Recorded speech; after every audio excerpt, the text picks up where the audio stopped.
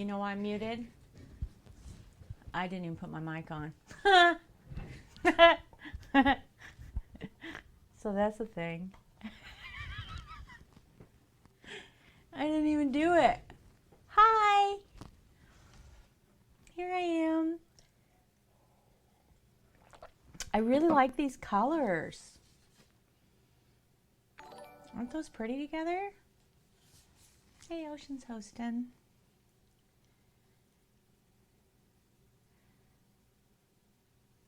I did that over the bottom of a 2-liter bottle. Did you get to see it?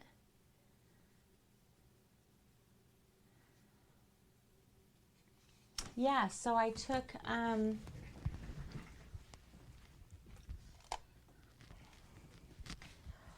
cut off the bottom of a pop bottle. Oh, they're stuck together now because I stacked them when they were wet paint, but yeah, that's how it came out. See how the paint came out? But here's the thing. So this was the bottom of a pop bottle. That's the bottom of a pop bottle. Looks remarkably different.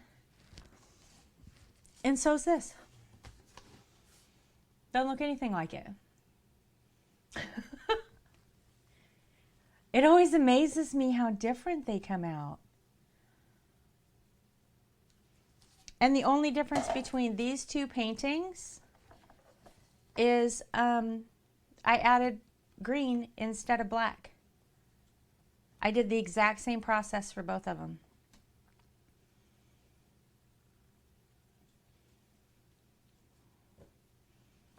This one I think looks kind of like an oyster shell.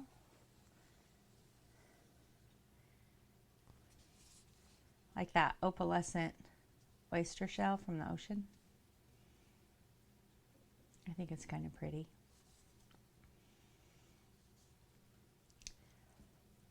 And I really like the purple with the green. I love purple and black. I mean, you know, that's a given. Hey, Brownie. But I like the purple with the teal blue too. Like, that's cool looking. And then there's this bad boy right here.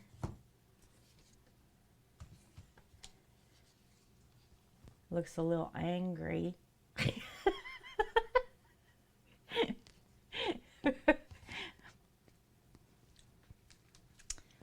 And then there's this one.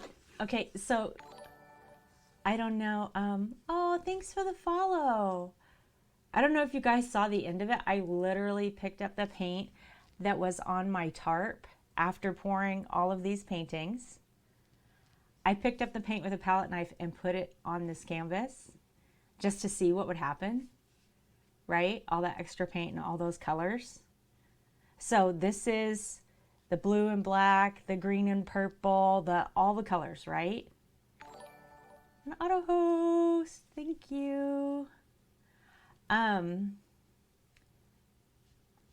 it, like, look at the dragon. Hey Jake, how are you? I'm doing good. And there's like some little ghost pandas going on over here. Like there's all kinds of like strange hidden figures and stuff in it. I don't know. The dragon is really cool though. I mean, he's got like an eye and a nostril and a mouth and this cool plume on top of his head. It's got all kinds of weird stuff going on. Evil's hosting. That's so nice. I love to see all the little hosts. It just makes me happy to see the names. Like, oh look, there's my friends. There's my friend. There's my friend. It just makes me happy. I guess it doesn't take much, right? Oh, so I have a bunch of like background work to do today. And I thought, instead of doing that by myself, that I'd come on here and talk to you all.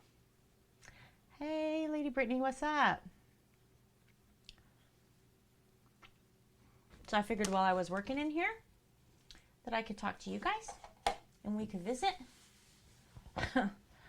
And with everything that's going on Twitter, I thought it might be a good day to have some Bob Ross vibes, right? We need a little happiness, right? Or we need a place to be safe, and that's okay too. There's just some people who haven't been safe who've been hurt pretty bad that are talking about it on Twitter. So,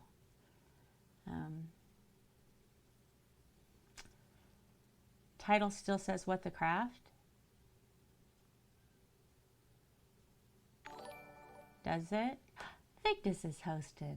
Why does it say that? That's not what I said.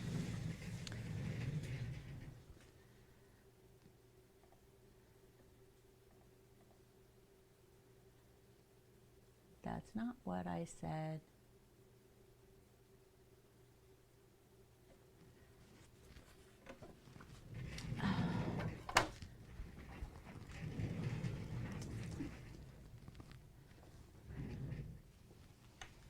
All right. Let me see if I remember how to change this.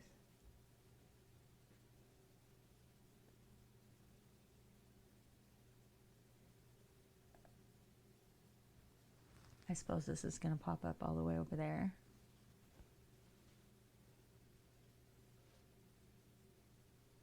All right, Brownie, have fun. No, here, hang on. Let me fix it. Bucky. Says the same? All right, I'm fixing it. I'm fixing it. Come over here. Not that one. Come over here. I'll fix it. I just have to remember how to fix it. I think I remember how to fix it. Maybe I don't remember how to fix it.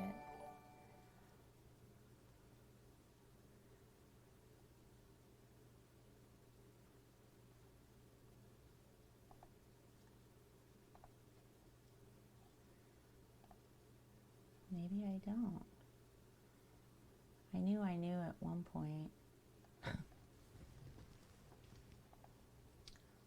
There it is.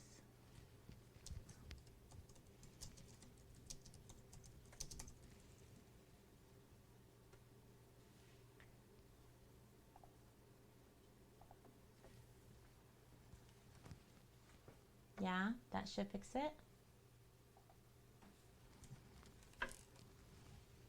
There we go. I got it. Yanni's hosting. Thanks, Yanni. Vic's hosting. Bucky's hosting. Hi, Victus.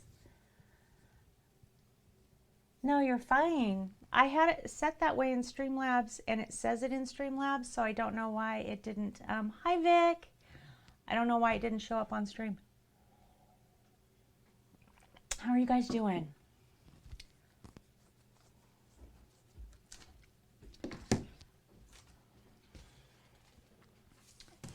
So. I thought you were gonna do Minecraft. No. Nah. I got stuff to do. I gotta finish stuff. Hi, chat. Outlaw says hi, guys.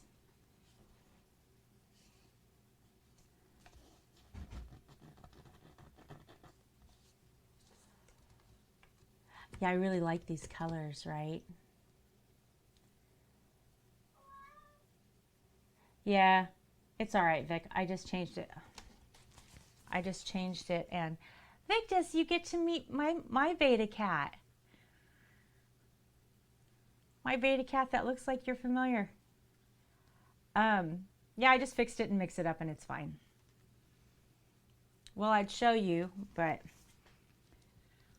you know, beta. What you doing, Beta? Well, come say hi, stream.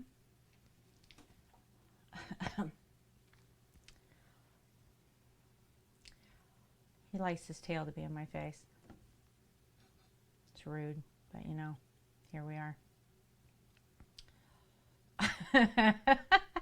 Yes, I actually, Vic, when I first started, so my camera is here now, okay, above the cat butt. When I first started, it was here, okay, which is literally butthole high to my cat. So we had a lovely stream where my cat legit, Beta just bared all, and I had to move my camera a little higher.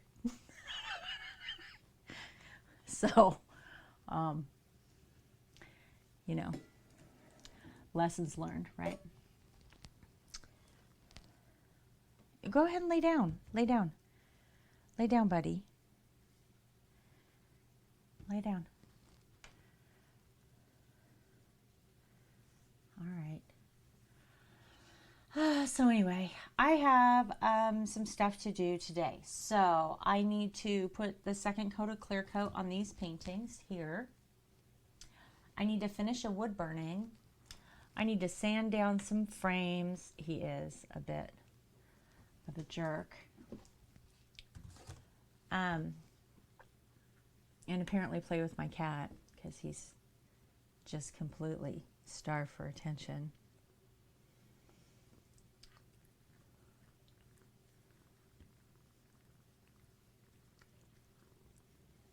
He likes to stream. I don't know. He knows when I'm doing it. He's figured it out. He's like, oh, you're talking to somebody? Must be talking to me. Let me come in here and help you out. I'll be the cat. Yes. He's a good boy, though. You gonna get me? You gonna get me today?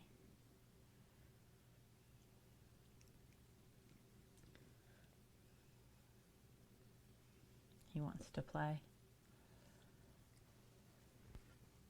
So yeah, anyway, I thought rather than doing all this behind the scenes stuff that I normally do, that I'd stream and get to chat with you guys and we could just kind of chill out together and maybe get some stuff done, or I don't know, sit here and pet my cat because he's a nuisance. What do you want, buddy?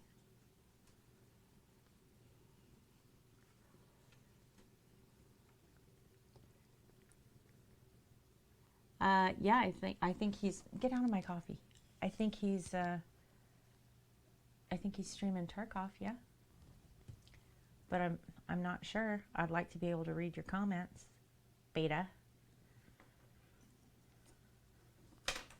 You guys can't see what he's doing, but he's literally stealing a pencil off my desk right now. You want to eat that?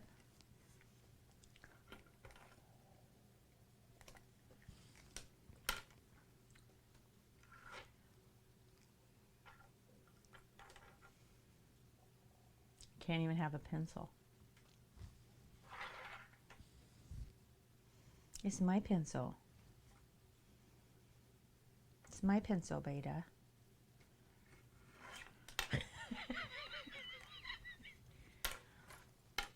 This is my pencil.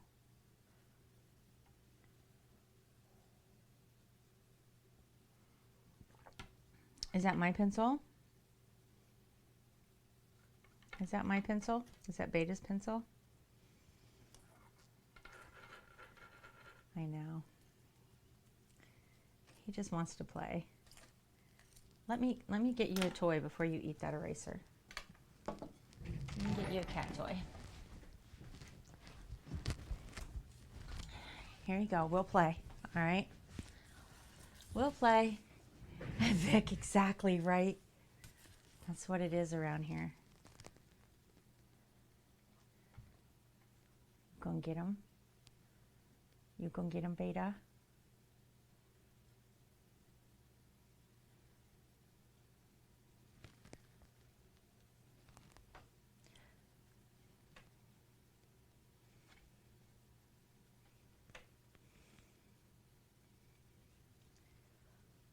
Have you moved my whole arm? You have. He's moved my whole camera arm. Goodness. He does run the house. Okay, have fun. Have a good Pokemon. All right, so as I was saying, I need a second clear coat on these. I need a coaster under my coffee. What are you all doing today? Brownie's playing COD. Lady Brittany's playing Pokemon. Vigdis, what are you guys up to?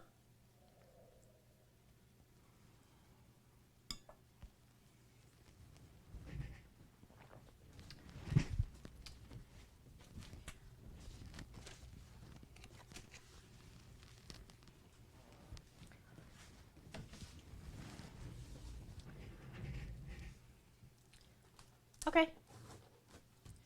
Not doing much. That's a good day, right?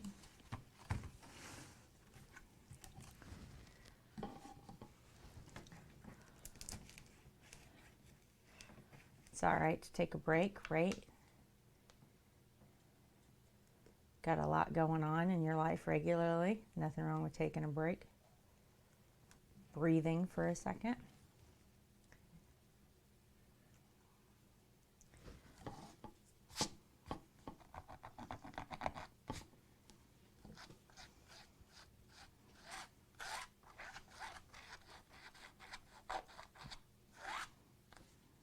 Beta, do you see this?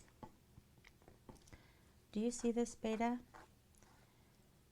That is your hair on my canvas.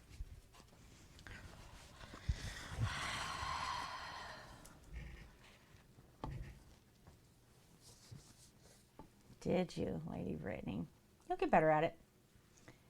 The more you do it, the better you'll be. Just like anything else, it takes practice. I know, right? He doesn't care. This cat does not care.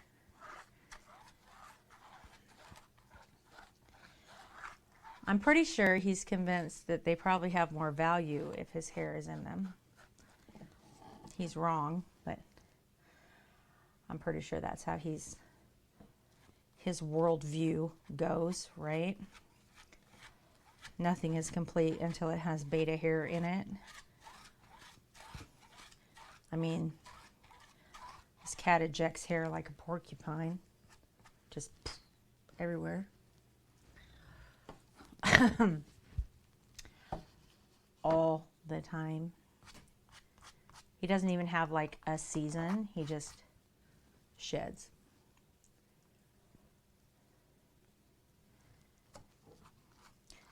But you guys have one like this, yeah?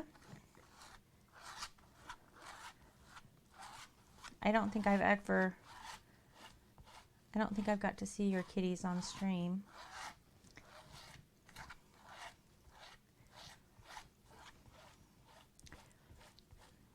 I mean, I can't keep mine off. Most people can have some modicum of control. I don't.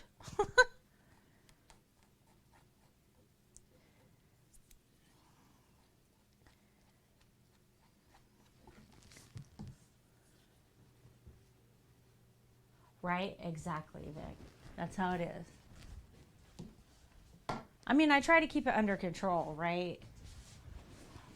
Like when we built the studio, we gutted a whole room, floor and all, right? So my floor is it's not hardwood, but it's the laminate flooring that it's like vinyl. Do you know what I'm talking about? No. Play with your mouse.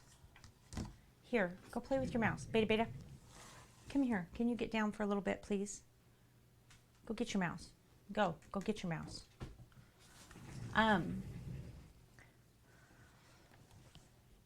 So that I can vacuum and keep everything really, really clean in here, easy.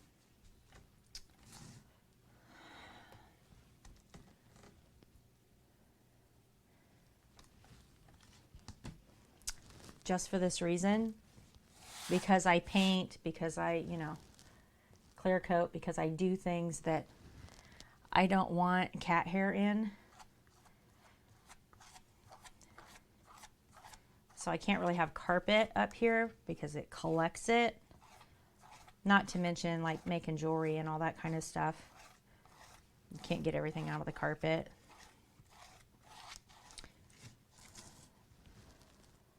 So we did that specifically for the studio, and I'm really glad we gutted this room and started from scratch. But while we were planning all of that, right, we had it like really well thought out. We spent a lot of time thinking about exactly what we wanted to do. But I didn't consider, this. Like, he's still here, okay, all the time. So the best intentions, but what am I going to do about it when I can't keep him off my desk?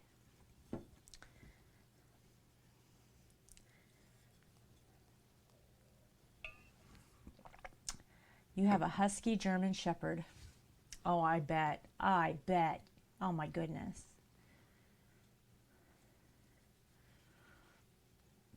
Two ginger toms, both brothers, one short hair and the other's long.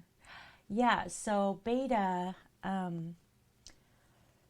was rescued. Beta was and I don't mean rescued like we went to a humane society and picked him up.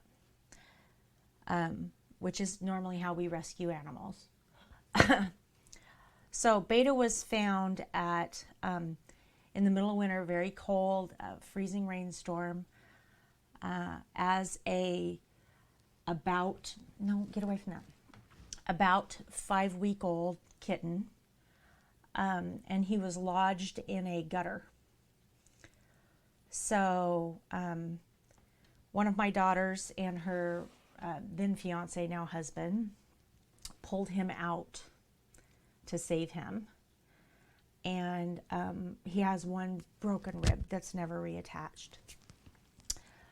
So anyway, they heard him crying. They went and found him, took him to the car, and could hear another kitten crying, and found his sister. And then drove 2.5 hours to my house because I'm the only sucker in my state that'll take all these animals. So they brought both of them to us, right? So I have this little tiny, you could hold them both in your hand. They were just tiny. This little tiny baby with a broken rib who was absolutely filthy. He reeked. And then his sister. So we bathed both of them. You could feel that there was something wrong with his rib. I called a friend of mine about adopting his sister, and she agreed to come get her. So she adopted his sister, and we kept him. And we took him to the vet, and the vet was like, "No, there's nothing wrong with his rib. He's perfectly fine." I'm like, okay. But we thought he was a girl. And then puberty struck, and his balls dropped. So we took him back to the vet.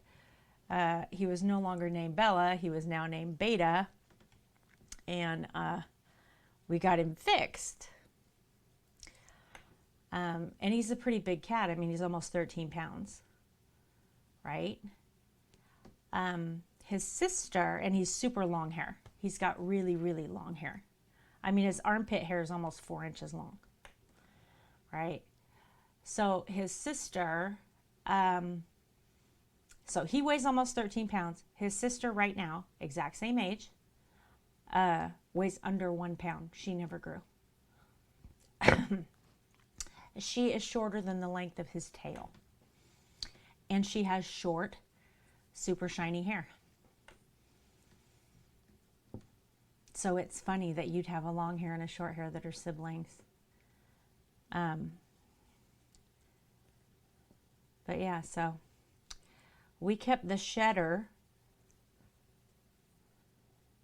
because I was worried about his rib being injured.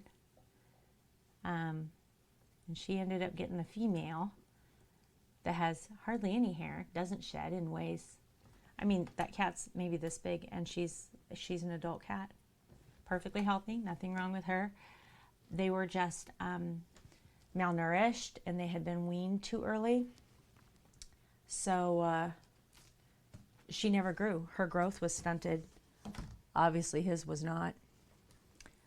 I can't imagine that he would have been any bigger than this, even if he had had a healthy kittenhood. But yeah, so that's how we ended up with this cat. And he's great. Super playful, very loving. He's a bit of a dick. He does like to chase you up the stairs and grab your feet. I mean, there's days that I genuinely think he might be trying to murder us. And he does bite your ankles. And he does stuff like this when I don't want him to, right? He knows I don't want him on the desk right now because I'm doing sticky stuff that his hair is going to get into, and he does not care. Like that one right there. Hey, Evil! What's up? You doing good? I'm doing good. I'm just trying to get some projects finished. Got some clear coat I got to put on some stuff. I've got wood burning that I need to finish up. All that kind of Cat's stuff. in the way. Yes, Beta's in the way. Beta the streamer cat. Yeah. Can you bring your table in and dry it off? Well, yeah, it's all right. It's okay. Yes, that would be Outlaw back there. The husband. It's his Father's Day. We mostly celebrated Father's Day yesterday. He smoked a brisket. And we had some sweet Hawaiian sub rolls and brisket sandwiches and some smoked chicken and potato salad and all kinds of stuff. It was really good. Who, Outlaw or the cat? Because it's could be anybody. Smoked brisket was really good. He did a good job on it. And then one of my daughters baked him a Father's Day cake, a chocolate cake that she decorated all pretty with extra chocolate chips on it and all that kind of stuff. So he had a good Father's Day. And then our other daughter is going to come back today and visit.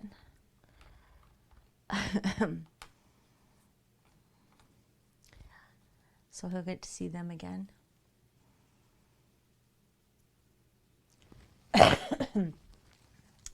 Look, I did a thing. Yeah, that brisket was great.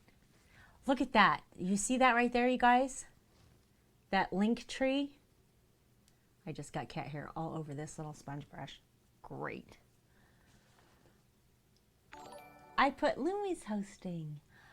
I put all of my links on one thing.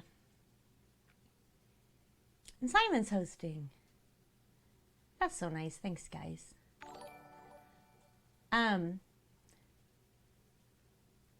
Hey, Louie. Yeah, I put all my links on one thing. So instead of having to have like Etsy for the store and Twitter and Instagram and all of the huge list of things. Hi, Simon. I put that link right there, and if you click it, it comes up looking like a little phone app with all of my stuff on it in one spot. And then you can click each one of those and it takes you wherever you want to go. So instead of having to see like the timed things constantly in my stream that tells you about all my links and all the other business. Yes, this is Beta, the in my way cat. now you just have to hit one link and I don't have to look at all my stupid links all over the place, which makes me happy because I suck at self-promotion. So now I don't have to see it. So that's nice. It took me forever. I want you to know that, you guys. That took me forever because I'm stupid. No, don't get it. So it was a struggle. Okay, but I'm happy. It is going good. I mean, other than the cat, things are great. I'm trying to get stuff done. I've already kicked him off my desk twice. And he's not having it today, so here we are. It's me and the cat. I'm just trying to get some paintings clear coated so I can get it ready for the photo shoot to put them up in the Etsy store. And then I've got a couple other little projects that I wanted to get done today, and instead of sitting here by myself, I thought I'd do them with you guys. What are you up to?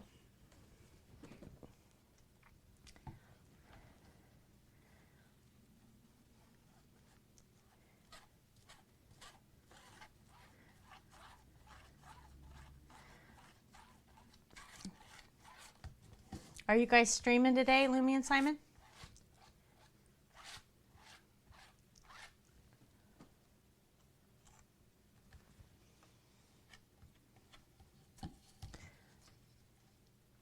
Oh, I saw you host. I didn't realize that you just finished streaming.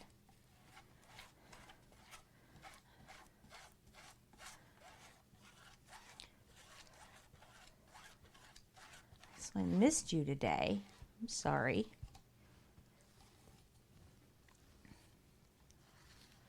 I try to pay attention and catch you when I can. I enjoy your guys' streams. Sorting out a few things ready for the week, yeah?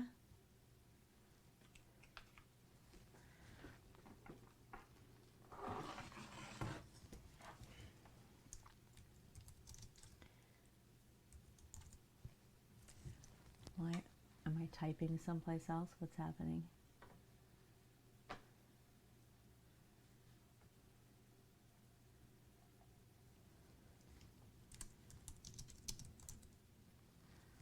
Why am I struggling so bad today?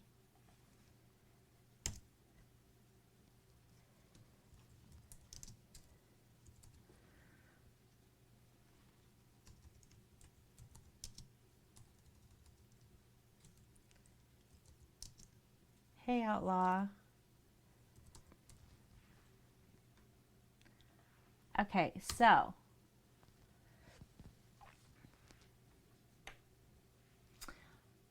y'all, this is Simon and Lumi, and I want to tell you, I really, really, really enjoy being in their stream. Very, very, very sweet, genuine people, very kind-hearted. And they really genuinely want what's best for people around them. So if you don't follow them, it is absolutely in your best interest to do so. And then there's a few other people in here that you guys should meet.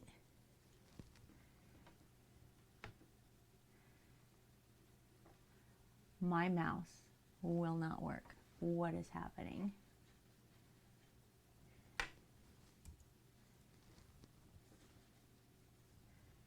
Why won't my mouse work? Is my mouse dead? Of course. So that's evil. Right? I wouldn't put it past him. It has bite marks on it from the cat, actually. That's evil. Evil is an incredibly talented wood carving artist, right? Heavy on some pretty good old rock and metal music, and a little bit of profanity mixed in there. He's hilarious. He's hilarious, though.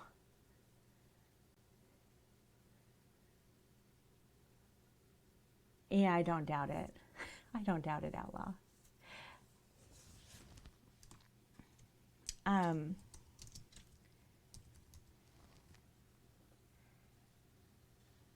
I legit can't get my mouse to work. Outlaw, would you help me out? Can you please shout out Vic the Viking and Vigdis, please? Hey, coming in with the host. Thank you. I'm pretty sure my mouse is dead.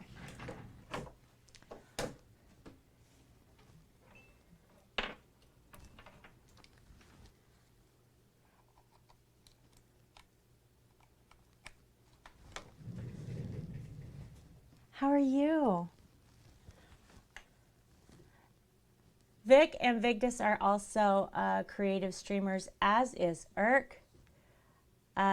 Vic does some amazing graphic design, graphic arts.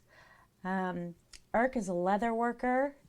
Vigdis does some crochet or some embroidery. All amazing people.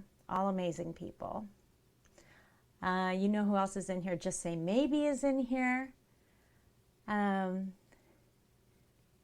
more an occasional creative. Yes, but you do that. And you do amazing work. You should be proud of it. I am proud that you do that. Just Say Maybe is another creative streamer. You do too, Evil. You do too. I'd like to say you're a bad influence on me, but I was already there. That's why I'm 18 plus.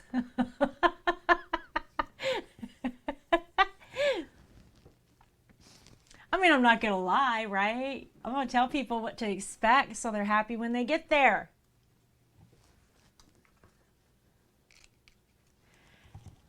Yeah, what's really cool about this group of people that's in here, this is what I wanted to do. I hardly ever do shout outs. I usually just talk about y'all. Is that you came from 6 different communities for me. You're part of my plan to squish and mix her together.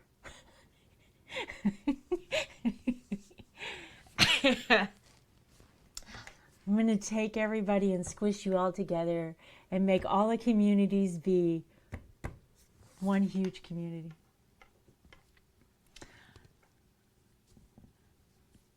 Oh, it's a room full of really, really cool people. I'm so glad you guys are here. I was like, I don't know anything.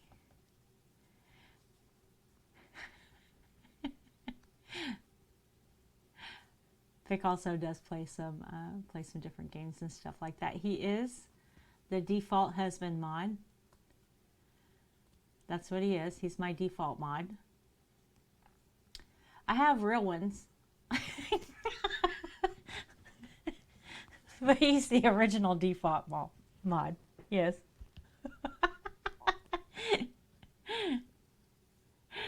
Oh. Maybe does this thing called, maybe what's it called? Diamond. It's not diamond beating. It's diamond painting. Thank you. I wanted to say cross stitch. I had a bunch of words run through my head just then and it wasn't working out. And if you guys have never heard of that, like it's really cool looking. It's really cool looking. This cat is full on asleep right here, by the way. He's asleep. All right. So.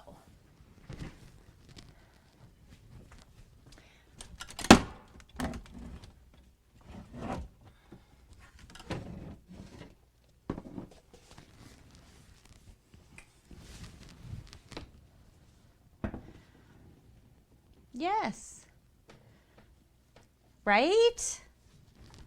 That's why I love everybody coming by, Irk. It's always cool. I have to go rinse this off. I'm going to be right back. I mean, I can still talk to you, but I can't see you. Yeah, it's so nice. I have so many different people coming from so many different places. It's awesome.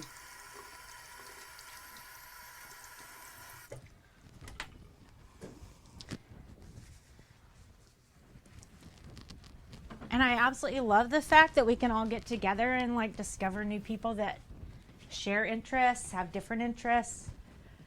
you know, whatever.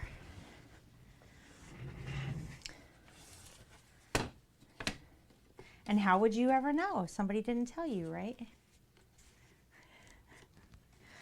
I mean, Beta's not going to tell you. Beta keeps secrets.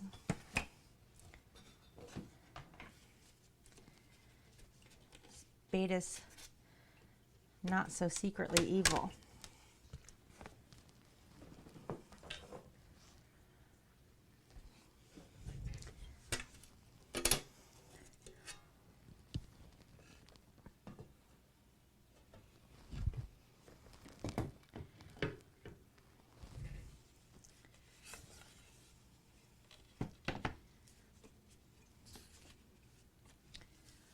Loving to see Creative Directory grow over the last 6 months. Yes. Yes. It is really cool to see that. Definitely. Definitely. There's a lot of us here.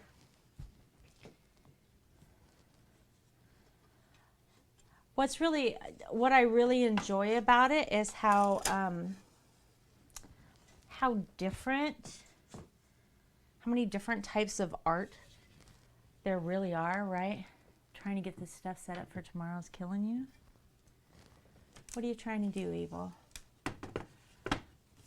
I mean, I follow artists that do such a huge variety of stuff. And of course, I, you know, piddle around in a little bit of everything. So it's cool to me to get to see that. I enjoy that.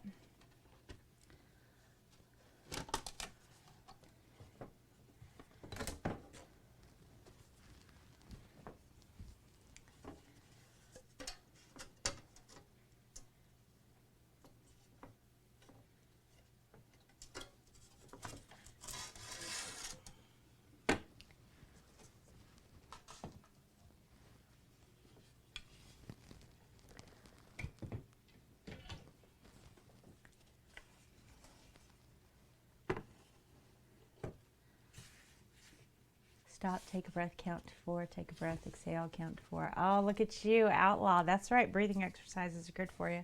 Evil's not going to do that. Evil's 100%. It's so sweet of you to offer that to him. Evil is not going to do that. Evil is running at his absolute best when he's got both squirrels fired and going at the same time. That's when he's doing his best. When both of those wheels are just kicking in overdrive.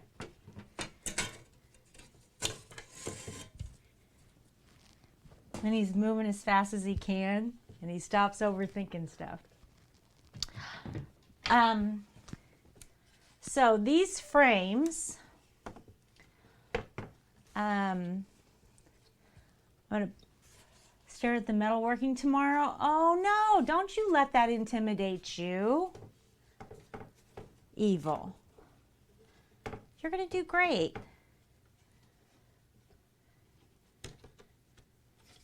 You're just going to do it a little bit at a time. You're just going to get through it and it'll be fine. It's not like you've never done it before.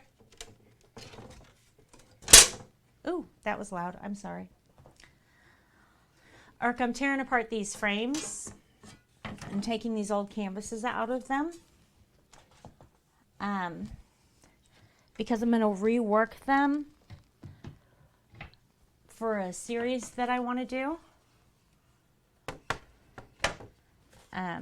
So I have a series of cut paper designs that I've been wanting to do that's on my list, on my ideas, and I haven't got to it yet. So I want for those, because they're very fragile once you get them done. I do have a lot of lists of shit to do, don't we all? Ask Evil, his list looks just like mine. But those are very fragile. Like they would be very hard for me to ship off to anybody, right? So my thought is I'm going to rework these frames. And then once I get those pictures done, I'm going to go ahead and put them in these nice oak frames and then sell them completely framed. But in order to do that, I have to take everything out of it, clean up the frames, figure out if they need to be restained or painted, right? That whole process. Like I said, I have like all of this stuff I do in the background, right? Like stuff you guys don't see.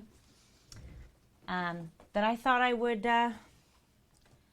do in front of you today, right? I spend easily, and I assume just like everybody else, about 3 hours working on stuff for every 1 hour that I stream. Right? So for every hour that I stream, I've spent about 3 hours getting ready to stream, working on streaming, working on projects to stream, right? Prep, cleanup, all of that kind of stuff. And I thought, well, you know, 90% of the time, regardless of what I'm working on, I'm chatting with you guys, finding out what you're up to doing, all of that kind of, yeah, learning techniques, exactly. Researching what to do next. But I'm spending time, you know, talking to you guys and doing stuff when I am streaming. And it occurred to me that there's absolutely no reason why I couldn't do this part while I was streaming, right? I mean, maybe nobody's interested in seeing it and I don't have to do it again, but why not? I mean, I can hang out and talk to you and do this, right? And I love 2, 3, 4, 5, 6. Okay, so there's all my backing boards. Hey, Khaleesi. I like to know how people are doing what they do, right? I learn stuff from watching people do stuff that doesn't have anything to do with art.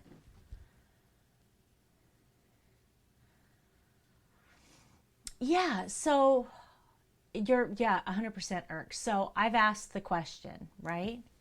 And at the end of the day, I like spending time with you guys. And I like to believe that you guys like spending time with me. So let's just spend time together. What's it matter? I mean, I just stopped like overthinking it, right? I was like, oh, wait, maybe it doesn't matter. Maybe it's right. I love talking to you, Khaleesi. I like this. I love talking to you guys. I like to hear about what you're doing. I like to hear about what you're thinking. So yeah, maybe it doesn't matter that much. Maybe it doesn't matter if I'm going to sit here and clean up these frames and talk about my next project. Maybe that's a good thing. Maybe it's not. But I can overthink that to death, Irk, and I can ask people forever. I'm pretty sure there's not a soul on Mixer that I say, hey, you want to watch how I clean picture frames? Is going to go, oh, fuck yeah. I want to see how you clean glass. Right? Nobody cares. Okay? Nobody cares. So I can sit in here alone and do that. But it's more fun with you guys. So, you know, why not?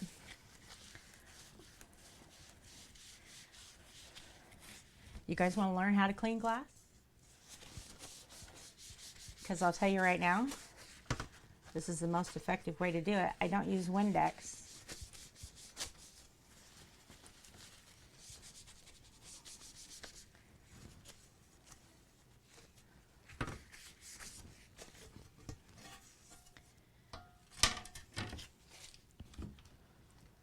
This is what I'm using.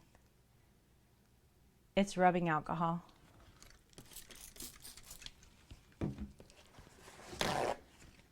Exactly, right? But this is all part of my stream. I mean, you may not think it is, and it's not the fun bit, but this is 100% part of what it takes to stream right here.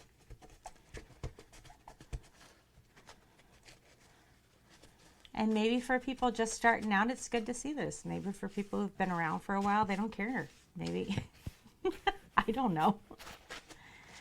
I don't know. I don't know. Maybe it's just, I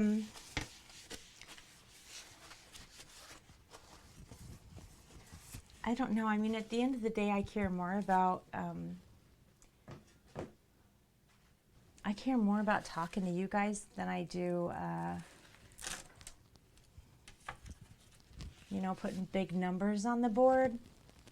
I mean, I'm not saying that I don't appreciate those numbers. Every one of those 273 followers right there represents a human being for me. Those are people, and I know their names. I know what they do. I know what they like. I know what some of them don't like. You know, I would love to have more of those people. But honest to goodness, I'd like to just sit here today, chill out, talk a little bit, and enjoy all of you. So I appreciate all you guys. Yeah, why not? Right? I mean, my biggest risk is that I'm not going to put a bunch of numbers on the board, right? Or get a bunch of whatevers. I don't know. That's the risk I'm running by doing this. Which isn't... Oh, thank you for the sparks.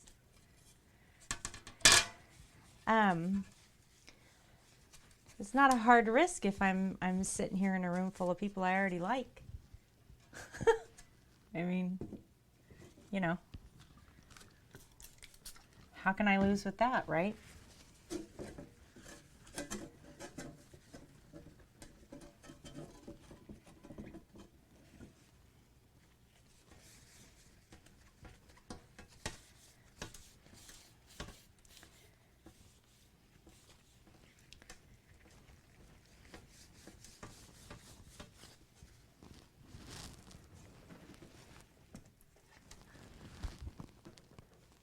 It's making me nervous.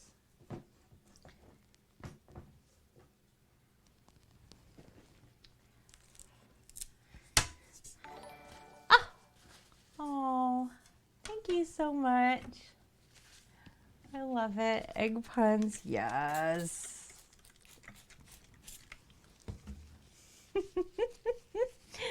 Thank you. Thank you, thank you, thank you. That's so nice. Oh! I have to show you guys the,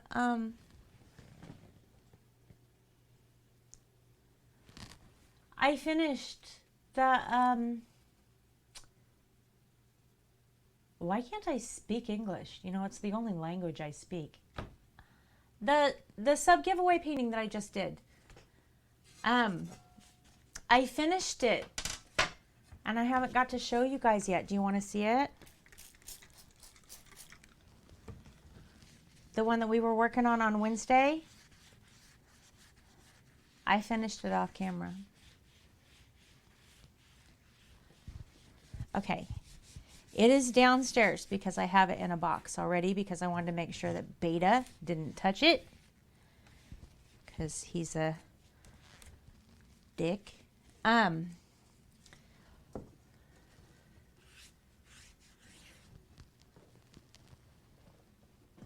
Let me go grab it.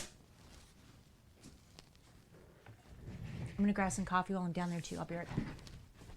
Well, I don't know why I say I'll be right back. I mean, I can talk to you all the way down here if I want to. I just can't see you. But I can catch up when I get back. Yes, coffee. Outlaw made more coffee. God bless him.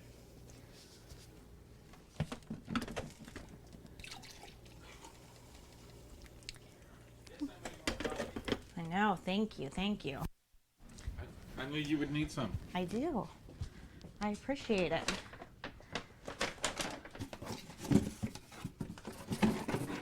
All right.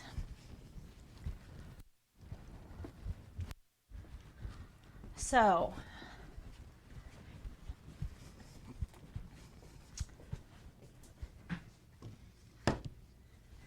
there it is. Dark Golden Soul asked for, oh, I've got a Shure lavalier mic.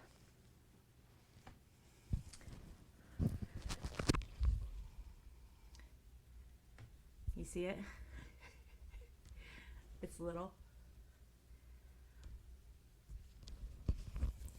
Yeah, it hides. Yeah, I can go all the way out to my deck. I can go almost out to my mailbox. Yeah, we can go outside with this baby. Yeah, I know, right? I love this mic. It probably doesn't have the best sound. I like it. I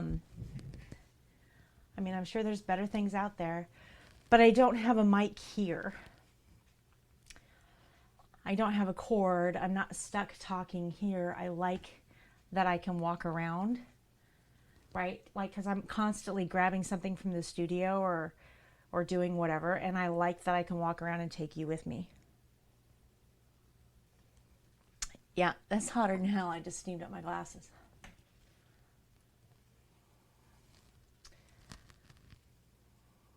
Okay, then. I don't wear glasses. They're reading glasses.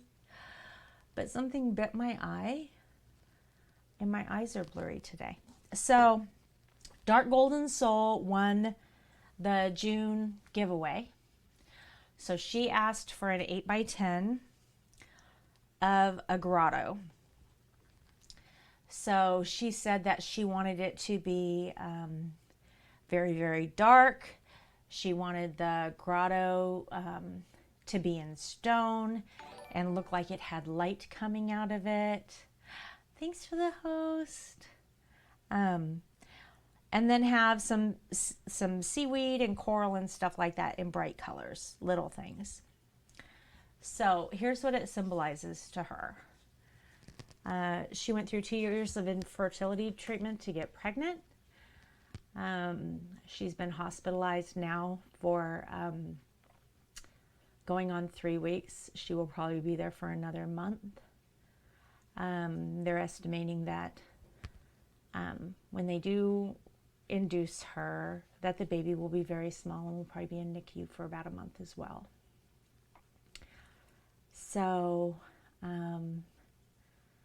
lots of complications, very, very hard road for her to bring this baby into the world. So for her, this painting represented all of the things, all of the dark things, all of the hard things that she had to go through on this road to get to here. And then all of these little corals and little seed weeds and all of these bright colors represent all of the good things that are coming after this baby comes into the light. So that's what we painted for her. It's very bright, so the camera's not picking it up great.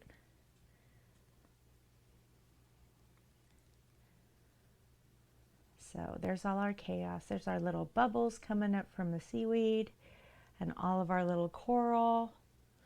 And then as we were painting it, she said she didn't want the grotto to come all the way across here gray, that she wanted this one big blob to be there because to her it looked like a woman's torso. And I agree. It does look like a torso. So we left it there. So yeah, this just got finished this week.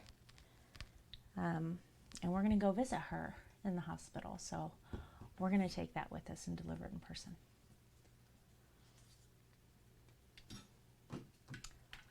And I want to tell you that that's the third really meaningful painting that I've done since streaming on Mixer. Maybe, just say maybe, asked me to do a commission to honor her mother. Khaleesi asked me to do a painting to honor her father, both of which are passed. And I tried to honor them as best I could. But the process of doing those paintings for both of them was just absolutely beautiful. Maybe's painting happened in a way that was so meant to be, is the only words I have to describe that process. It was just amazing. It was just amazing to do that. And I can't tell you how much I value and am grateful for people's trust in me to hold those memories and to help to put them on canvas for them. Like, it really means a lot to me.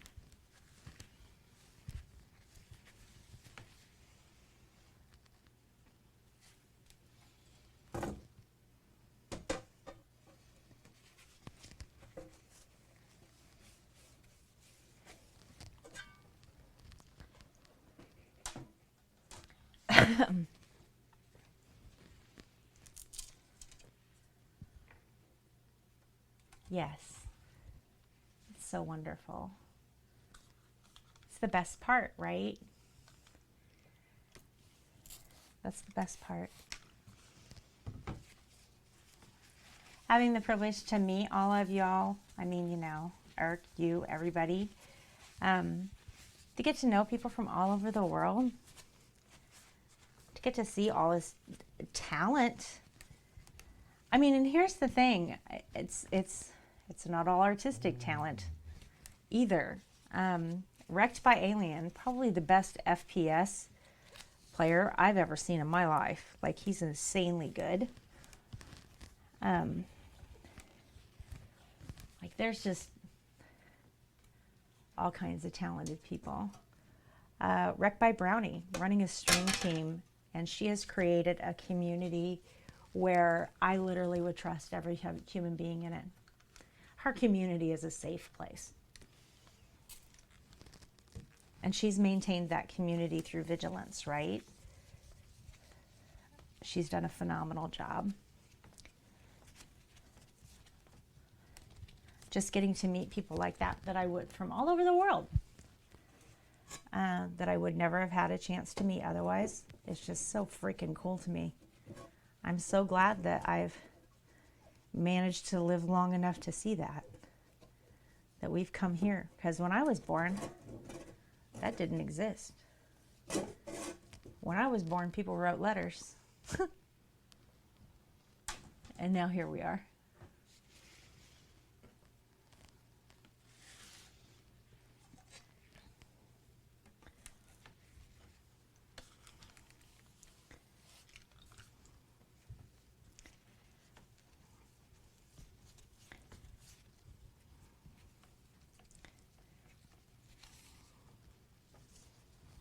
Look at all the dust. I've got dust all over me now.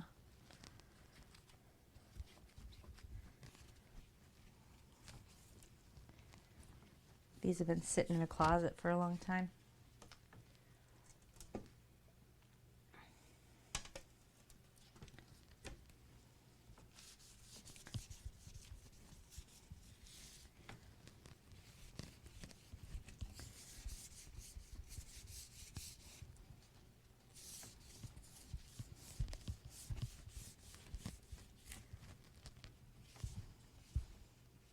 See, icky.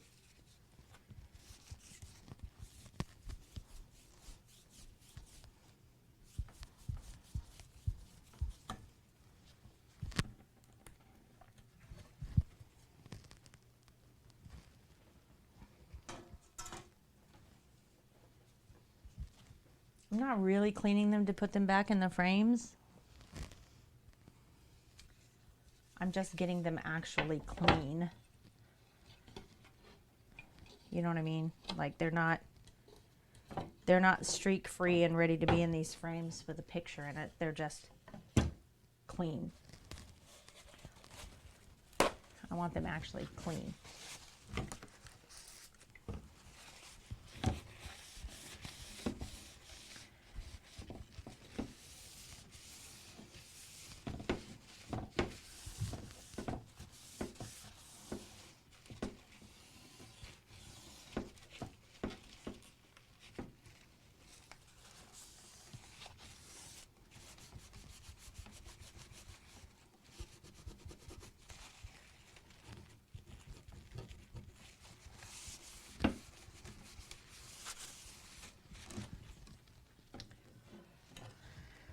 All right, so this frame needs to be stained.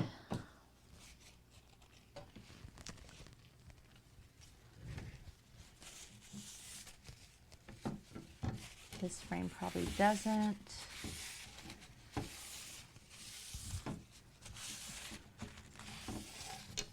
Very nice solid oak frame.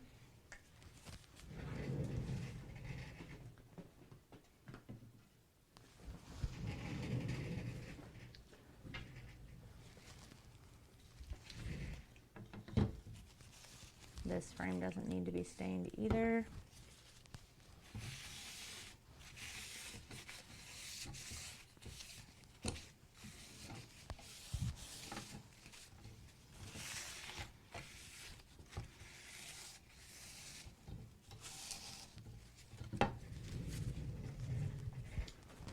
So those two can stay as is. These four,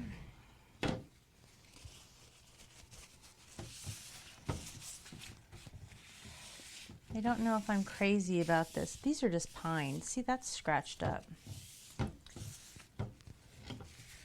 So that needs to be stained. We may stain all four of these pine ones.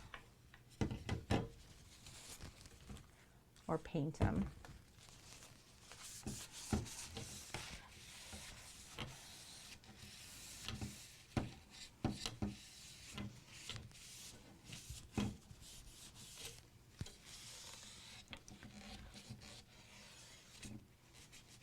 I may do that. We could paint them.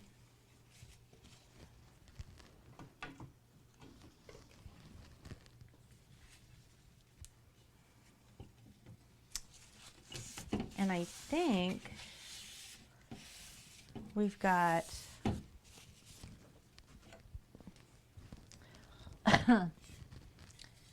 like these frames don't match. Aha, these frames match.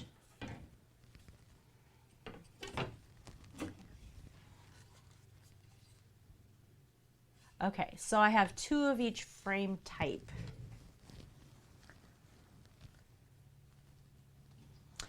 Yeah, I stain them in the garage.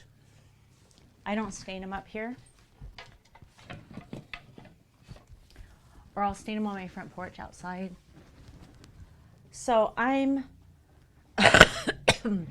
excuse me, I'm on the top floor, and I do have two windows here, and I do have a big fan that I can use in this room. I have an overhead fan as well. So I can really push things out of the room. It's not a problem. I also have two vents in each wall. So there's that too. One vent here, one vent there, two windows here. So every wall has, you know, some form. So I can do that stuff up here. The problem is that with all of, I have three very large monitors in here. I have my photography lights that have the fabric diffuser filters on them, and just all of the equipment. The problem is that the smell doesn't go away, right? Anything that I do like that outside of maybe paint or alcohol or whatever, the smell doesn't go away. Like it just soaks into everything that's in this room. So I can ventilate it well, but I'm still inhaling it. I'm still inhaling those fumes days later. And I don't want, my grandson comes over, so I don't want the family inhaling that. My husband has allergies, as do my daughters. So I don't do that kind of stuff up here in the studio. Like I said, I could. The other thing is that I set, so in front of me here, right, exactly. Yeah, my garage does too. Or, you know, my driveway. We'll go move the cars and I'll do stuff in the driveway. My neighbors don't mind, they're used to me. So I have a pretty large monitor here. It's a 26-inch monitor. Excellent, Vic. What are you bringing me?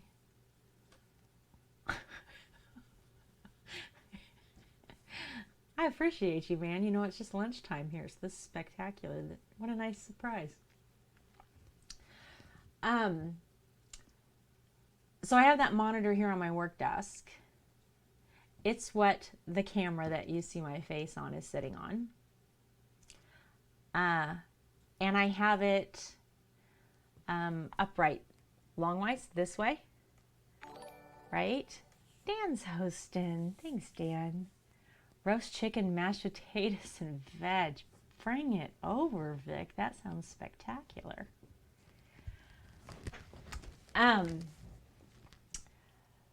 So I can't open the window that is right here in front of me without struggling pretty hard, right? So my grandfather's desk, this desk, sits in front of a window that's almost the same width as the desk. But I can't quite get it because I have all of this stuff on the back of my desk. I'm going to do, so I have the YouTube channel now that I'm putting all of my past streams on and clips on and stuff like that. And when I first got the computer and stuff, when we were just setting it up, we did an impromptu room tour because friends of ours had asked us to do it. But the studio's completely changed since then. So one of the things on my list of things to do is reshoot the studio tour. So you guys can see when you walk in the door to that studio what you see, which the bulk of you probably haven't. That's kind of funny now that I think about it. Do you guys want to see what I look at every time I walk into this studio? The first thing I see when I walk into the studio. Because I can take it off the wall and show you.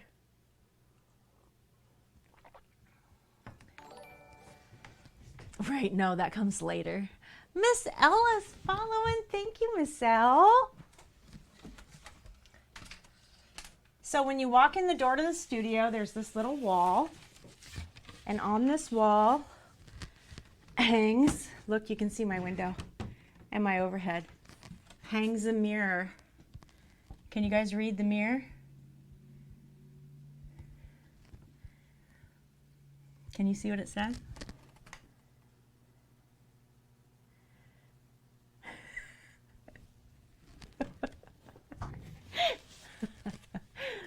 So when I walk in here, I see me, and it says, "Who's the baddest bitch of all?" Right? It's the first thing I made for the studio.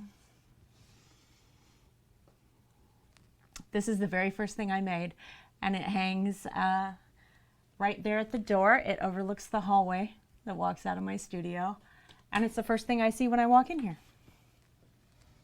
Yeah. I cut that vinyl and put it on there. You can't see it on camera. Hey, you know what? I could probably do an impromptu studio tour just like this. You want to see the whole studio via mirror? Look at that mess. I got cat treats and a cherry pie on my desk back there. Here's all the stuff you guys can't see normal. Let's scoot over here. Check that out. You can see Medusa and Odin over there. It's one of these little packaged cherry pies. Oh. Welcome, Leathersy Bot. Thank you for the follow. Miss L, I read that as, oh, and you are hosting me too. Look at you. Miss L doing all the things today. Thank you so much. I appreciate you. Yeah, so that's the first thing I see in my studio. But I do have to do a studio tour so you guys can see everything, right? So here I have a closet that we completely gutted that has all my project supplies in it. You hosted and got distracted. You're all right, Dan. Why do you have to apologize? What am I going to say? Focus, Dan. Focus. You can only watch me. It's not like you don't follow 100 other people. You're fine. Hey, Kirby. Thanks for hosting. Appreciate you. Right? Like, it's okay. It's Mixer. Easy to get distracted here. Constant stuff popping up all over the place, right? Oh, I gotta remember to take this downstairs. All right, let's see how we're doing on these clear coats.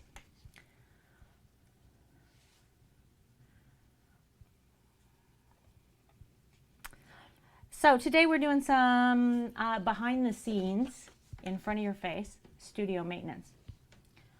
Meaning the clear coats that I put on my paintings before I do the photo shoot for the Etsy store, you guys don't normally see, but today you do. Me cleaning up picture frames you don't normally see, but today you do. So instead of doing all of this work without you, I decided today to do it with you. These look pretty good. Exactly right, Irk. Reading stuff on Discord. Yeah, so that's what we're doing. We're just fishing up some stuff.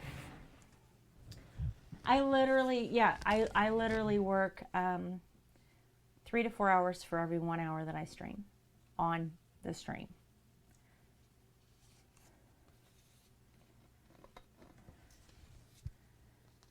Is that a beta hair? Oh my gosh, that cat.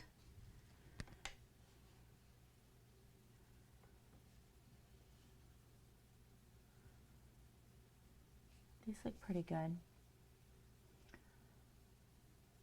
You think so, Dan? It's going great, Kirby. Which one, Irk? The purple one or this one, the oyster one? Yes. I love it.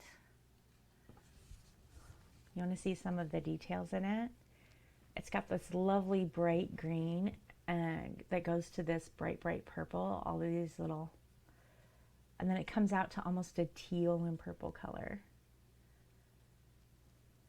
Like, I love all the colors in it. But here's the thing. This painting only has 3 colors in it. So I realize that it looks like a lot of different colors, but there's only 3. There's a bright apple green, there's a violet purple, and a teal blue. I didn't. So this series of paintings is pretty interesting. Let me grab the other 2 and I'll show you. So all of these paintings done on the same stream, okay. Sorry, this one goes this way. And before I get too distracted, let me make sure that that clear coat is good on this one. Okay, so this was, okay, so let me show you in order. This is the first one I did, okay? And I took the bottom of a 2-liter bottle. I set it here and I let the paint pour off. And then I picked it up and moved paint around on the canvas. That's it.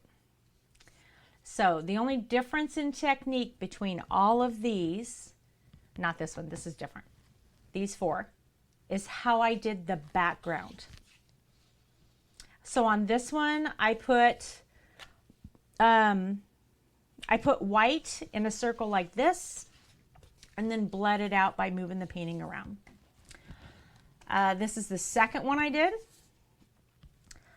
And that one had 2 colors of blue and black and white, obviously.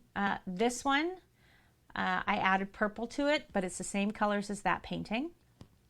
So we just added purple and 1 bit of white.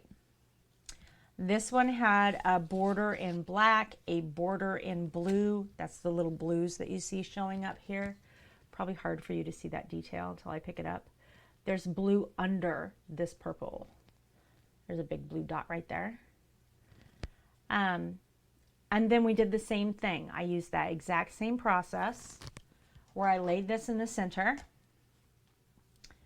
right? And then we pulled it out. So the paint was poured over the top of that. This is the third one I did. We replaced black with white. So exact same process as this, only instead of black and blue around the outside, we did white. Background was poured. I literally just poured it onto the canvas like this. Yeah, and then poured this on top of it. And this one came through with some really cool cell development.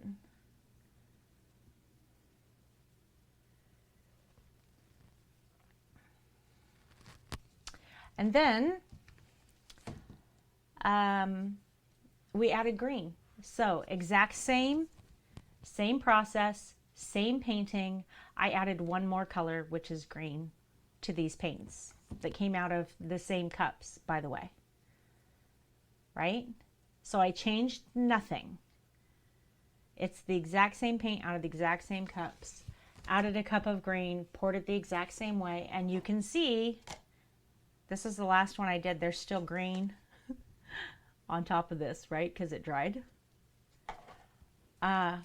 Same process, and this is the next painting that came out of that process.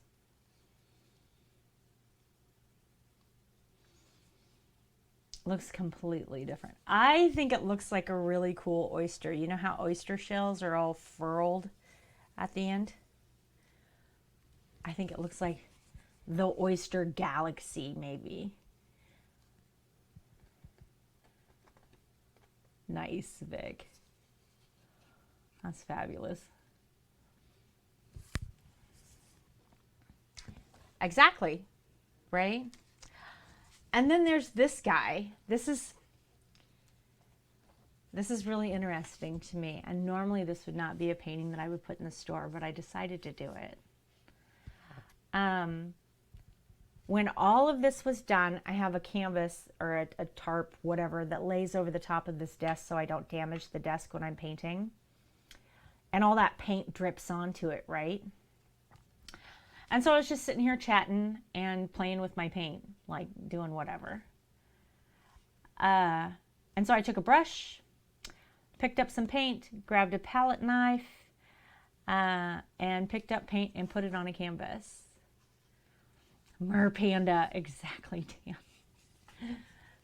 And on this canvas is this super cool dragon dude. Look at his eye and his nose. How he's got like a wing coming up on the side, right? Really cool dragon. And then a couple of pandas, maybe frogs. There's all these like hidden mer panda. All these like little hidden guys all over here. There's a frog up in here someplace that somebody said they saw. Right here, up here, up here. I can't see it. It's hard for me to determine. Do you see the bird right above my finger? Like my finger's just on its, underneath its tail? Right, exactly, Irk. Look at that perfect bird with this glorious tail coming down here. It's got this beak, its wing is black going up above its body. Right?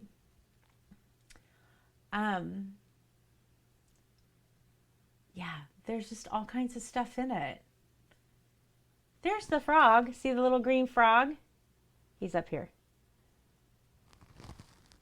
Little green frog up there. There's the Joker.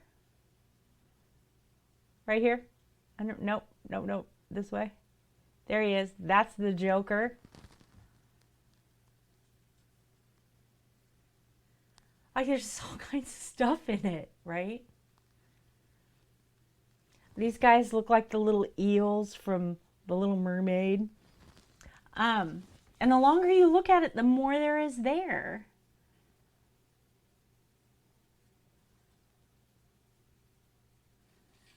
It gets crazy how much is in there. It's a lot to unpack all at once. And I genuinely thought, well, I did it as an experiment. I didn't do it artistically as something I meant. That's an EOS M50 DSLR mirrorless. If you want to know where my money went.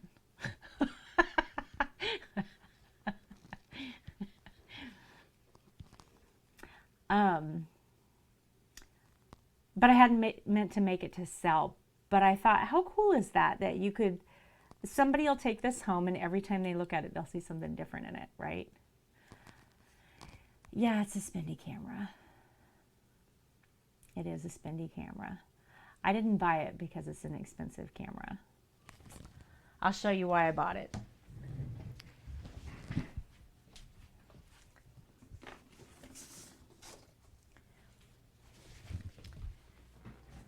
Okay, so wait a minute. Before I get into this and forget, I did not check and make sure that this one had its second coat was good. I checked all the others, right? Okay, so these are all good.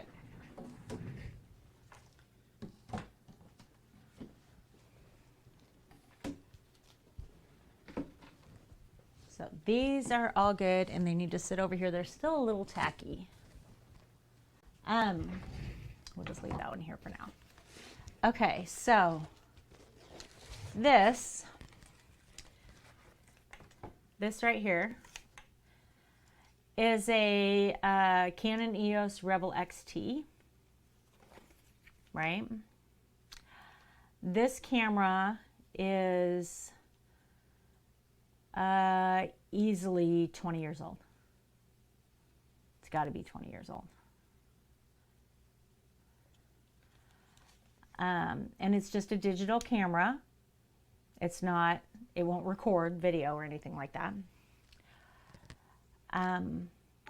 But I can tell you right now. Hey, Scarlett the host, thank you. I can turn this camera on.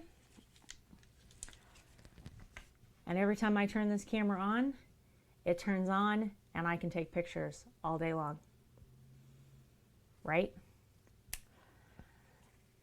So when I went to look for an overhead, my face cameras are C922s. I have two of them, one on each side. You can only see one at a time, but I have one for each scene. I wanted to have an overhead where you could see the detail on what I'm making, right? And still, I'm telling you right now, none of these paintings, my jewelry, nothing else, it's not the same looking at it on screen as it is in person. But I wanted to be able to really, like, as good as I can get, show you what's happening. I also wanted a camera that I can take with me to take photos for my family when babies are born, when there's graduations, when there's, you know, weddings, special attention, special events. I wanted a good camera. This is a great camera. It's the same camera. It won't do video. So it was time for us to buy another one. This camera is very heavy. It's very clunky. The memory card in it is outdated, right? It's 20-year-old tech. So it's not as easy to download stuff. It's not as, you know, I can't plug a cord into this, put it into my computer right now, and it'll just download. Doesn't work that way because it's 20 years old. So one, I wanted to replace that camera, right? I also want to be able to do, like, I refinish furniture and stuff. I want to be able to do that on stream. And I do that kind of stuff outside in my driveway, my garage, wherever, like we were talking about before. And I want to take you with me. Well, this camera will do it, right? So I bought this camera in a package with a Joby mount.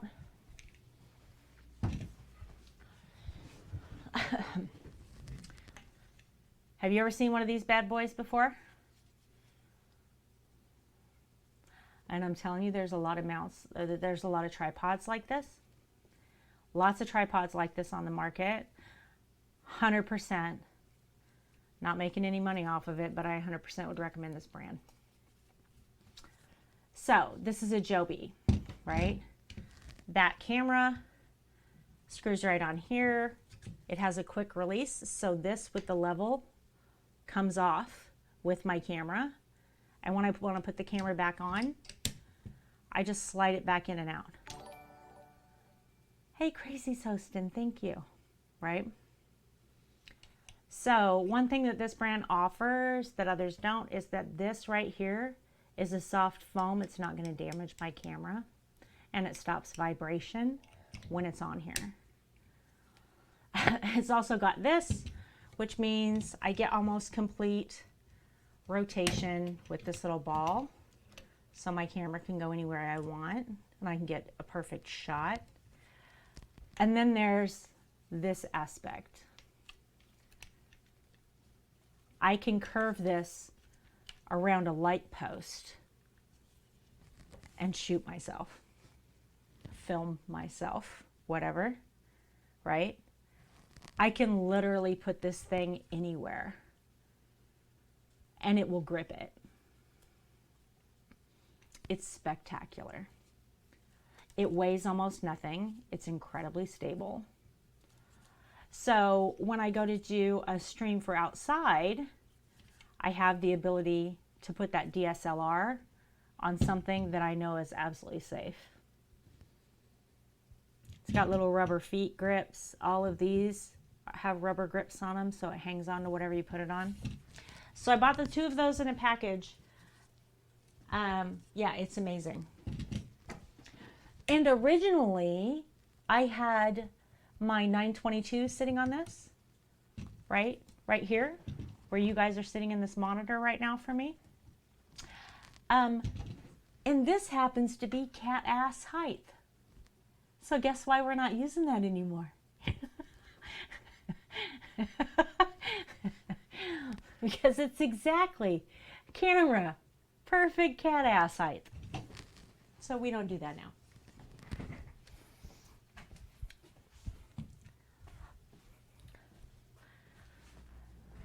And I'd like to just say to my entire community at large, you're welcome for that. Thinking about you there, okay?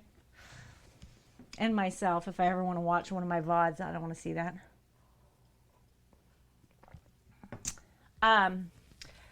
But I love it. So for me,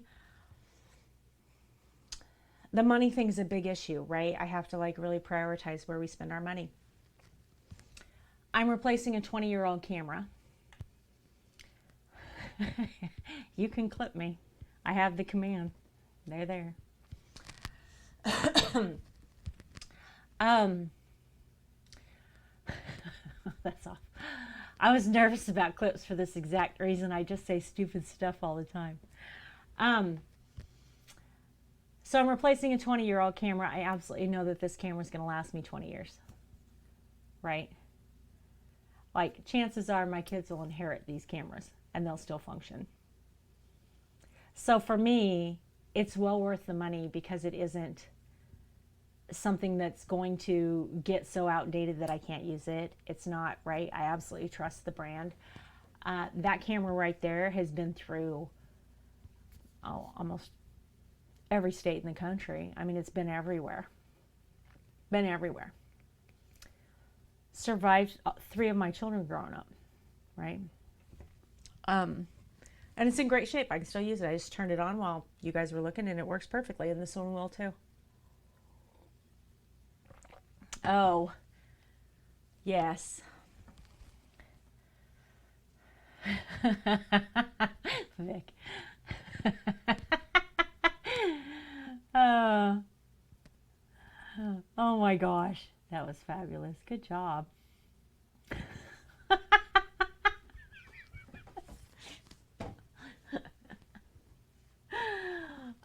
It was better though. It's better. Not only did I understand you, but it's better.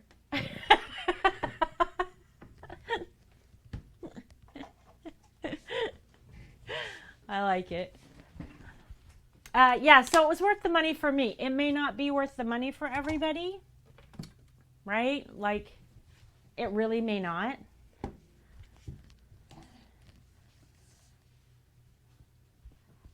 Cam link. So I did buy an Elgato cam link to use with the DSLR, and it won't work. I had to send it back. I have a lot of Elgato products. I love Elgato as a company. But I had to send the cam link back. Cam link does not support all cameras. So I have this hardwired into an Aki. So I have a cord. You can't see it. I don't know why I'm pointing up here out of frame and you can't see it. I have a cord plugged into the camera. It goes directly into an Aki, so USB, right? Now, with a cam link, that USB would go into the cam link, right? And then it would go, that cam link would go into a USB port, which is originally our setup. So the cam link won't work because it doesn't support this camera. And there's a lot of Canon cameras, a lot of cameras that the cam link does not support yet. So be sure to look on Elgato's website and make sure that whatever camera you have is supported by the cam link before you spend that money. Absolutely. It's shocking. Elgato is an amazing company and they put out amazing products. I never even looked because I 100% just trusted that, of course, it's going to be supported. Of course, it's right. Why? It never even occurred to me to look. So we got the cam link. I set it up. Would not function. Would not function at all. So I'm trying to figure out what I'm doing wrong because I think I'm doing something wrong. I'm looking on the internet and everybody and their brother is like, this doesn't support the Canon EOS M50.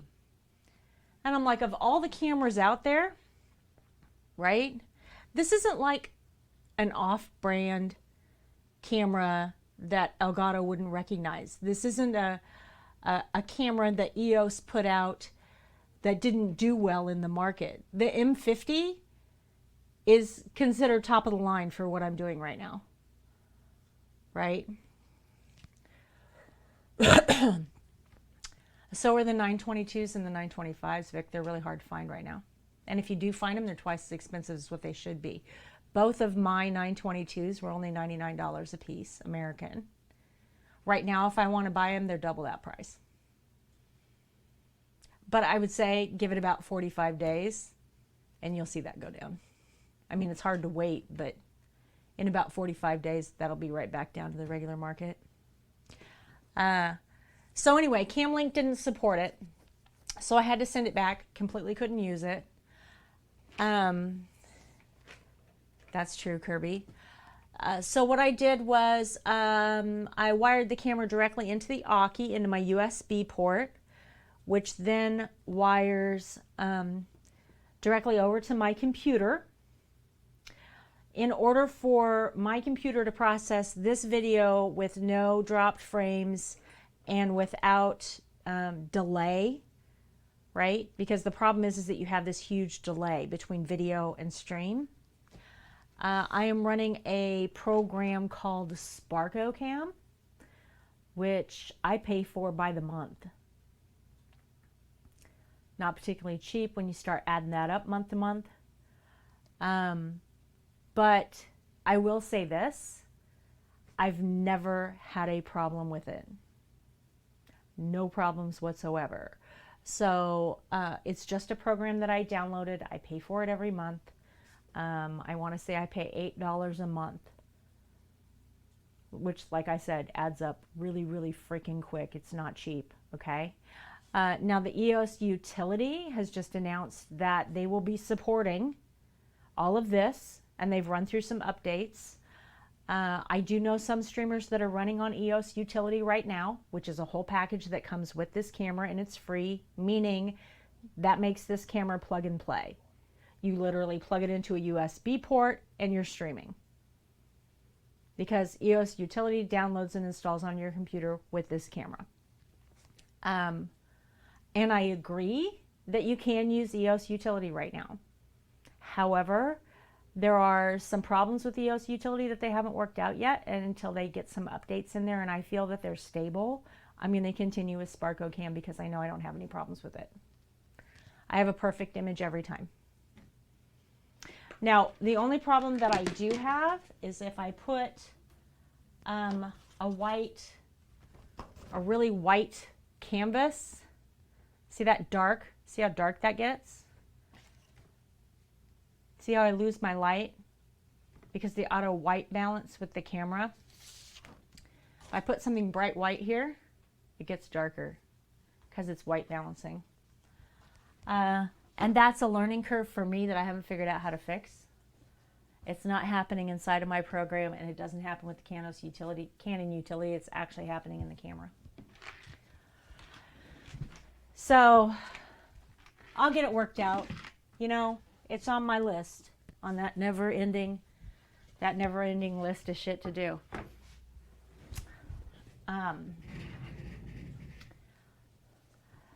But yeah, so that's what I'm paying for. It's worth it to me. I don't have to stress out about making sure everything's ready when I stream. I don't have to, right? I mean, it takes me about 20 minutes. Beta! That's hot, buddy. That's hot, okay? It takes me about 20 minutes to set up my stream before I can start. Turning on lights, mic, all that kind of stuff, right? But this I don't have to mess with. I literally turn on SparkoCam, I check to make sure it's working, and move on. Everything else is setting up lighting, setting up whatever it is that I'm going to be working on, right? You know, all of that kind of background stuff, checking mics, checking all that stuff to make sure it works. But yeah, I am really pleased with it. I love the 922s. I really do. I'm running Streamlabs OBS. This is what I use right now. On Thursdays, when I stream for Creative Vets, I volunteer for a not-for-profit that works to heal veterans through the arts. I stream on their channel on Thursdays. And when I stream for them, I stream cross-platform. So I'm on Facebook, YouTube, Twitch, and Mixer. And I use OBS for that. But when I'm streaming on my channel, I use Streamlabs.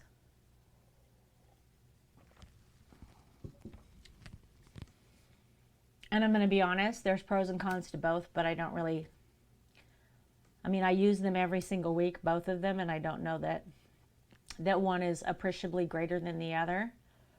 Like, one of the things I like about OBS is that their dashboard is much more user friendly, and I can move where everything is around a lot easier. Like, if I want my chat box to be great big and sit in the middle of my screen right here, I can just pull it out of OBS and put it there. So if I want to like pull apart all of the pieces, right, I can do that with OBS. I can't do that with Streamlabs. And OBS setup was a little bit different, but not appreciably so. I mean, there's pros and cons to both. Like I said, it's personal preference, but I really think that one runs just as well as the other one.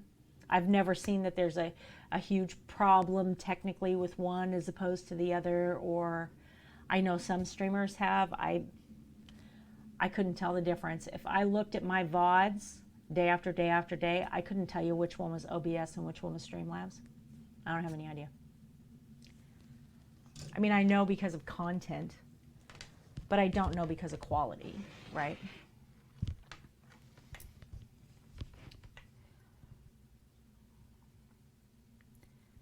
So, yeah, I wouldn't know the difference.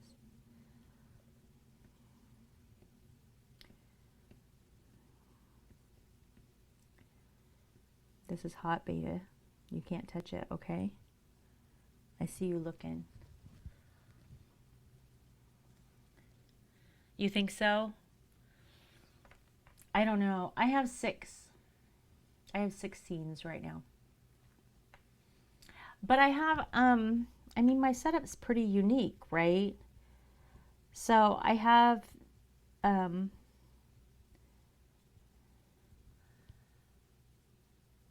to my right, I have 2 monitors and a computer desk, basically, right? It's got my Xbox, my mixer, my mic receiver, all my audio, my PC, the 2 monitors, speakers, Stream Deck, and then lighting and a 922 camera on that desk. On this desk, I have another monitor, a 922, the M50 camera above me, the arm, the Cricut, and then behind me I have a wireless printer, and I have 6 more things plugged in for the photo shoot portion of what I do so that I can put things on the Etsy store. So the amount of power this room's drawing is insane, right? But altogether, my cables from this scene to that scene run 14 feet. So normally, right, my if I was in one scene, it would be my computer, my camera, all of those things. Hey, Celtic Knight, thanks for the host. Appreciate it. It would be all those things condensed right here, right? But mine are really stretched out in like a half circle around the room in order for me to be able to do all of the stuff I do, right? It definitely makes it much more complex.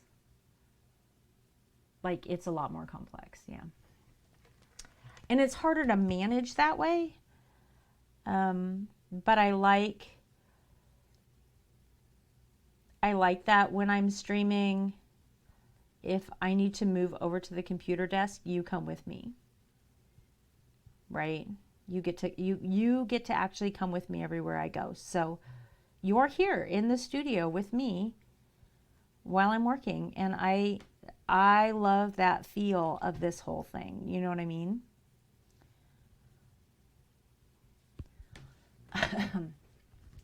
because you are here with me. So like we've worked really hard to make sure that the stream continues to feel that way, right? This is a safe place. You get to come in, you get to talk about what you love, you get to talk about what you do, ask questions, do whatever, because you're here in the studio and I've literally welcomed you into my home, right? So we spent a lot of time, but it took me a year. I mean, it took a year before of working on this studio. Oh, I'm so glad, Erg. Like my husband started streaming a year before I did, because for that year, we were working on this setup. We were gutting this room, putting in new flooring, putting in new walls, gutting the closet, putting in all the new shelving, moving the vents around. Like it was intense. I mean, it's a full remodel, right? So he started streaming a year before I did while we got this ready to go. But I didn't just want this room to stream either. I mean, it's literally my studio. I do everything here. I work from home in here now, which we didn't know was going to happen, but thank God I had a place to do it. I make everything in here, whether I'm streaming or not. I mean, it's been a long time I needed a studio. And we're finally in a place in life where I can have one. But yeah, it took a whole year before I was streaming to get it all set up and spend the money, save the money, right? It's, you know, there's always that. Nothing makes me wait more than money makes me wait.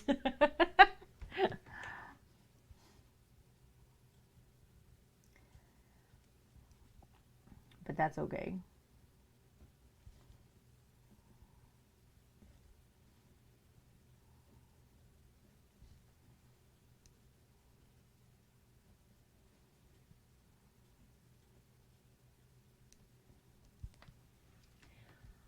Right? Always, always, always.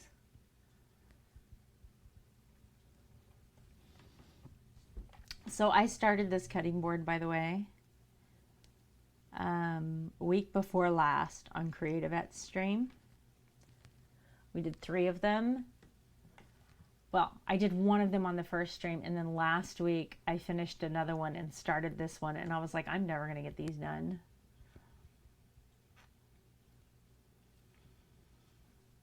How are you having an issue with that?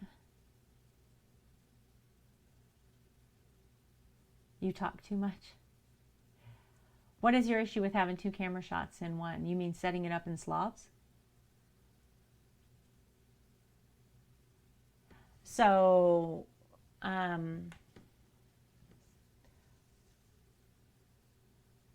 okay, so when you add your sources and you've added both cameras, right?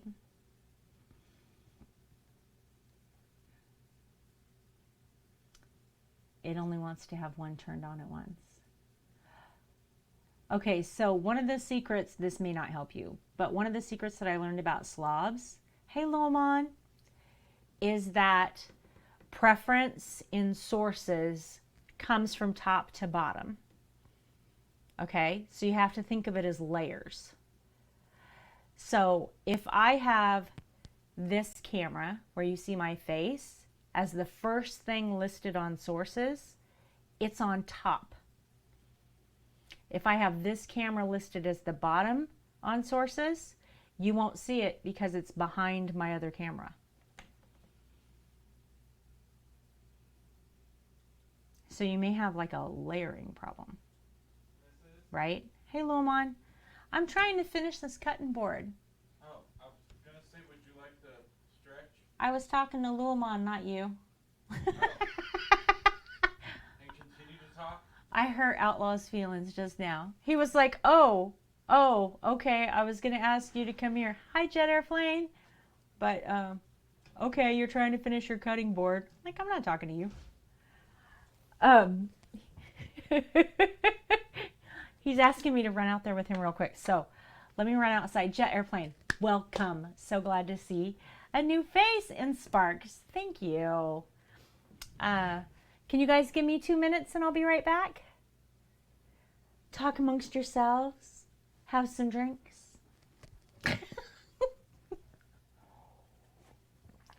Maybe. Okay, then hold your breath and I'll be back in 2 minutes.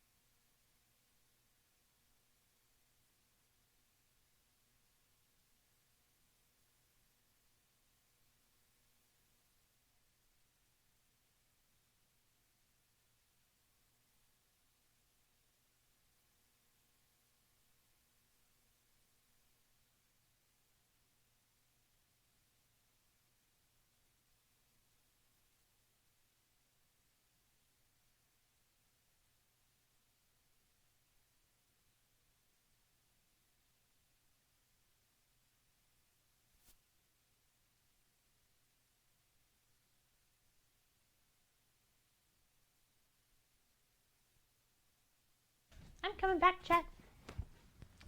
Here I come.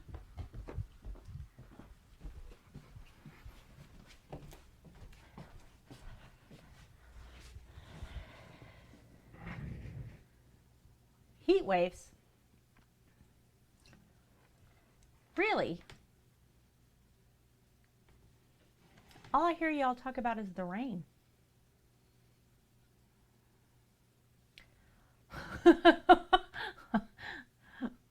I'm surprised to hear about heat waves.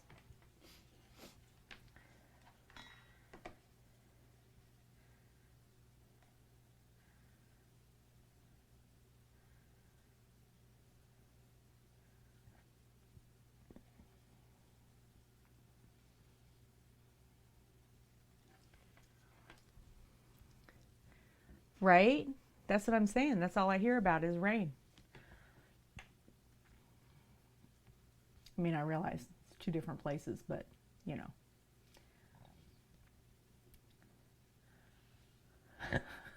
I do realize that. 2 entirely different places. Since I have one whole half of my family's Danes.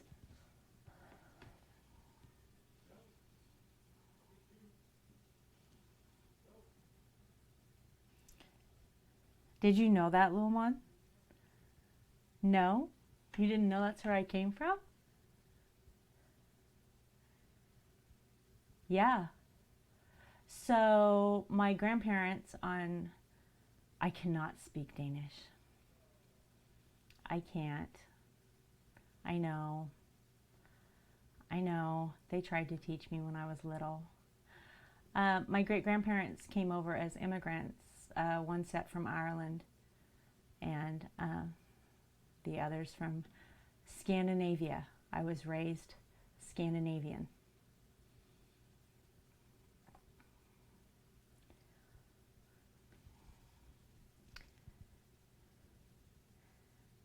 And that's what they said the whole time I was growing up. They changed their names when they came over. Very few people in this country know what Scandinavia is or that it exists. And it wasn't until I was in middle school that I found out that one set of my great-grandparents were actually from Denmark. You want to see them? We could have a show and tell. You guys want to see? You want to see my people? I can go grab a picture.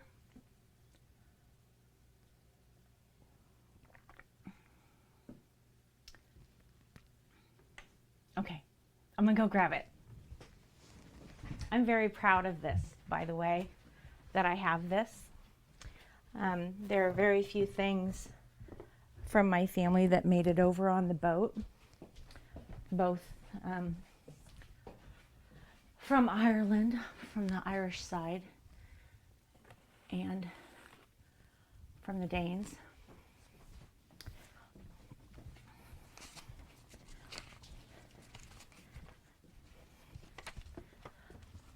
But my family is full of strong women.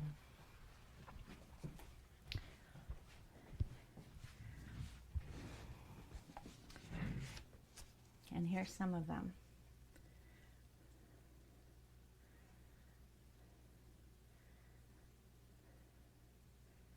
These are the women who were immigrants here in America. This youngest one, that's my great-grandmother. That's her mother and her grandmother. So this woman right here gave birth to 10 generations, if you include my grandchildren.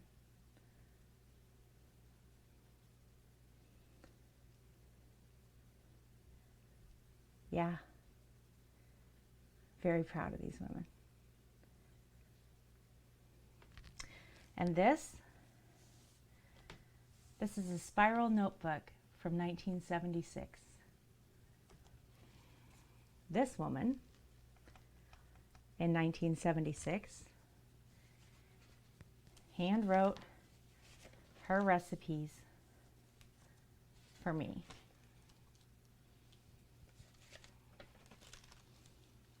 These are the recipes that she used. Wartime recipes, 1914. When the family was on rations through wartime, these are the recipes that they lived off of. Yeah, yeah. And as you can see, I've used it my whole life. Right? She wrote down all of her recipes.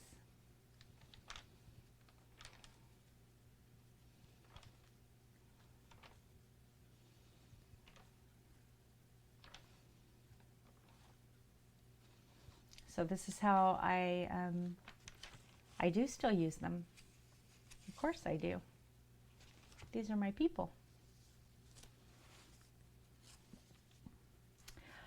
This is a story about Christmas trees from 1950 that she typed up to me. It's called Our First Christmas Together. So she typed this story up for me. And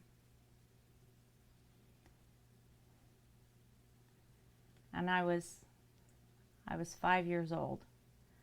So if you want to know what a Christmas story sounds like for a child of immigrants, okay, I'm going to read it to you.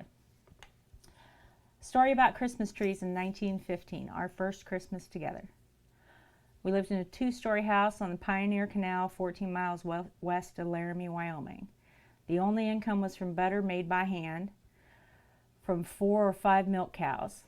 The milk was set in flat pans and cream skimmed by hand. I don't remember what we got per pound, but it was traded in at the Star grocery store in Laramie. The store was run by Fred's brother Henry at the time for groceries, so money was scarce at the time. Around the middle of December, Fred took the team, Lady and Bird, hooked it to the wagon, and went up to Sharp Mountain. There, he and his brother Frank cut a load of Christmas trees. The next day, he took the load of trees to Laramie and peddled them around town, selling them as Christmas trees. He usually got a few larger ones from which we sold to the churches. Money was used for supplies, flour, sugar, salt, and maybe a few cans of salmon, oysters, etc. I don't remember if we ever got to keep a tree for ourselves. No need for one, as no trimmings or gifts. On Christmas Day, we hitched up the mares to the old top buggy and hit for Laramie, 14 miles away, to have dinner with my folks and home again the same day to milk the cows. The year 1917, we loaded a few things that we possessed, some machinery and some horses and a railroad car, and moved to Nebraska to try something else before we starved to death on the Pioneer Canal in Wyoming. My people would eventually move to the West Coast during the gold rush, and then set up pioneer houses that they built by hand there.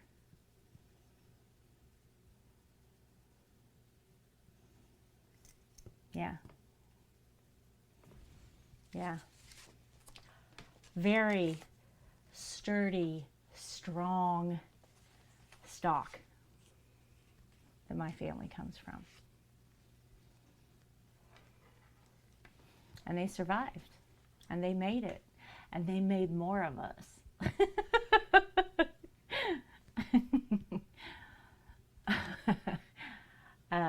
Yeah, it was a hard life for them. They literally cut it out of nothing. Amazing, amazing people. Yeah. So I was excited. One of the things that I've said, and I've even said it during this stream, that I appreciate about Mixer is that I have an opportunity to meet all of these people that I wouldn't have got to meet before, right? Yeah, and part of those are my fellow Danes, right? My people that I would never get to see. Now, Outlaw's German, so we love him though. I mean, it's not his fault. You can't help how you're born, right?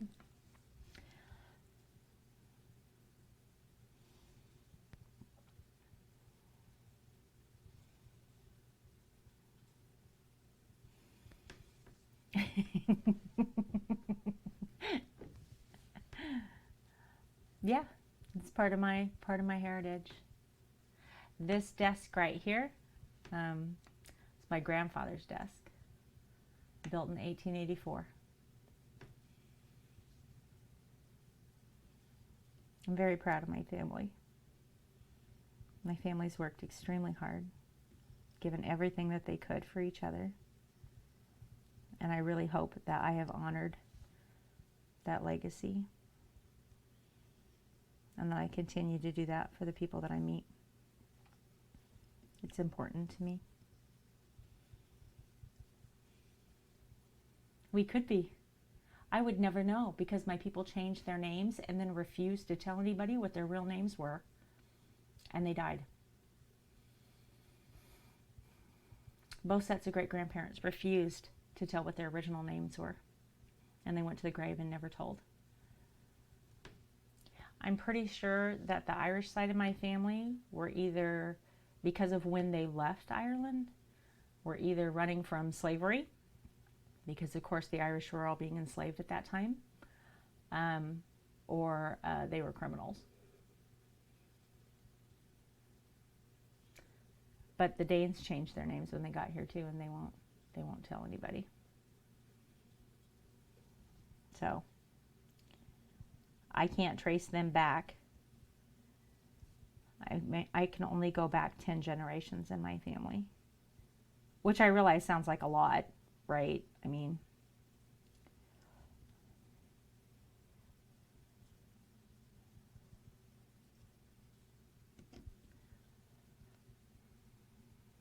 right. That's average, I think. That's normal. Lomon is that people can go back about 4. Yeah. So the firstborn girl on this side of my family has the same middle name.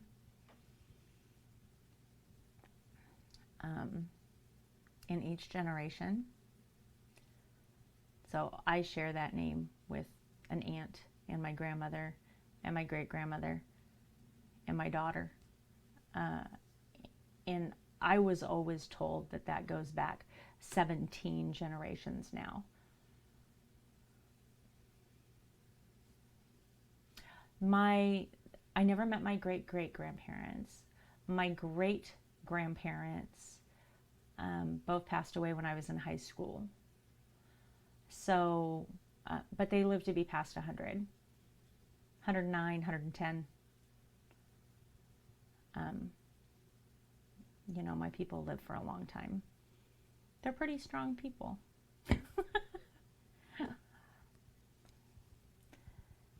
So,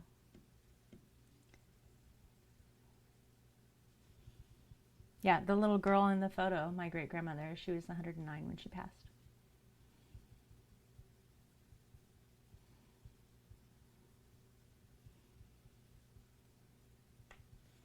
Yeah, I was in high school.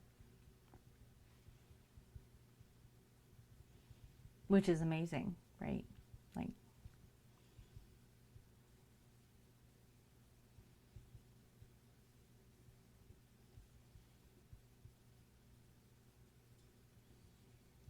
but I grew up going to the Scandinavian festivals. I grew up wearing Hardanger aprons and hats. I grew up with all of that.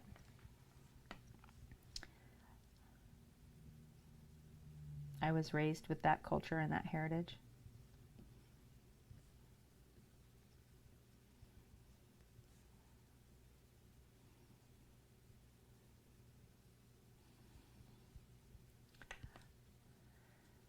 Aprons and hats, yeah. Yeah. Hardanger is kind of like a type of embroidery. And we all dressed in aprons and hats and went and danced at the Scandinavian festivals. Scandinavian festivals were all held on May Day. So we had the maypole and all of that, which is not part of American heritage. Don't celebrate May Day here.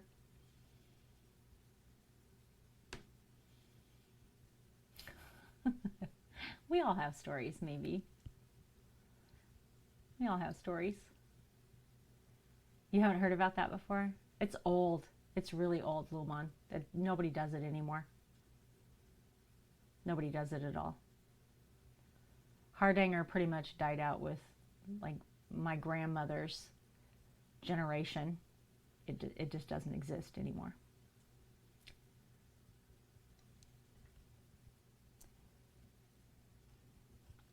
It's not cool.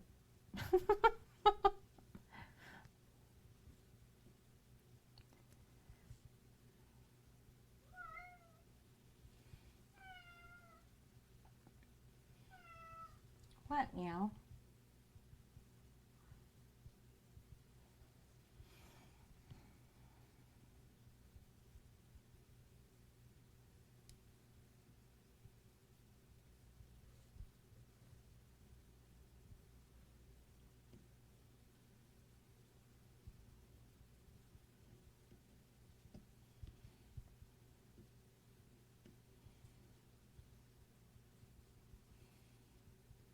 Yeah, maybe we all have stories. You have stories. Your stories are no better than mine, no worse than mine. You've got a whole lifetime of them. You came to say hi to Beta? Well, he's in here wandering around. Did he leave? Beta cat.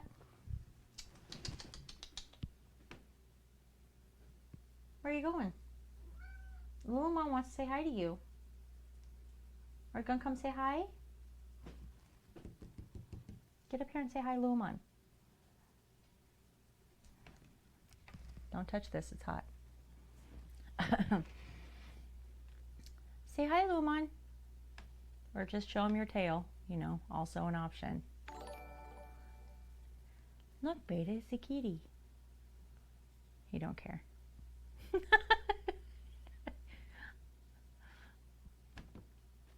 Aw, Lumon, he's rubbing his face on chat.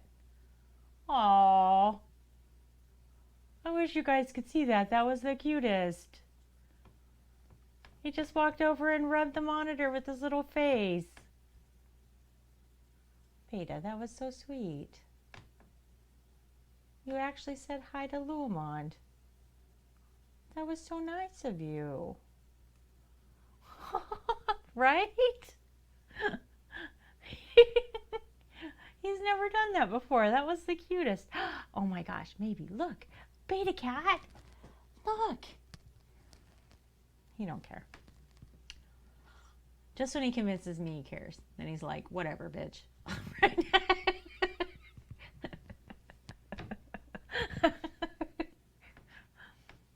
Look, maybe put up a Beta cat. Look at the little Beta cat. Can you see it?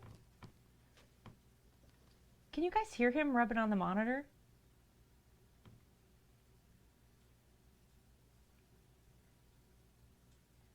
Well, there's his ass. You'd be looking at it, but I moved the camera, so you're welcome. Yet again. You gonna lay here? You gonna lay here and just be comfy? Your boobies are showing.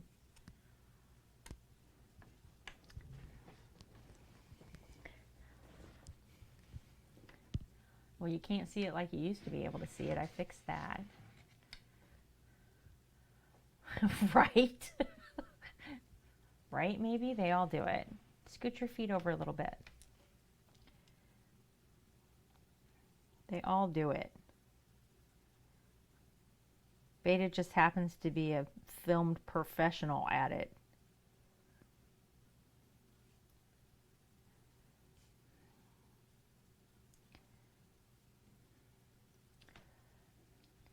Right?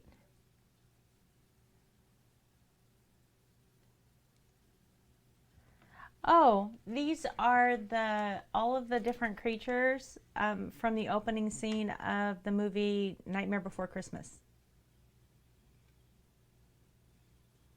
They all show up and sing a little song. So yeah, they're monsters.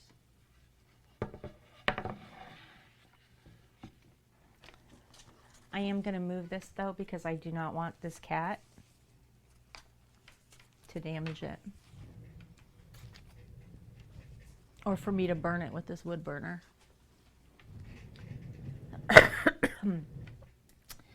Yeah, so I did 2 others and then couldn't get this one finished. Right? So I did Baby Yoda, or the Mandalorian and the Child.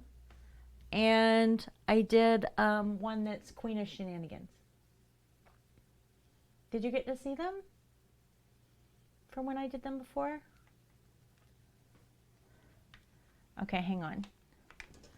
Let me move this so it's safely away from my cat.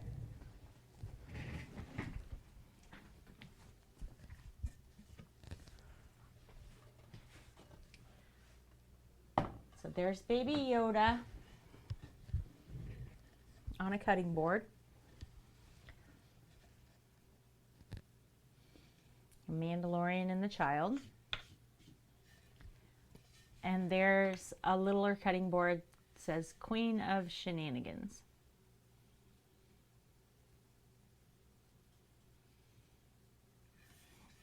Yeah, so I would burn both of these. And I had this one drawn out, so I worked on it again this last week on Creative Ets stream, but I still didn't get it finished. And I want to do the photo shoot, get all the pictures taken for the Etsy store and get this stuff up. But I can't do that until I finish them. So I'm, Beta, you know what? You're here 2 seconds and there's already crap all over my stuff.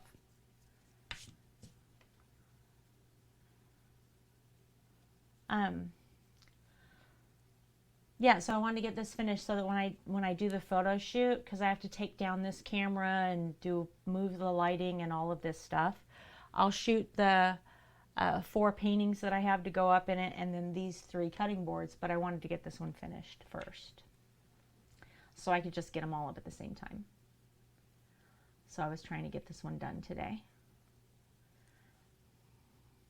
I had a whole list of stuff to do that normally I would just finish off stream, right? So like I have these picture frames I needed to get taken care of for next week. I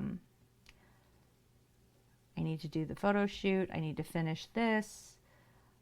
And usually I just will spend a day, right, doing that without you guys. And today I decided I could do that with you guys. So here we are. Because why not? Right? So like Irk and everybody had to watch me cleaning glass picture frames, which I'm sure isn't pretty exciting, but it's part of what it takes to do all this stuff for me.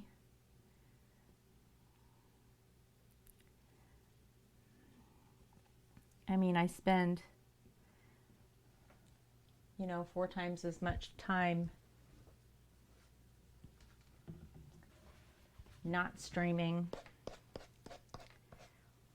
working on stream as I do streaming. So, I could be streaming and doing this. So I thought I'd try it out, because why not? You guys can hang out and talk to me, and I can hang out and talk to you while I'm doing all this stuff, instead of me just doing it by myself, right? Or I'm never by myself. I mean, the cat and Outlaw are here, but you know what I mean. Oh, is the cat.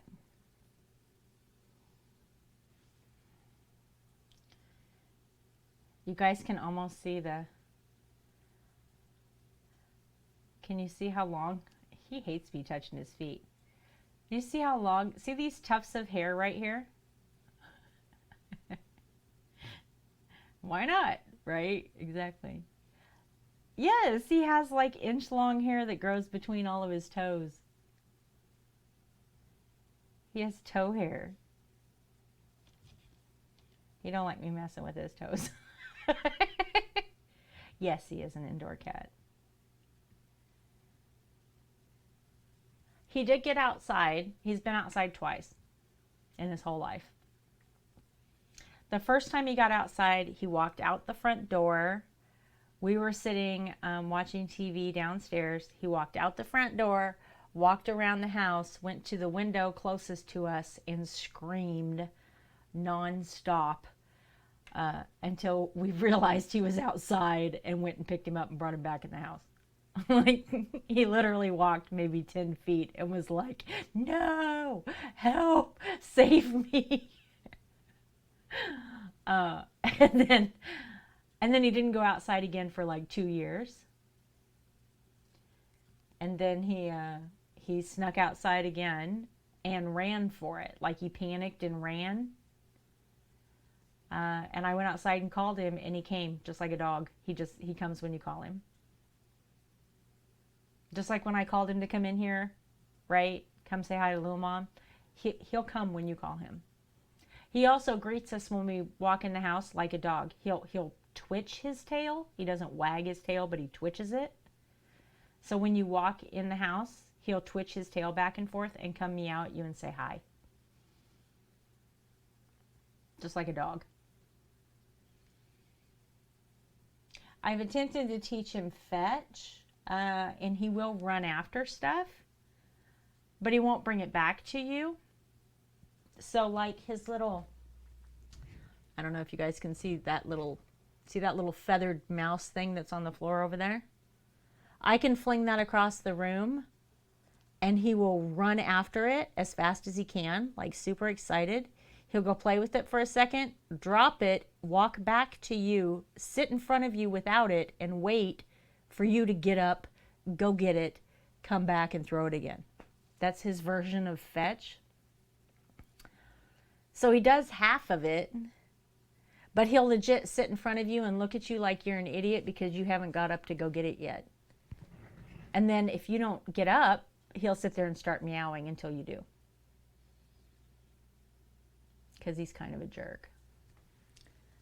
So essentially his version of fetch is to make you fetch for him.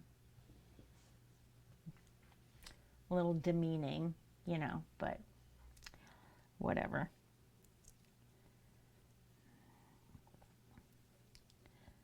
He's like that.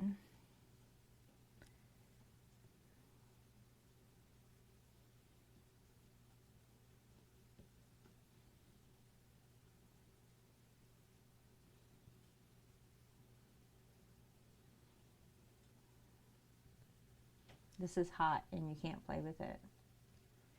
Okay, you can't play with it. I see you thinking.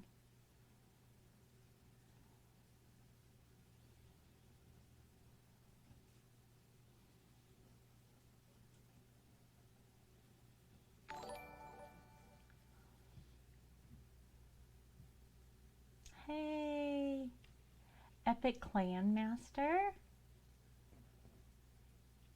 Thanks for the follow. That's so nice. Welcome. I just put that warning about the cat on the follows, and here's the cat, and you're following. So hey, good timing.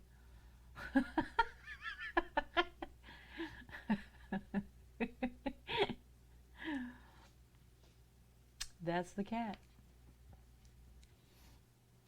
Beta the streamer cat. Kind of a jerk.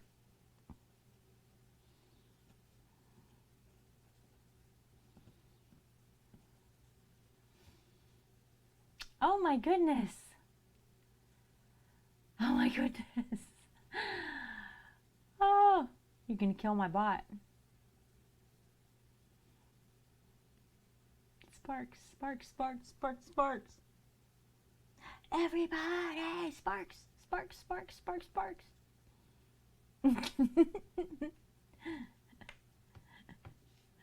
You gotta keep right. Yeah, if you said something, I don't. Lithophanes.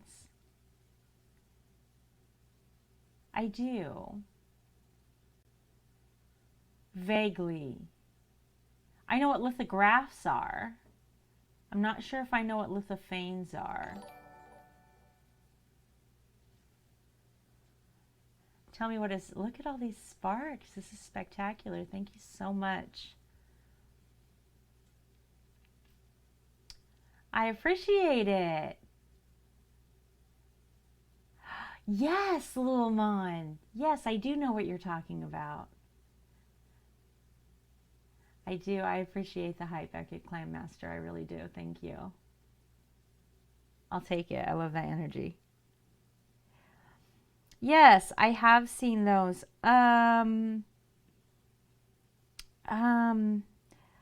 Outlaws, Grandma had one that was like a train. And like you could see it all the way around. When the light was turned on, you could see through it. But when the light was turned off, you couldn't.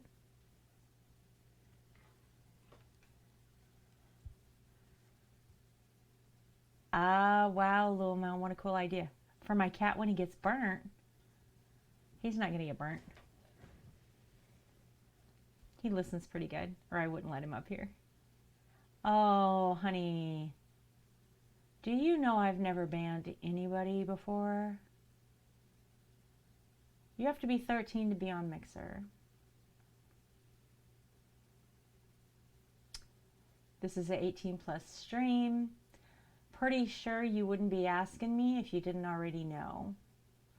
So either you're lying to troll me, which what a damn waste of time. or you're actually young and you don't know any better. Either way, if you're actually 12, I would ask that you respect Mixer's terms of service. And for your own personal safety, you shouldn't be in streams that say 18 plus. They're not made for you. And it's extremely important that you stay safe online. You won't know that you've met a predator until it's too late. I'm not.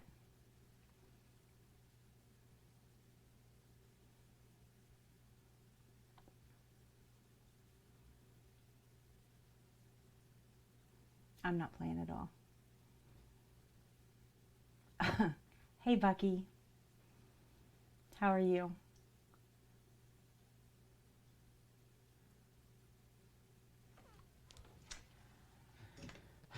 Sweetheart.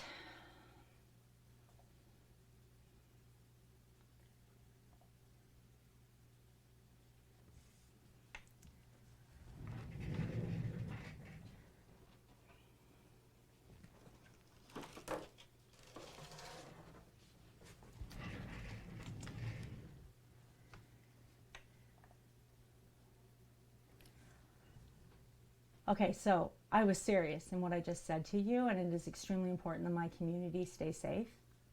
Okay? This type of thing, even if it's a joke, isn't funny. And it isn't funny anywhere. And I'm pretty sure you know that. So you're probably just looking for attention. Obviously, you have my attention.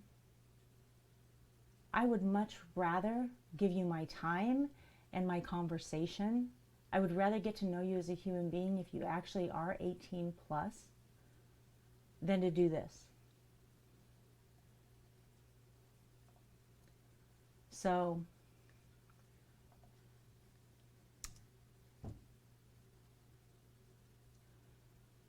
it is what it is. So, Bucky, how are you? Sweet Omer of Heart, how are you? Absolutely. Yeah. Yeah. I've taken care of it. I appreciate you guys. Anybody who reported them, I appreciate it. Thank you. The more people who report that kind of behavior, the better our community becomes. So I definitely appreciate that. It's okay. You didn't miss much. You're having a lazy day? I'm having a get all the little things done kind of day. Yeah. It's okay, Whisper. We're not worried about it.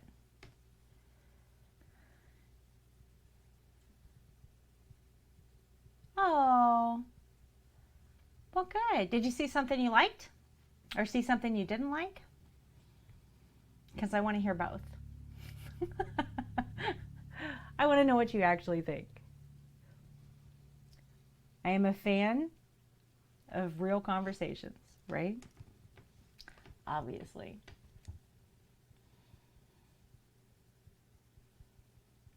Oh, well, good, good. I'm trying to finish these up so that we can do the photo shoot and get more up there.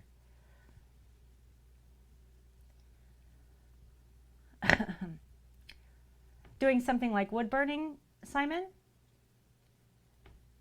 as opposed to painting? Oh, I do too. Is that not just the most emotional painting? I love that painting. No, I don't think it's, no, it's not particularly difficult. It's just it's different, I guess. You haven't? This is absolutely the simplest form of this art. If you want to see this elevated, watch Evil's workshop. He's spectacular. I started these for the Creative Ed stream to demonstrate, like as a tutorial on how to do it. This little wood burner right here will cost you $9 to $12 American, right? And it's got the tip that came on it. There's nothing special about this. You could literally buy this, grab a piece of wood, and start wood burning tomorrow. Super easy. So this is the lowest denominator. You know what I mean? You need a new chopping board. I have 3 of them going in the store. I have 3 more to burn. If you want a custom one, Sweet Emerald Heart, if you have a design that you actually want on a cutting board specific to you, I have 2 different styles here that I could do that with. You'd make a mess. This isn't messy. I mean, now when I paint, we get messy. This is pretty clean, actually. Yeah, I did it. So here's the thing with wood burning, okay? If you pick up a little wood burning tool like this, right? Like I said, really inexpensive. You can stencil on a piece of wood is a great way to start. This was stencil, right? It is easy. That is easy. I used a stencil. I did not draw this. I have license for this art because it's Disney licensure, but it's a stencil. Sweet Emerald Heart, I haven't forgot I'm talking to you. I'm going to show you both of them in just a second. You could do this. I have faith in you, Simon. If you really wanted to, you could. So I stenciled this on, and I'm literally following the grain of the bamboo, right? You see that? I'm following the grain of the bamboo and really, really lightly, just barely touching the wood, and I'm doing a series of lines right along the grain. That's all I'm doing. Right?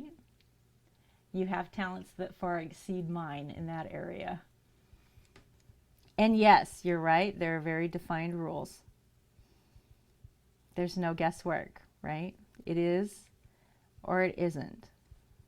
It works or it doesn't. I mean, there's a lot of if-then statements though, but still, it either works or it doesn't.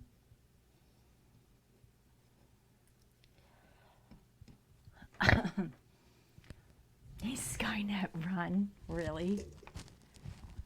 Okay, so let me show you the 2, well, I can show you these. So, these are untreated organic bamboo, right? So there's this size. Obviously, you can see this is about 1 foot wide, and well, it's about 6 inches wide and about 1 foot long. Right? So this says Queen of Shenanigans. And I just wood burn the top of it, and then we're going to treat them with mineral oil, and you can continue to wash it with whatever you want and treat it with mineral oil for the rest of its life. There's nothing on this. It's just organic wood that's not been treated. And then there's this shape, which is the same as the one I'm doing now. This is a little bit larger. It's about 12 by 14, and it's got this little drain line, and on the back, see these little cutout handholds right here? They're spectacular because if your counter is wet and this is sitting on your counter, you can still reach under and pick this up and it doesn't get stuck, right? And that's the Mandalorian and the child, or Baby Yoda. And I have, and then of course this is Nightmare Before Christmas. I have 1 more of these to burn, this size, this same cutting board, and then 1 more that's like this to burn. So if you wanted one custom, just for you, that you had a particular design that you wanted, you can let me know and I can do it. Yeah, I really like them. Baby Yoda! I love Baby Yoda. Thank you, Kirby.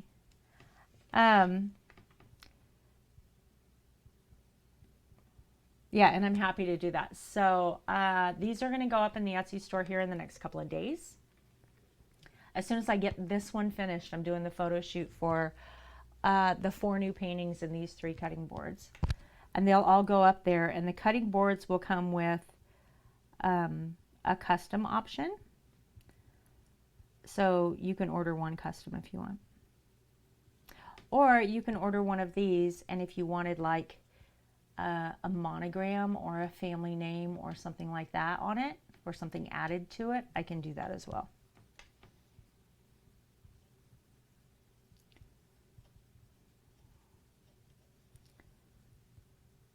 But I'm glad somebody's actually looking at the shop. That's nice. I like to know that part.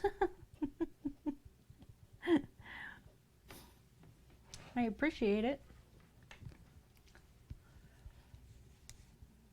I do like Alone in the Woods.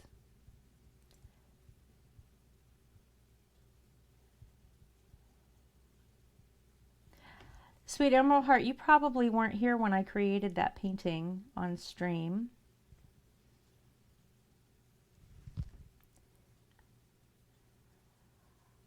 Alone in the Woods is a cool painting for several reasons.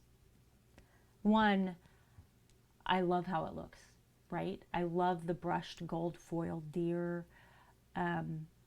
I love a lot of the details that are in that painting. The cold, frosty air that's around the deer, the misty trees in the background. I love the colors, right? I think it would look great hung in a house. So there's things about it that I really, really like. But when we created that painting, it came to be during a stream for Creative Ets. We were having a very deep conversation about the ability to make choices and decisions, right? And it was an incredibly good conversation, very healing conversation. And that painting started out looking like a single dark brown tree. It looked like it had a very, very short trunk, right here. And then the tree branched out this way, right? And it looked like it just had a million branches all the way around here. And the people in the stream wanted me to do what's called a swipe technique over the top of it. So I swiped it from here to here, right? Yeah, absolutely. This is almost identical to using a soldering iron, Simon. And when I did, you could see the entire forest take form in that painting going this way. So the original tree actually goes this way, and the forest goes this way.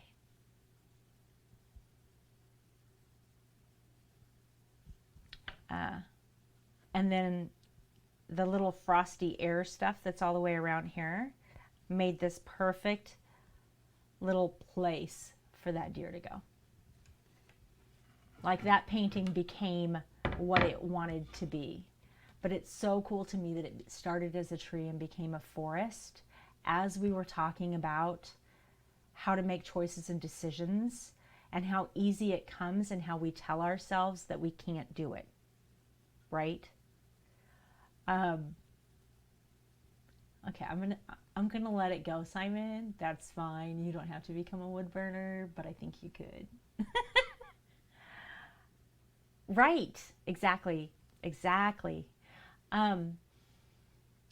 So what I was saying is, sometimes you feel frozen, okay? Sometimes you feel like you can't make a choice, or you put off making a choice, or you hesitate from fear, and particularly artists, okay? Creative people of any kind, okay? Of any kind. People who just think creatively will tell themselves that they can't make choices, right? Absolutely don't be sorry, Simon. I can carry on 6 conversations at once. You're fine. But they'll tell themselves, I can't make a choice, or I'm not good at decisions, or I'm not good at this. And I hear people vocalize that all the time. And the reality is that every time I flip my wrist, every time I move this down here, I'm making a choice. There are thousands of decisions in every painting, every piece that I make, thousands of choices. And so as I was making that painting, what I was talking about is that you're 100% capable of making a choice because you already have. You've already done it 1,000 times. So that painting looks really, really lonely to me, but the beauty of the painting is that there are 1,000 choices inside of it. So I really love it. I really love it. What we do with the cutting boards in particular, Simon, is we use mineral oil, which is a natural oil that is an antibacterial. And we just rub mineral oil over the top of it. The bamboo is going to absorb that into its pores. And then you're not going to have things absorb into the wood like they normally would. You can wash it with Dawn dish soap, water, whatever kind of dish soap you have, right? And then you can just retreat it about once a month with mineral oil, and this cutting board will last your entire life. 100% natural. You don't really have to do a whole lot to it. So I don't polyurethane them. I don't put a clear coat on them. I don't put anything unnatural or chemical on them because your food is going to touch this. Absolutely. Yeah, it seals the wood, right? But it's also antibacterial, natural, antimicrobial. So not only does it seal the wood, but it protects your food from, right? The cutting board's protected from the food is protected from the cutting board. Does that make sense? And that's all we do to it. And you can continue to do that forever. Or you can not treat it and the cutting board will last you for a few years, right? I mean, you're going to get knife cuts in it or whatever, depending on how you treat it. And some people leave them wet, right? Wood and water doesn't do good long term. I mean, you can damage them. It's a cutting board. It's a piece of wood. But yeah, they can last a lifetime. I've got one in my kitchen right now that we've used for, I don't know, 12 years. And it's got like a divot. It's a little thinner in the middle than it is every place else because that's where I chop everything, right? But it works like a dream. I liked that these were small enough that you could use them anywhere, but they're big enough that you can actually use them, right? Like they're not so tiny that they're useless. But you could probably fit this in a drawer, fit this underneath your stove, fit this next to a corner cabinet, prop it behind your sink faucet next to the wall, which they look really pretty there, by the way. That's where mine sits. It's kind of decorative in my kitchen. And I just wash it off, prop it up there behind the sink, and it dries naturally, and then I pick it up when I need to use it again. But yeah, they're pretty easy to maintain.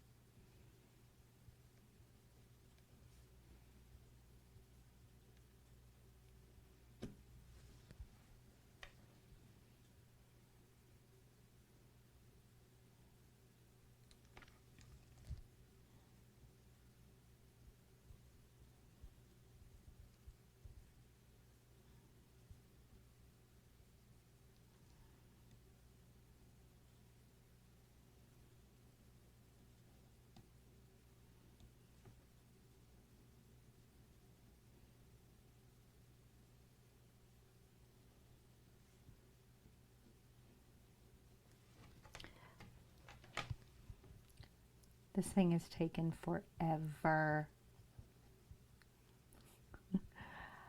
I've got, what do I have? 2 streams and 3 streams. So this little cutting board, I'm about 8 hours in, 9 hours in. Yes. Always. It just always amazes me. This looks so simple. Doesn't this look simple? I mean, if I were looking at this and I hadn't created it myself, there's no way I would have thought this took somebody. I mean, by the end of it, will be easily 10 hours. I would never have thought it took somebody 10 hours to make it.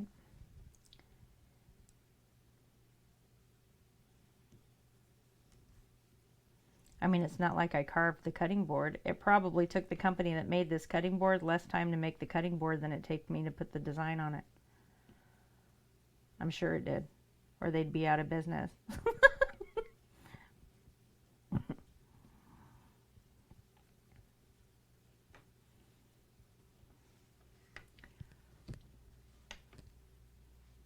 I do too.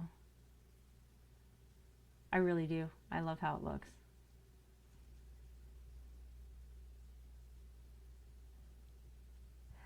I also like that it doesn't, it's not, I mean, you can feel this texture a little bit, right? But it doesn't, it's not like carving it with the Dremel, right? Where there's grooves. It doesn't impact. This is still perfectly flat. You can put stuff on it, right? Yes, there is definitely a big difference between those two things. That is for sure. That is for sure. But I also, the other thing I like about wood burning is how safe it is for food, right? Because it's not paint. It's not anything that's ever going to chip off. It can't chip off. You can sand it off with sandpaper. Excuse me. I'm sorry. But it's never going to come off in your food. There's nothing to come off, right? So I like it for things like this because of how safe it is.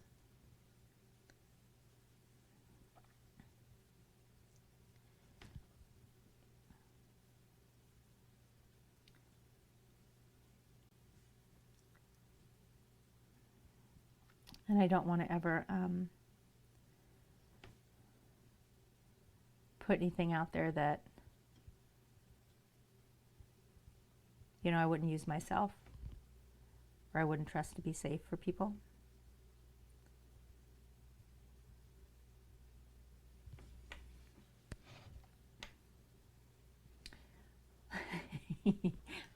But that's the cutting board. That's not what I've done to it, right? That's the, yeah, I'm pretty sure if you really wanted to go for it, you could probably get some splinters.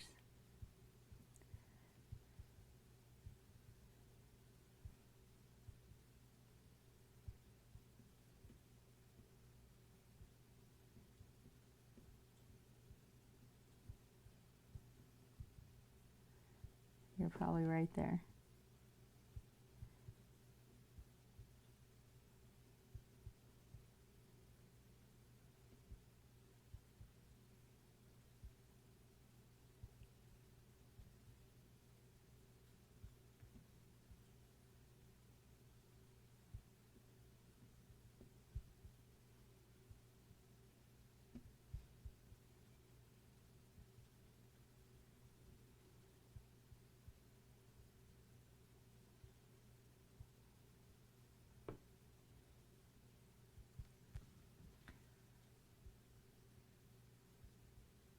Okay, Whisper.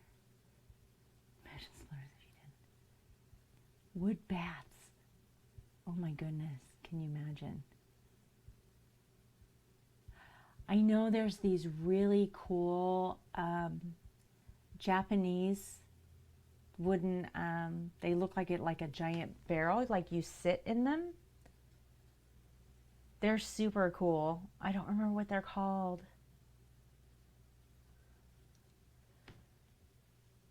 They're really cool, but it's like a hot tub or a jacuzzi without bubbles. Like it's a hot, like a steam bath, I guess. But those are made out of wood. It looks super relaxing though.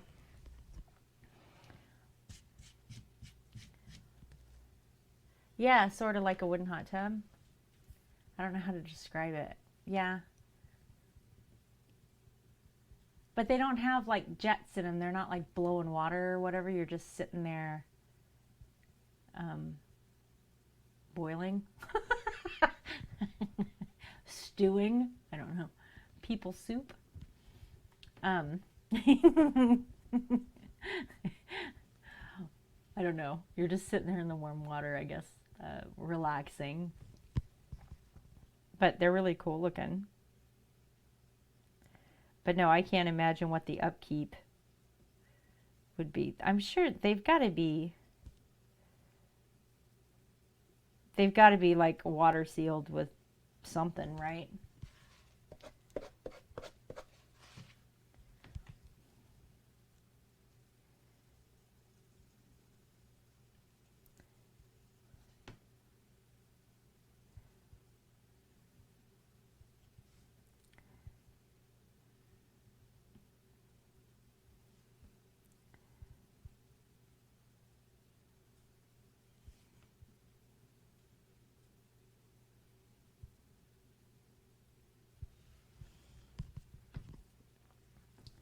Steeping like tea, yes.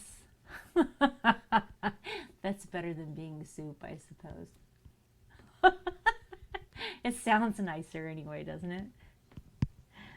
Same effect, but yes.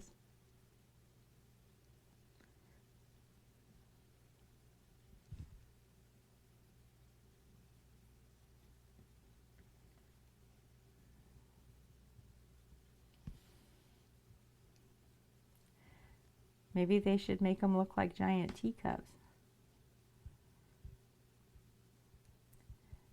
Give your bathroom a Alice in Wonderland vibe, or the Mad Hatter's Tea Party.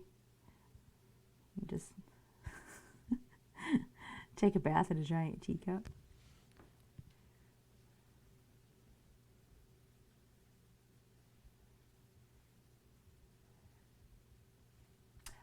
Yeah, exactly, Simon. I mean, you've got to make it watertight somehow, right? So it's going to be just like you'd seal any other bathtub or a swimming pool or anything else, or a hot tub, jacuzzi, whatever. I'm sure they've got to seal it somehow.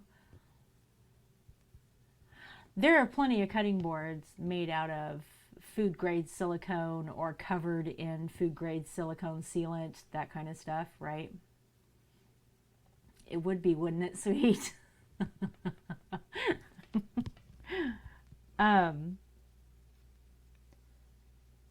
I just don't have the capacity to deal with those kind of chemicals.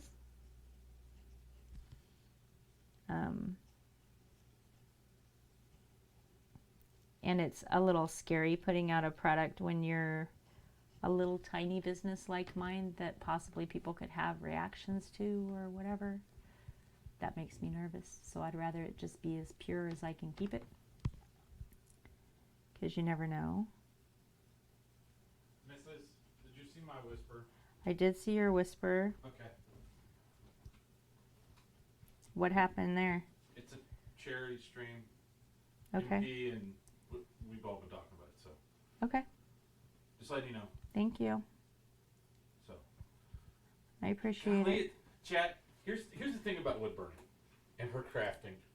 I walk in here, and this room stinks. Like, it's wood burnt and burning wood, or if she's painting, it smells like paint, and I hate the smell of paint. And then she just sits in here, and you guys have no idea, because there's no smell-o-vision. It's bad. It doesn't It's stink. on fire. It does not stink. It does stink. It's burnt wood. It doesn't stink. What's up, Kirby? Kirby says hi, Outlaw. What's up, Simon? Right? Simon's Skynet. Seriously, you all should watch out. I could be down in Outlaw's little streaming room. Yeah, it doesn't smell. Well, okay, it smells like a cat every once in a while. Yeah, could be worse. Yeah. Outlaw's little streaming room has the cat's table. The cat has a little 3-foot table, and on top of that table is his water and his food, and under that table is his litter box. Yeah, so I have to live with the cat because it's his room. Studio doesn't smell like that. Yeah. Have to share the room with the cat. I can't on this one, no. There are a ton of them that you can. This is like the absolute base Sorry, I interrupted model chat. of a You guys wood have good burner. day. I just wanted her to know that, you know, I You're sent her a fine. whisper and I wanted to make sure she understood it. I did. I got it. Okay. I didn't hear you. Sorry. I got it. You might want to stop now, but I got it. I will.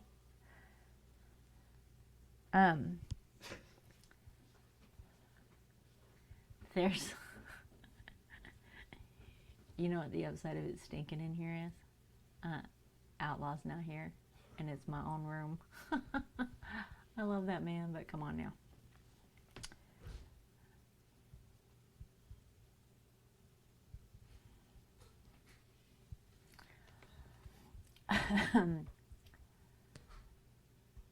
So, basically,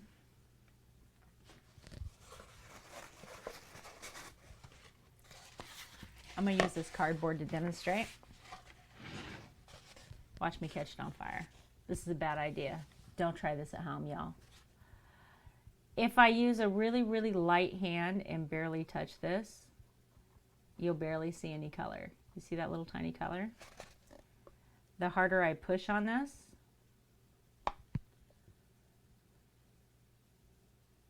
the darker it's going to get. Oh, awesome, Kirby, thank you. I can burn holes through this nonstop, right? But I can do the same thing with wood. So the harder the pressure, the darker it gets, and the deeper it gets. So you control color that way. Let's make sure I'm not catching my house on fire. Now Outlaw can smell burnt paper towel roll. He's gonna love that.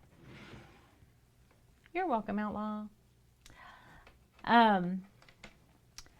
So yeah, right now I'm using a really, really light hand. I am just barely touching this, right? Because what I want right now is just a little bit of color to go through this entire square.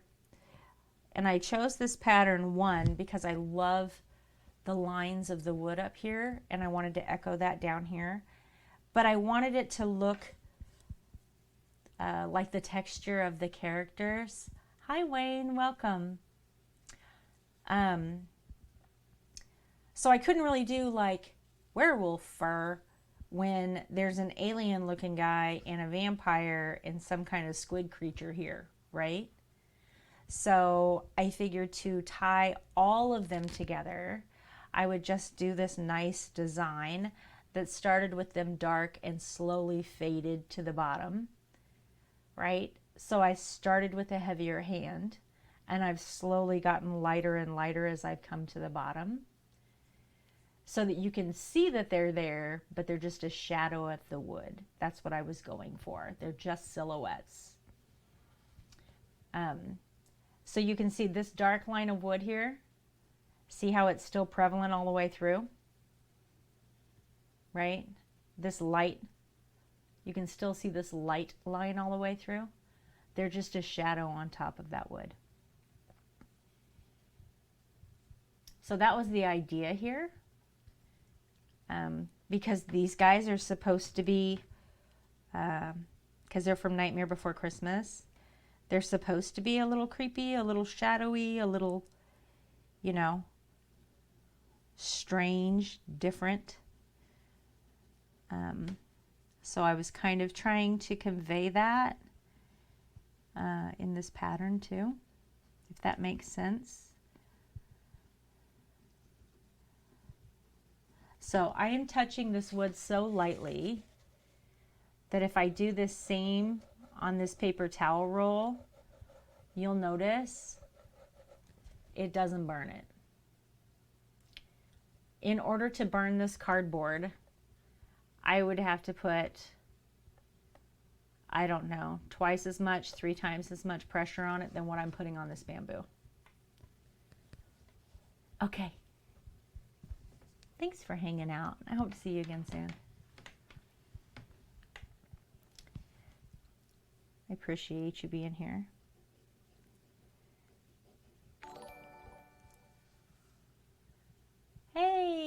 another follow. Thank you so much, Wayne.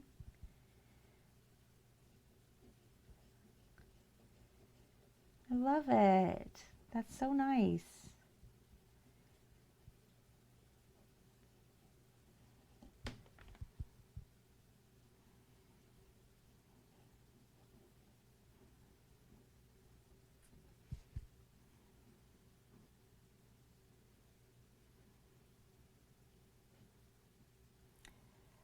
We've almost got this done. We're on the last bits, you guys.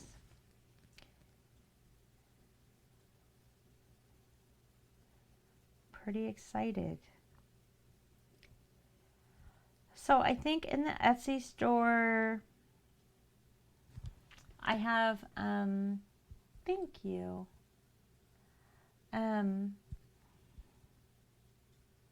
I have four cork trivets.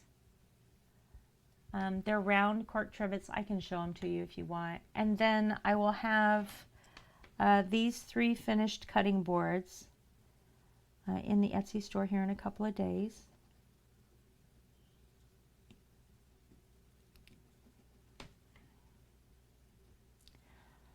And I always update my Discord. If you guys want to join Discord, you can. Any one of you right now can type !Discord. So not only do I update the Discord so you know when I'm going to be streaming, but with anything I'm making or plans, there's an ideas channel in there where you can say, hey, Mrs., I'd like for you to do this. There's a channel in there for you to share your own creations, if you want to share pictures of what you do.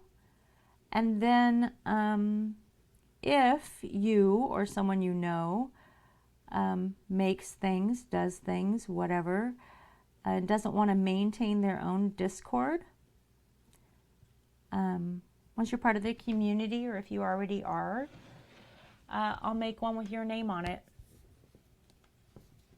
And you can have your own Discord channel within my Discord. So if you want your people to come in and talk to you, but you don't want to maintain a Discord of your own, then I'm happy to help with that too. And of course, there's a channel for Beta the Streamer Cat, because why wouldn't there be? And you can share your pet pictures in there. So, let's get this brushed off a little bit.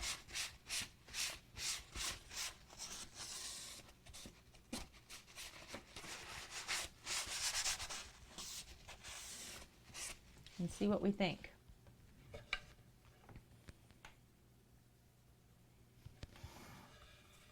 I'm pretty happy with it, actually.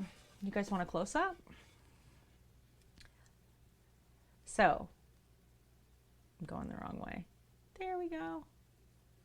So real dark on the tops of the head. See how much darker that is up there? And then we slowly fade to the bottom there. But there they all are. Oogie Boogie and the fish guy and the alien looking guy and the little blobby guy with the propeller hat and the witch, the squid guy, the werewolf. There's the dripping guy and a vampire, all from Nightmare Before Christmas.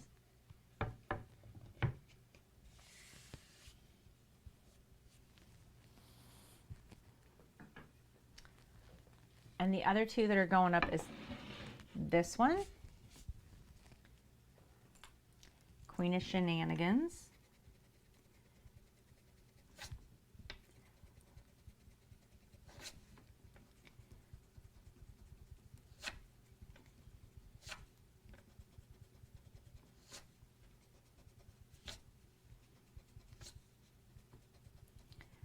Which still has some pencil marks from me drawing on it what I wanted to do.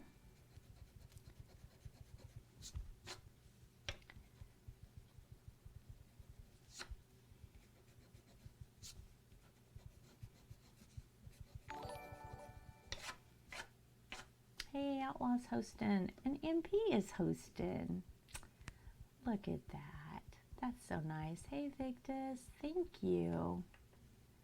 I appreciate it.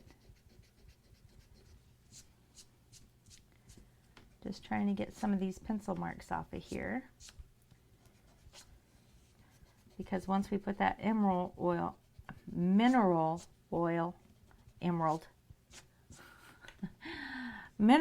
on here, these are probably not going to come off for a while, so.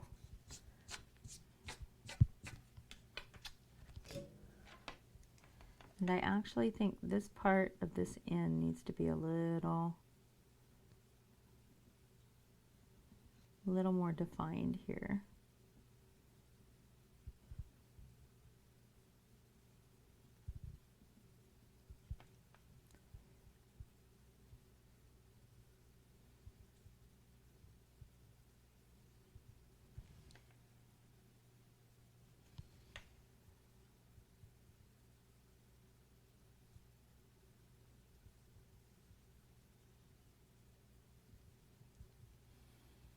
That looks better.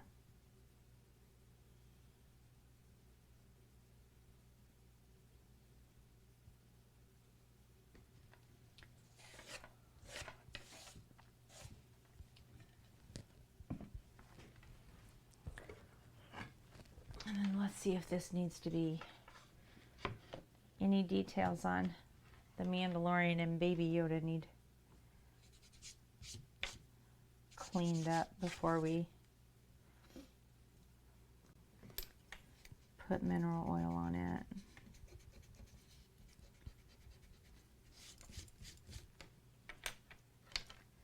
This ear needs to be defined a little bit.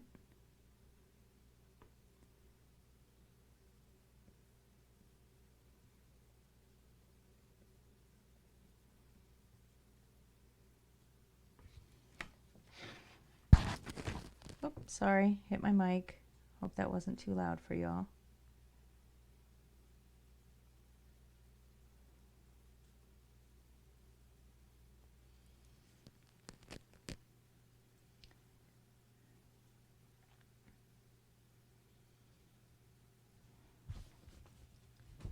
I really think everything else on this looks pretty good.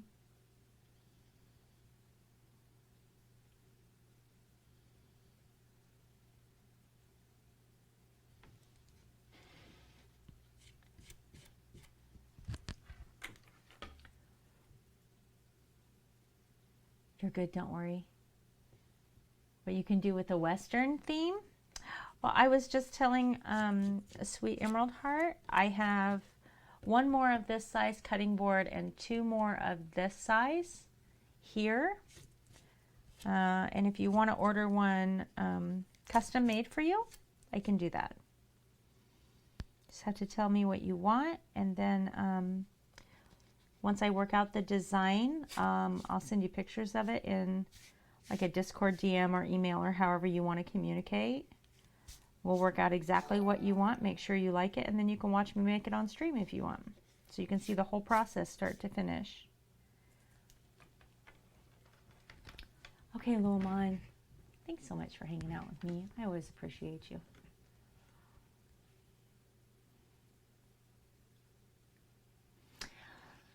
But I have a ton of stuff in the Cricut.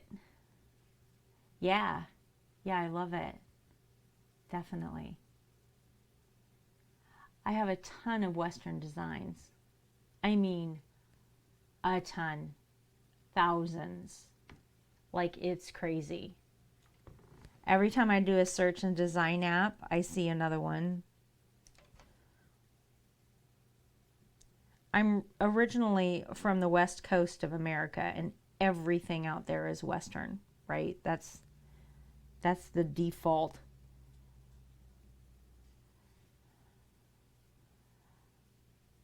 Default theme back home. So it always pops out to the eye, you know what I mean? Because it reminds me of home.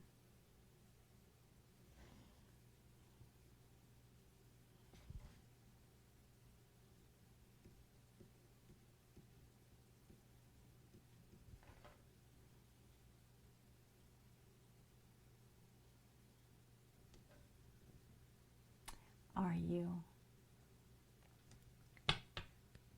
This desk came from Texas. Right, you cannot have too many designs. Absolutely. Yep, that's where this desk came from. As my grandfather's. He was a Texas Ranger.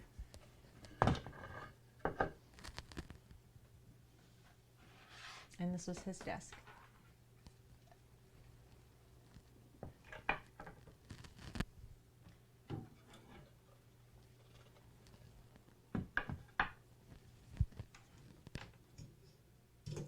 So welcome, Texas.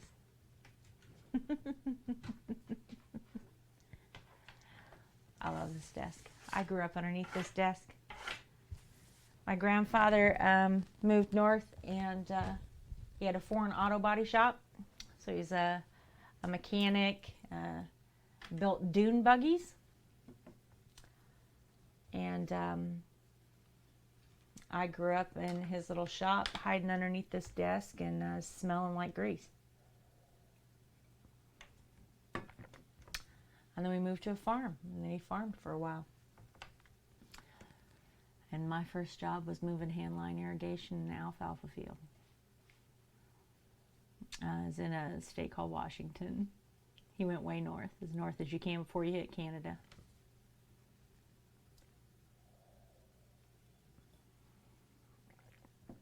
Way north, yeah.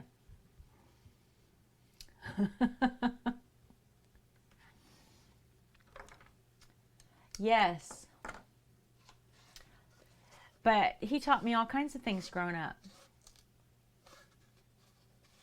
All kinds of Southerner ideals that seem to be missing from the people around me. Like you do a job right the first time, right?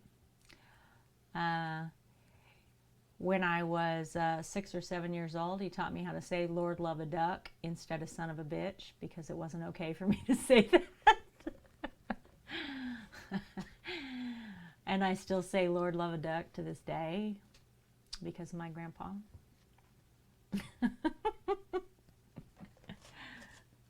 He taught me all kinds of great things. And I grew up my whole time thinking that that was a Southerner saying, and it's not. It's just some shit that he made up in order to make me not cuss when I was a little kid. And here we are. So good job, buddy. It worked when I was little, though. It did work when I was little.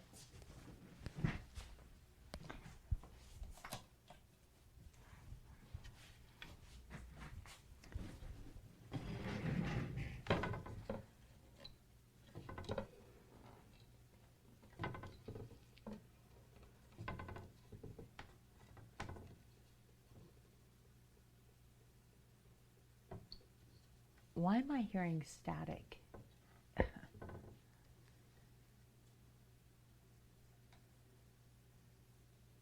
Are you guys hearing static?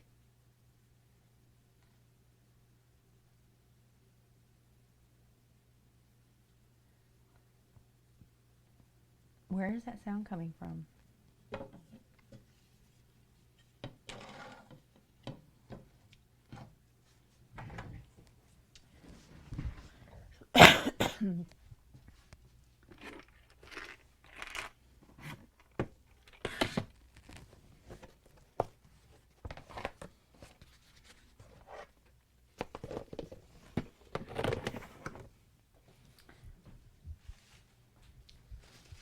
You're hearing static? Really?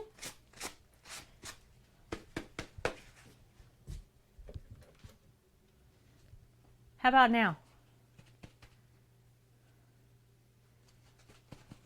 You want to be my Texas tech support? You can hear slapping now because I'm trying to get this out of here.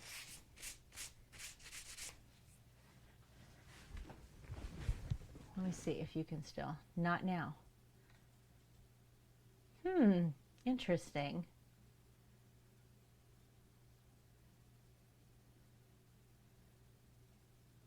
Good to know.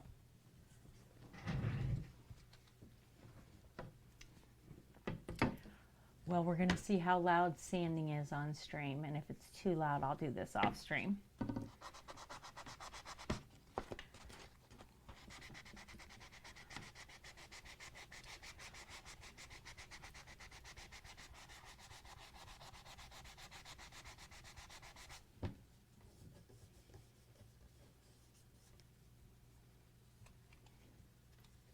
Hey, Mrs. Yes? Where did you put the leftover brisket? In the microwave? Okay. Outlaw's gonna go eat brisket without me. What kind of frames are you looking for, maybe?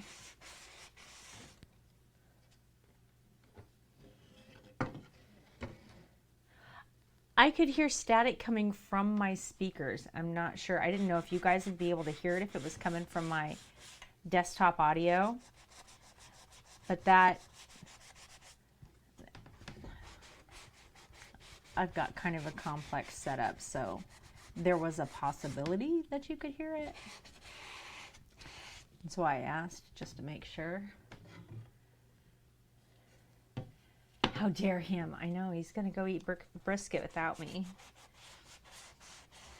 I'm telling you right now, that brisket was so good. 9 3/4 by 9 3/4 that I can paint, so any type of cheap wood. 9 3/4 by 9 3/4. Yeah, it's probably all you're going to find, but you know, you can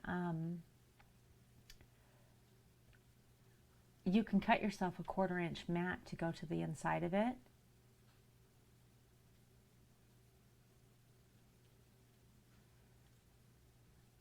I mean, because you could pick up,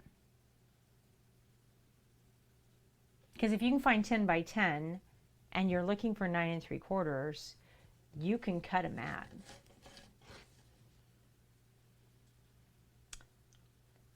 So literally all you'd need is, I mean, if you wanted to, you could go with something as basic as cardstock.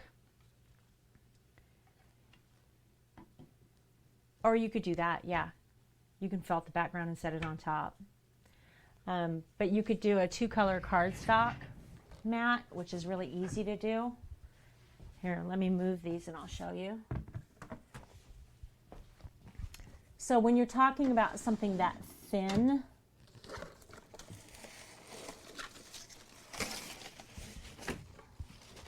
like here, just let me grab this scrap paper and I'll show you. You know what? It's just pine, but it's been stained cherry.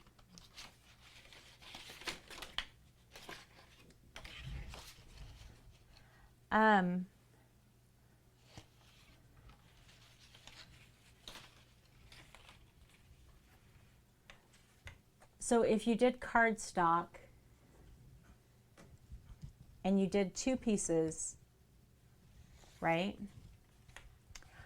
I'd do 1/8 here. This is just cardstock, yeah.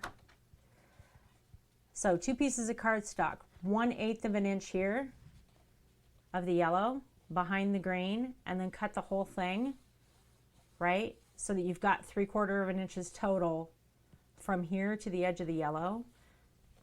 That edge of the yellow would be what goes on the inside of your frame, right? Mesquite.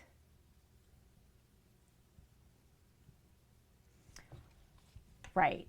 So if you do that, then you've got an edged mat that looks like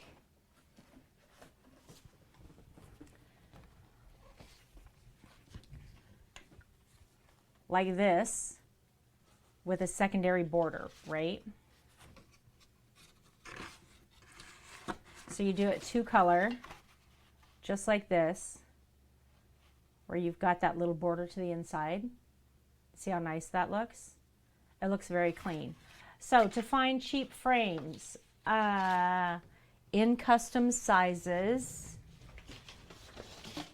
there's a website You can order them.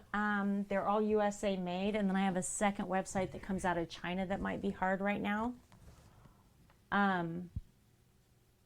But when I'm done with this stream, I'll put it up in Discord. Do you need it before then? Or are you okay to wait until after I'm done?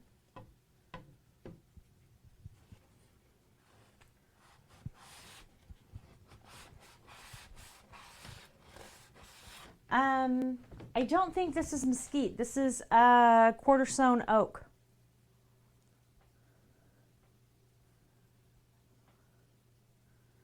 However, I do have a dresser that's got a mesquite burl on the front of it. Yeah, or you can make frames yourself. I mean, you can literally go to any home improvement store and pick up molding, like molding that you'd put around a window frame or whatever, and then cut them into 45 and put them together. Yeah, then buy them. I'll get you the website.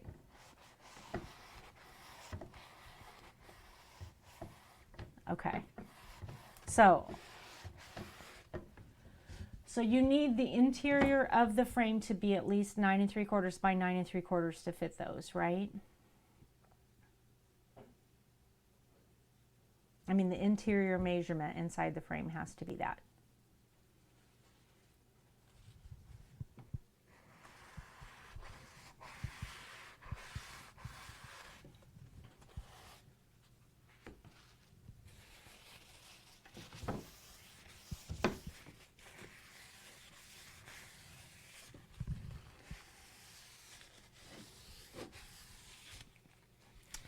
Yeah, Amazon's got everything, right?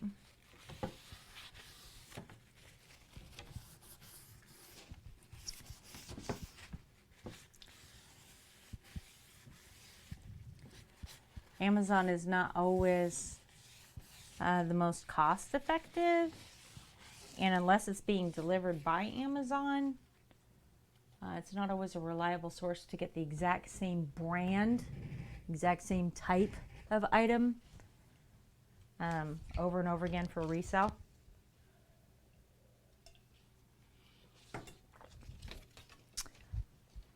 mean, it's hard to sometimes duplicate things that you found on Amazon because there's a lot of resellers there, right?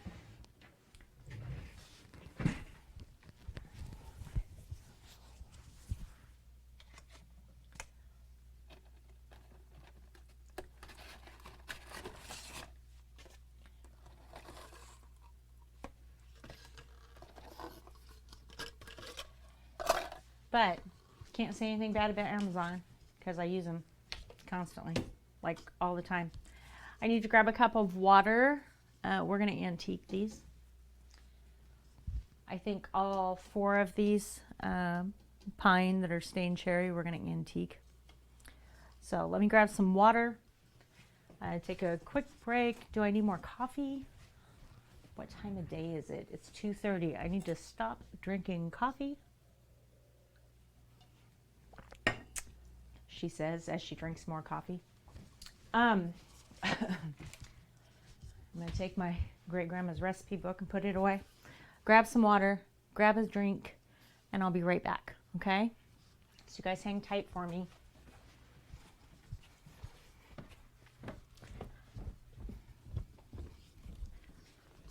I suppose I can mute you so you don't have to hear me in my kitchen.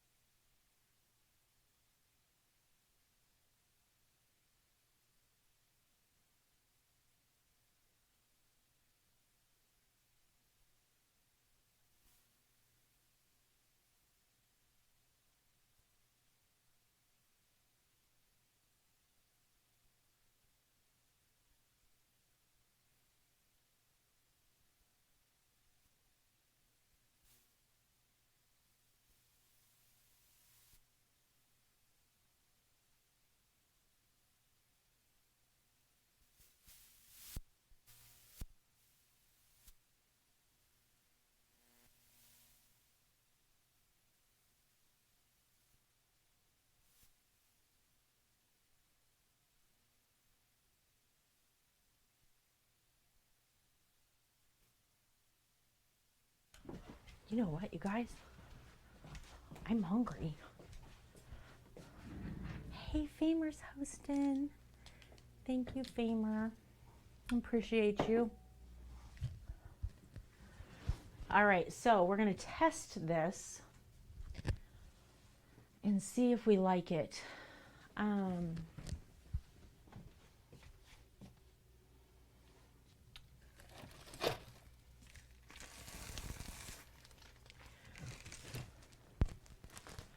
This camera's going to get a little bit dark. If we do like how this antiquing looks, I may do it on all four, but I want to test it on this one because if it doesn't work, I'm just going to spray paint these frames matte black to go with what we're going to put in them. But I want to test this out real quick first. Might need a brush.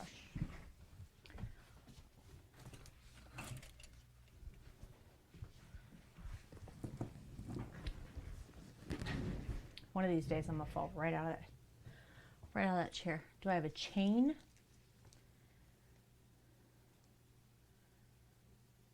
I don't know what you mean by chain.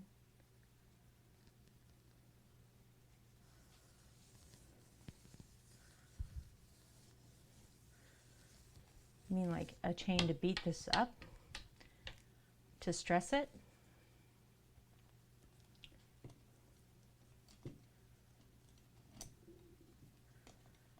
Yes, I do.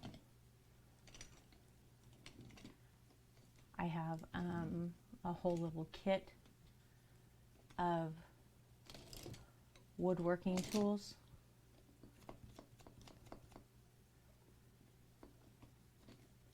That I use to distress stuff.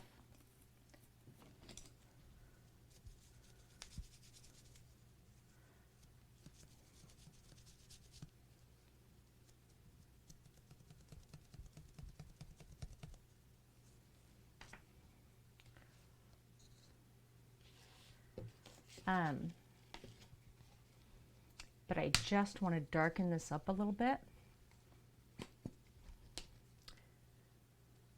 to see what it looks like before I decide I want them solid black. So I'm going to make a series of, well, 3 series of designs that are going to go in these frames. It'll be 3 2-piece sets.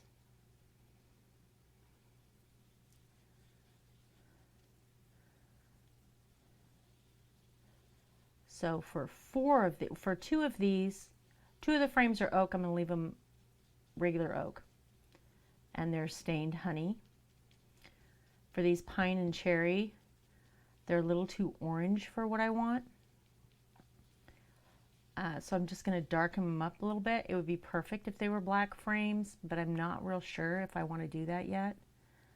So I just wanted to get the ding sanded out of them a little bit, which we did, and then maybe wash them with black to see if I can get some of this orange out of here so that it'll match this design that we're going to do a little bit better.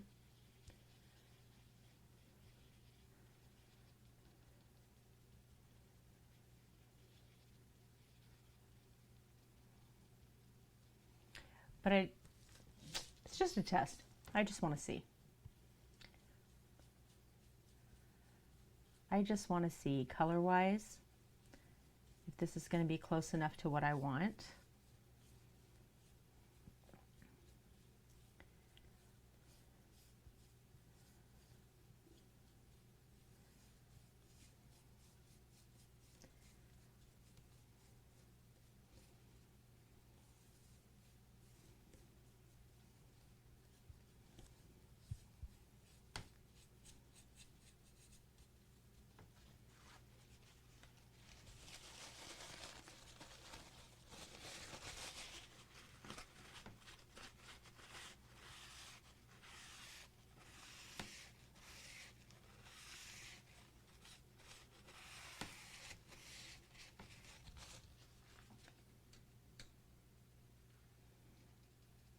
because I do like the wood.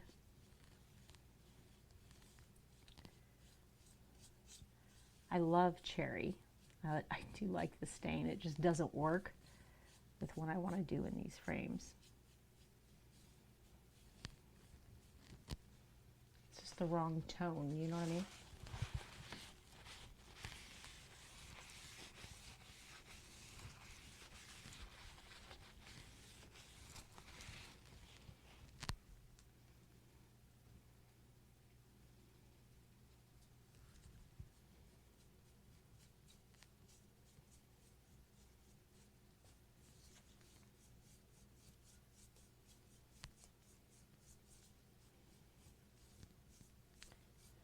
And this is a simple enough way to do it, to just test it.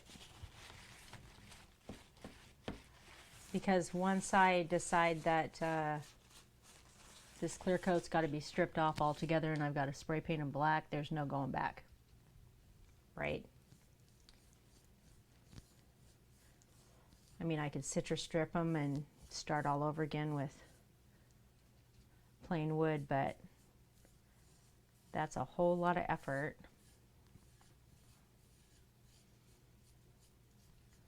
Whole lot of time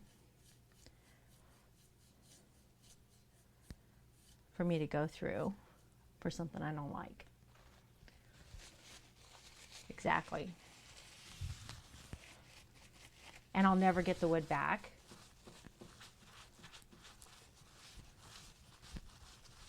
To how I had it before.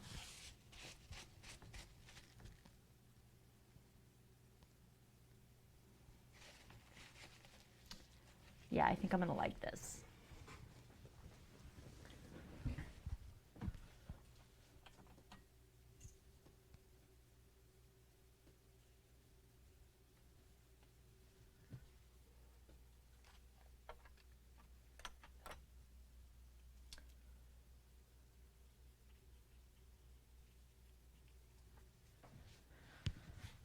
So let's grab, where is that chain that I used for the chain pulls? There it is.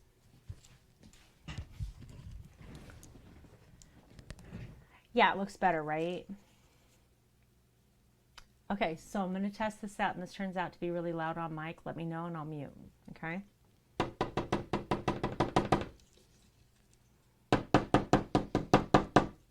Is that loud?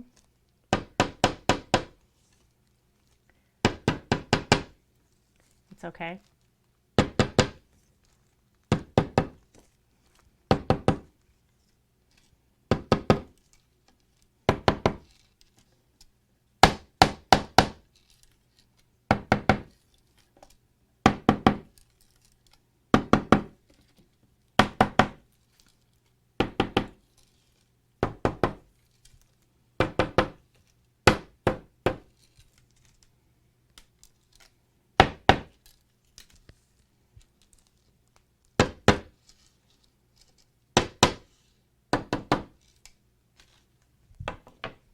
Okay.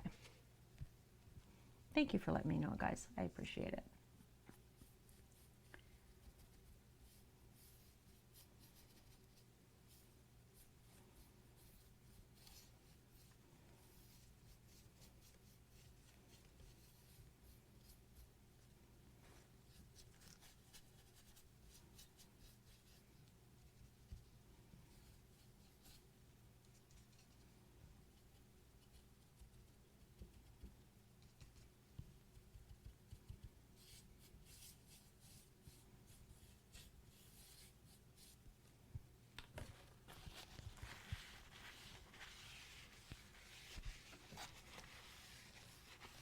There we go.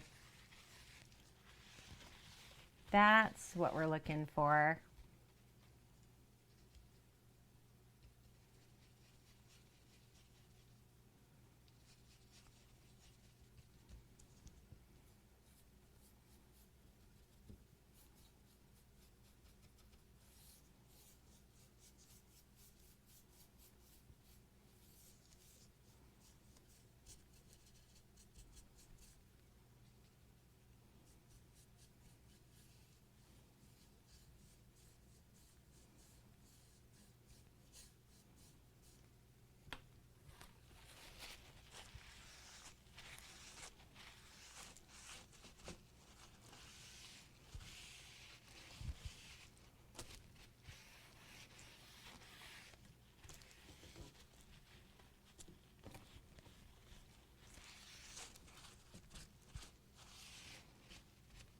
Nice.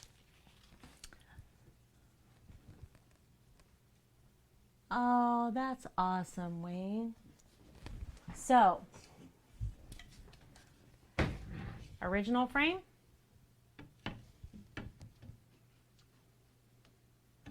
New frame.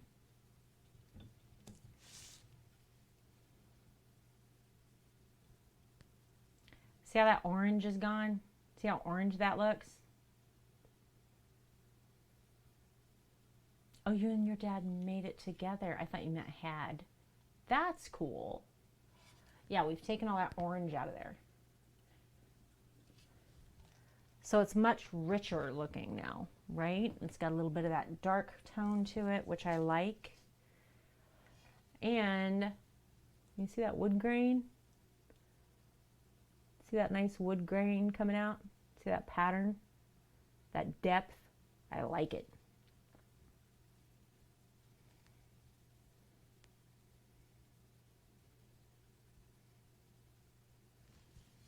I like it. Much better.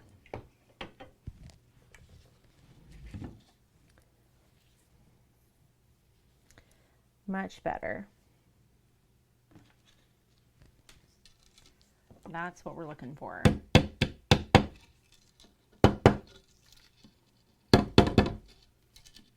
Oh, crap. Should have bent these in. Don't want to damage my desk.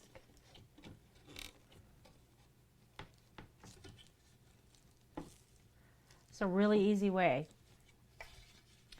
to take an old picture frame that you don't think you can use, it's outdated, and make it work with a new design.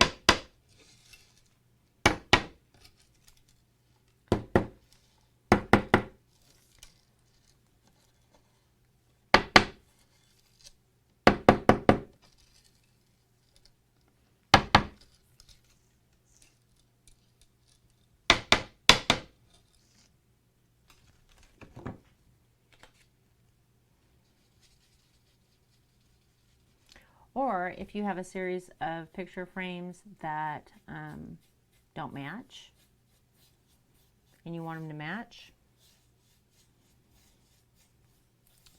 it's a great way to tie them all together. So if you're going to do a vignette together and you want all your picture frames to match, that's the way to do it.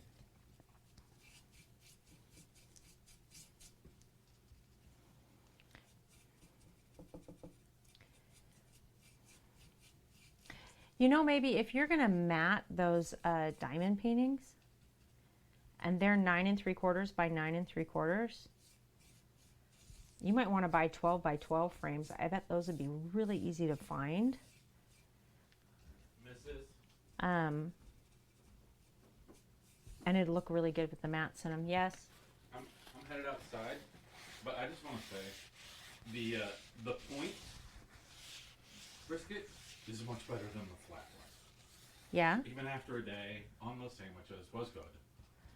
I know. You're eating brisket without me. Well, yeah, It's okay. I needed lunch. I don't need lunch. It's okay. You sound so disappointed. I'll just starve. It's fine.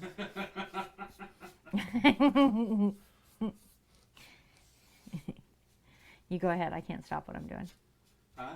I said, you go ahead. I can't stop what I'm doing. I see what you're doing. You're fine. You're fine. Gecko is hosting me.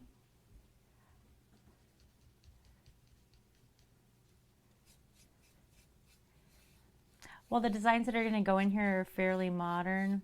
I don't want to like distress it to the point that we get into like that shabby chic style.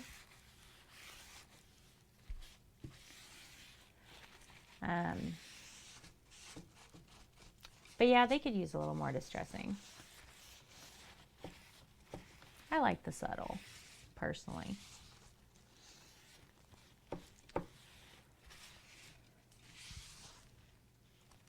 Oh, is this going to need 2 coats or just one?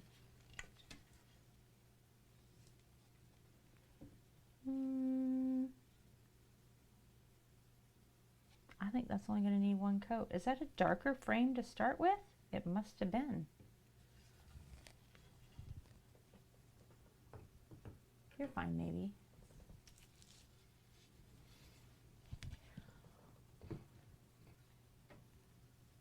You don't have to say sorry for doing your fingernails.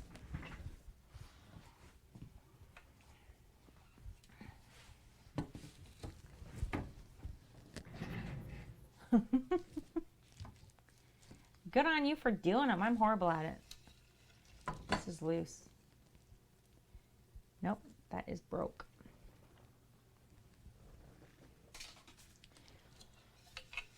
I'm horrible about doing my fingernails. That's a beta hair.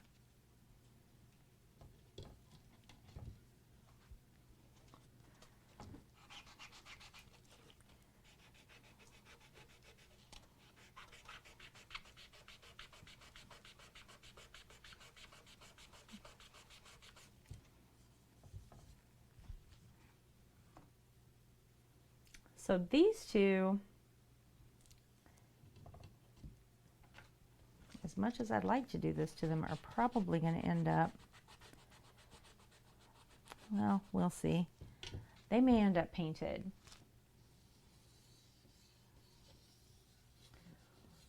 They may end up painted, and I don't think I'm going to distress them any more than what they are. We're going to see.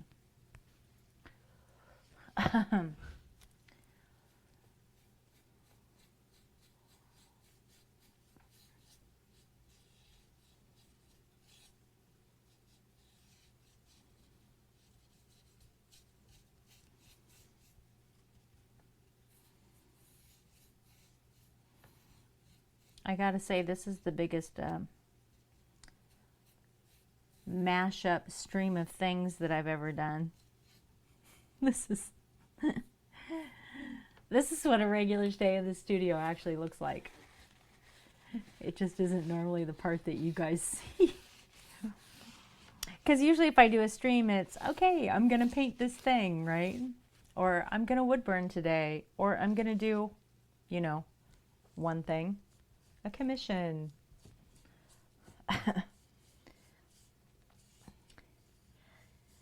And today's a catch-up day, so you get to see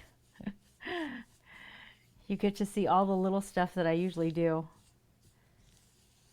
off stream, right? So there's me finishing a wood burning, and me working on picture frames, and here in a minute you're gonna see me working on some moose antlers.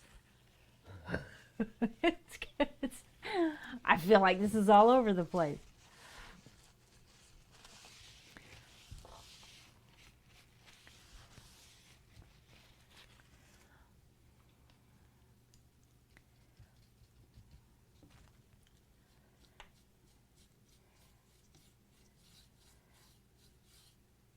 It's easy for me to overthink the streaming, to want to be very compartmentalized about it, right? Like, this stream has to be X, right? I can only do this thing on this day, or I have to do this on this day.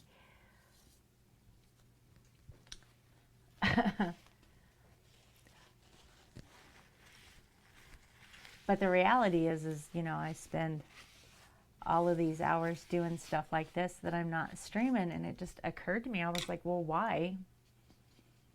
All of this has to do with what I'm making that you guys see me make. Why? What's the difference?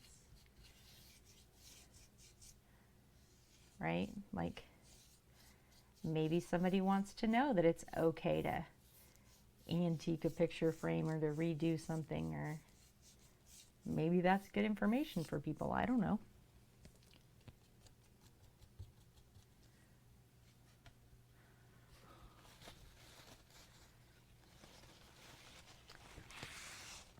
You do custom paint? Custom paint on cars?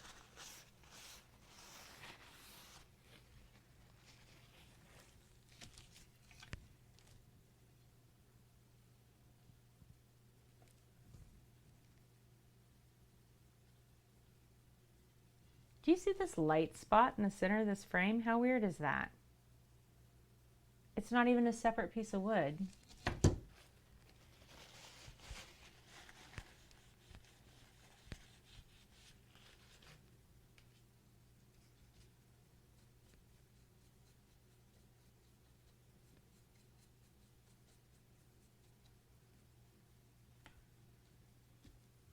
These are getting spray painted. I don't like it. Oh, I'm going to make it worse. Look, it's worse now.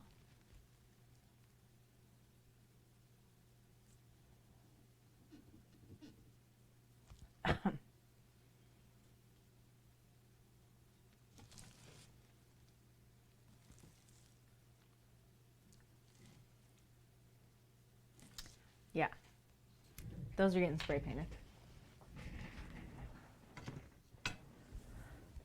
Take me 10 minutes to spray paint it. It would take me hours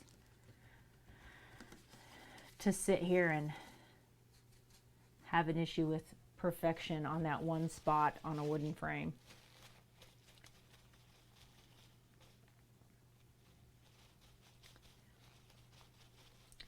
Not worth it. Those are going to be black. And the other two are staying oak, so I don't have to worry about changing those.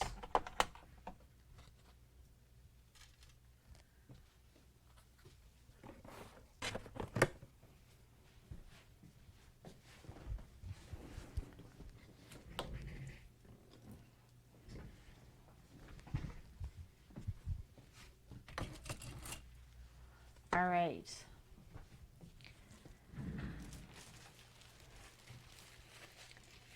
Get this picked up.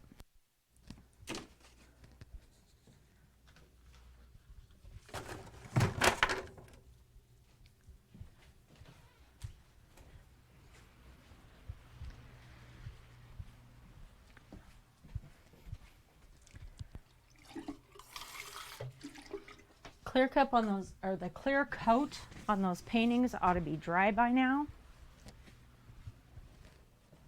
So let's check those real quick. Make sure they're ready for the photo shoot later on. Picking up cat hair on my, that cat, I swear. All right. Let's see if these are dry.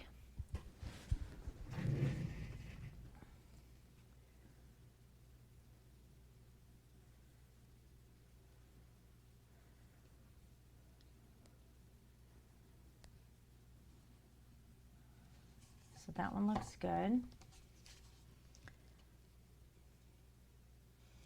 These have 2 coats of clear coat on them.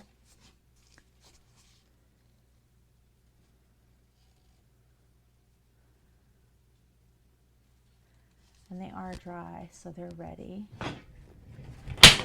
Oh my gosh. I bet that was insanely loud. I'm so sorry. You okay? Yes, I dropped some picture frames. I'm fine. Okay. I know it was loud. I'm sorry. Just want to make sure you're okay. I'm okay. I just kicked them. This one? Or this one?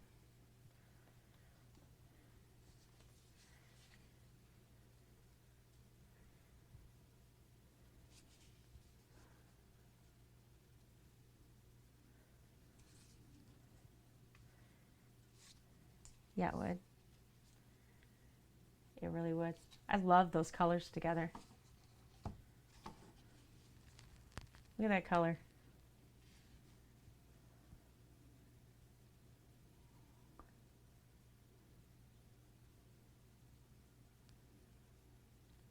I think the details are really, really cool.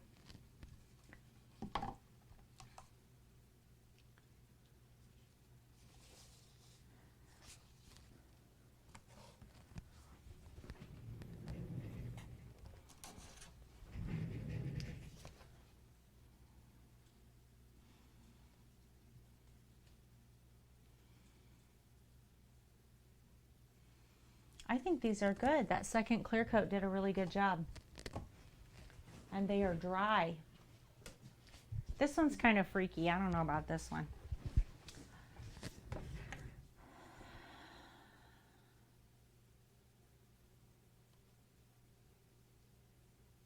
I mean, it's cool in that it's like looking at clouds and you can see a million things in it. It's clear coated too, and it's dry. It looks good. Another.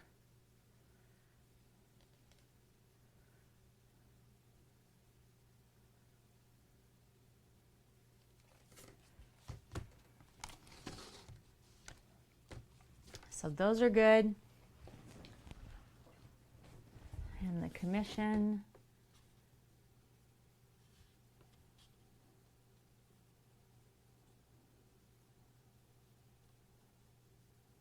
Is absolutely perfect in every way. Wow. All right. That's nice. It would look good on a counter, right? No, it's kind of freaky. Dragon with his eye and nose and everything. Panda. Frog guy. Screaming eels. Really cool bird.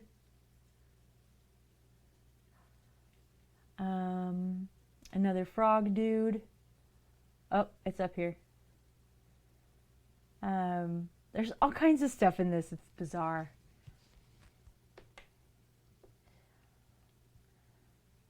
There's just a ton of faces and stuff in it. Like it's...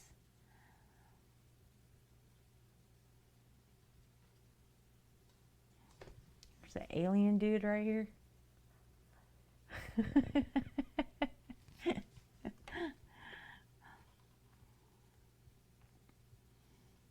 Every time I look at it. Look at this face right here. It's like the Joker, right?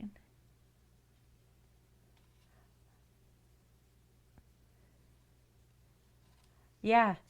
It is kind of like looking at a conglomerate stone or a marble or something. No, there's just so much, like there's so much to unpack out of this thing. It's crazy. All of these tiny details. I love this bird right here. Like that bird is so freaking cool. Granite, right? Exactly.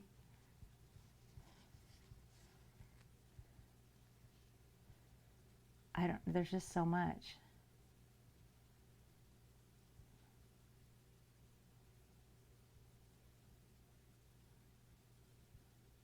Yeah, there's just so much in it. Like everywhere you look, every time you look at something, there's something new that pops out.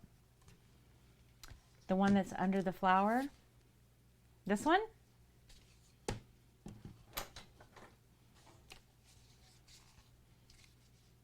Oh, thank you, Keko. We did these on What the Craft Wednesday. So these were done on Wednesday. I was just clear coating and doing some of my finish work, right? To make sure they're ready to go in the shop before I do the photo shoot today. This is a really cool one, I think. I love, okay, so this blue, this bright teal, got so smoky and wispy out towards these edges. Like, see how the black just like smoked over it and it changed the tone of it? Like all of those edges, that like lacing, wispy, smoky look. It's just very ethereal, right? It would look good on a car too. I wish that, I say this all the time, I wish you guys could see how deep these look. Like they look, I don't know how to explain it. I mean, it's layers of color and paint, right? So there's a depth to it that the camera just can't. It does kind of look like a skull. You can see it in there, right? Like this one part right here, this deep blue that looks like it's just swimming through white. It looks so deep in person. Like, this doesn't look flat. When I look at it here, it doesn't look flat. It actually looks like it comes like towards you, like it's built up towards you. Looks like your mind, right? That's how I feel some days. This painting is a mood. By the way, these paintings, this is a good example. Maybe they're 12 by 12. That's a perfect example. Like a black hole, right? It definitely looks like a galaxy. Yeah, I get that spacey kind of feel to it, definitely.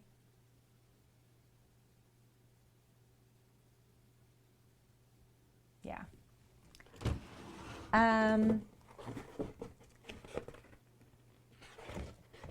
So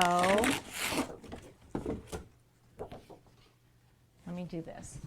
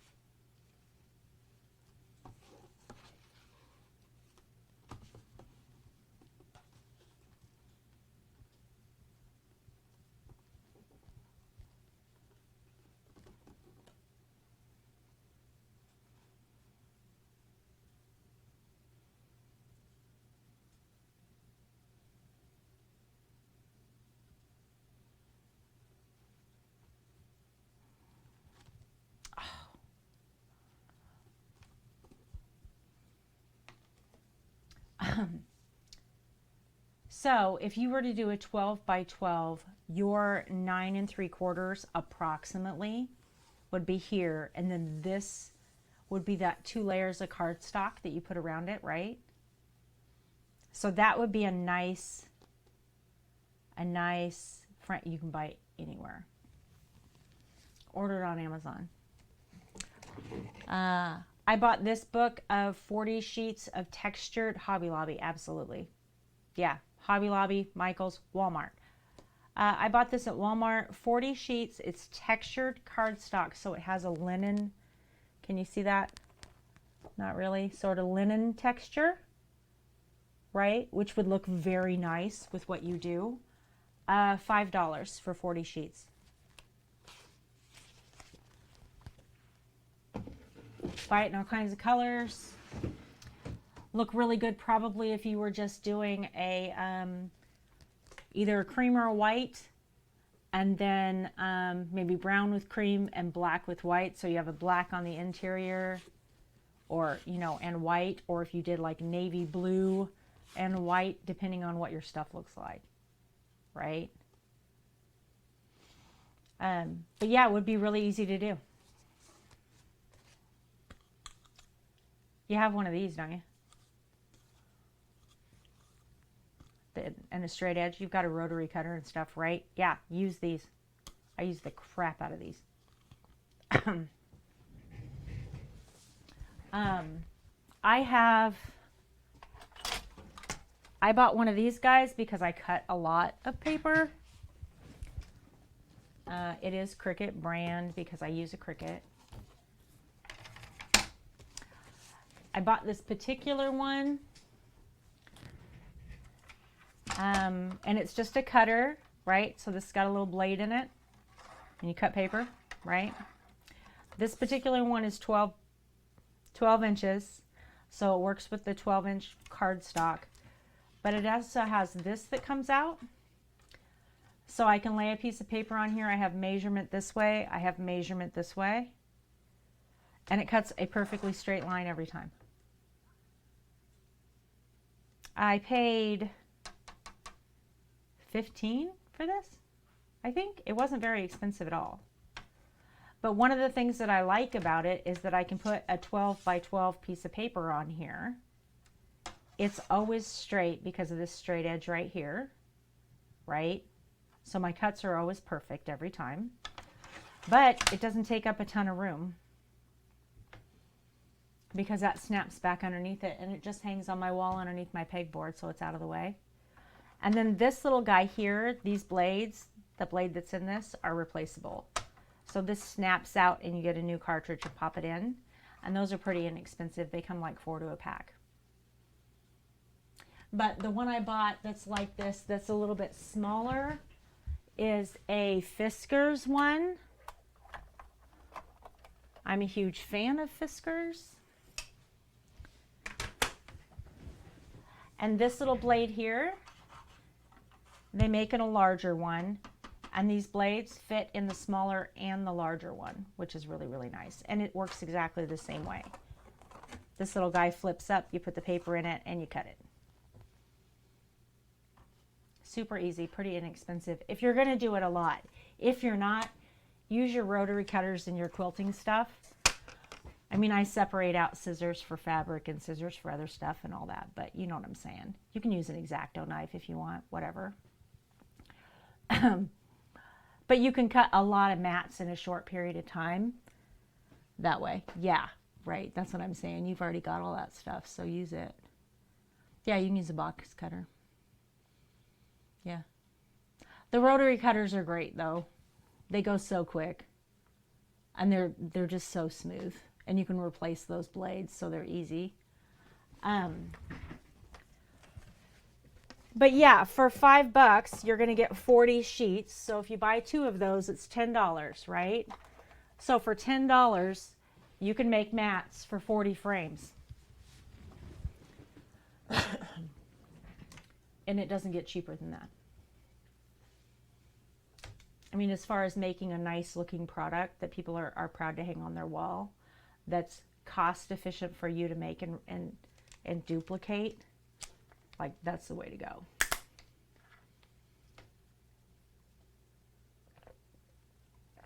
In my own opinion. Now you can buy nice mats that you can cut.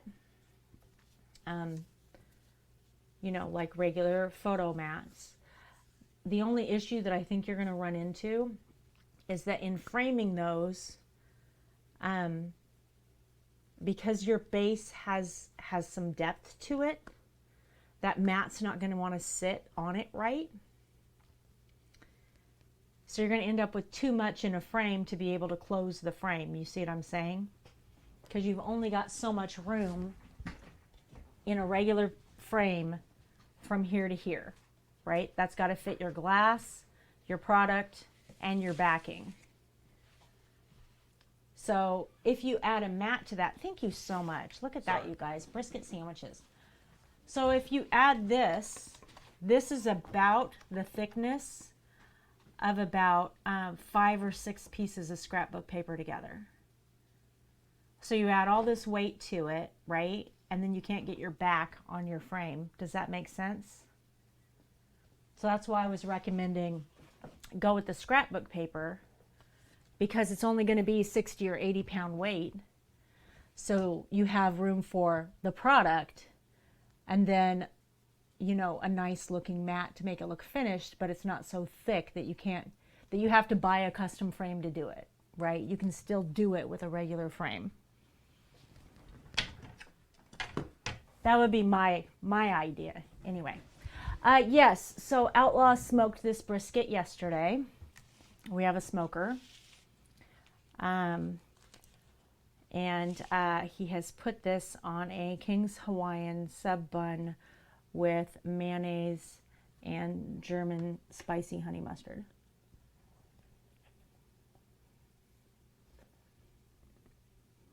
And it's spectacular.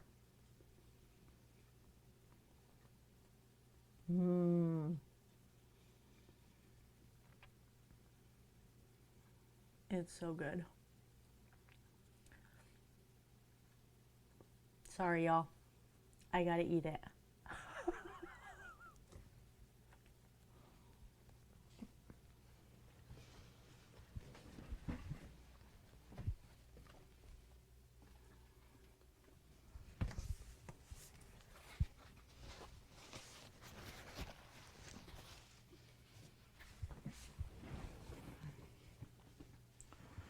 You had spaghetti, right? Sorry, not sorry. That, yeah, yeah. I'm gonna eat this. This is how it's gonna go down. Sorry, not sorry.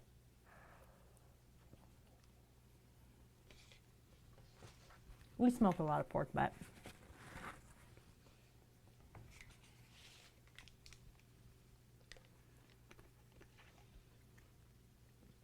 He smoked a brisket and a few pounds of chicken thighs yesterday.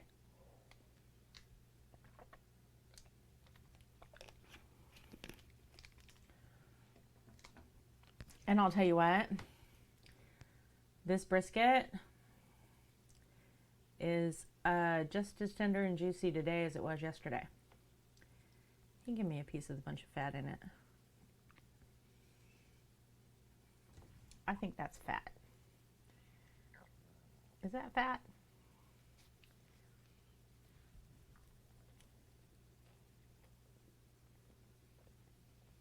Nope. That's brisket. Mmm.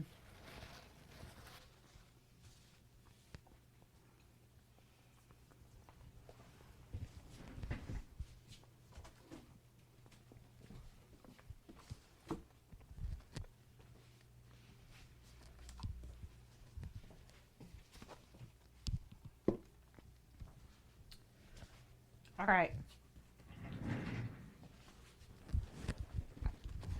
Oh my God, that's so good.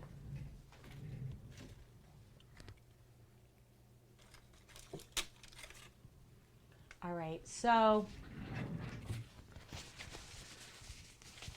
I'm gonna scoot you guys over here with me so we can come over here, and while I'm munching on this, we're gonna pull up the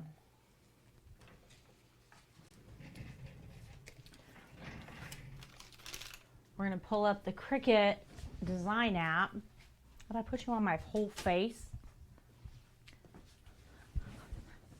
Wow, so you can just watch me close up eating this. How about we don't do that?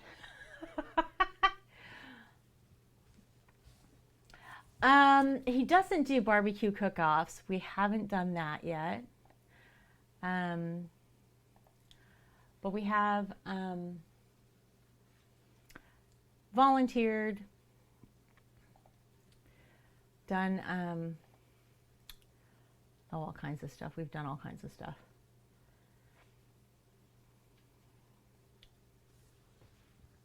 But we haven't done a cook-off. We have gone to competitions.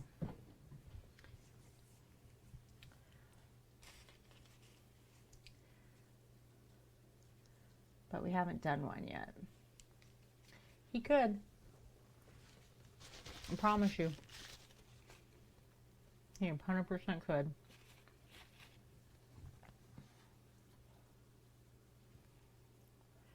Do you? You have a smoker?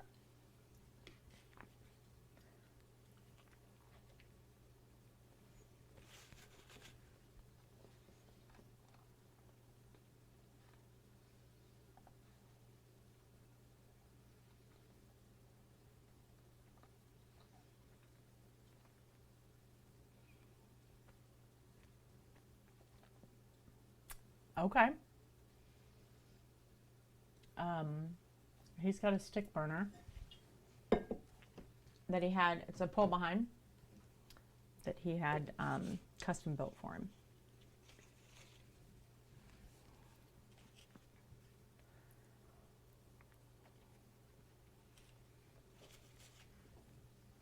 And then we've got 3 ugly drums on top of that he had before the other smoker.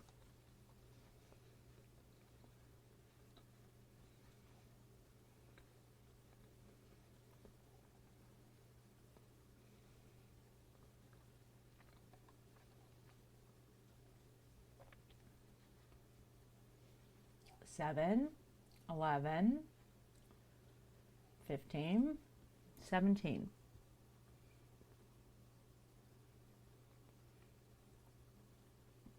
Did you? That's awesome. You made your own.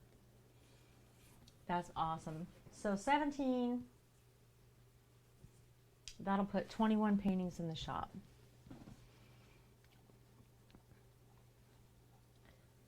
Oh, see, I do have the trivets in here.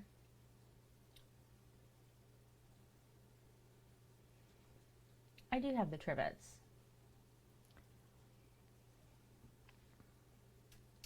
I thought I did.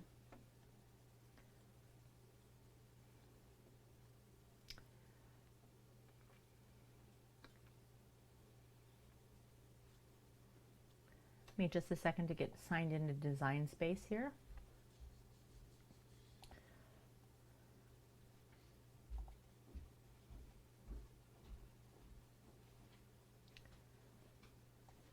You gonna show off that smoke ring since that's my creation?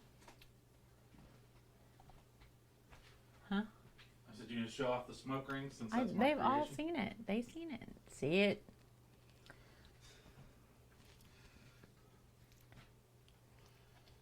I'm creative with food. I didn't let him. Wayne smokes. He goes to competitions. He's from Texas. What? Why don't you get downstairs, get in my chat, and you can talk to him. You probably appreciate knowing him. You guys would be friends. What kind of smoker you got, Wayne?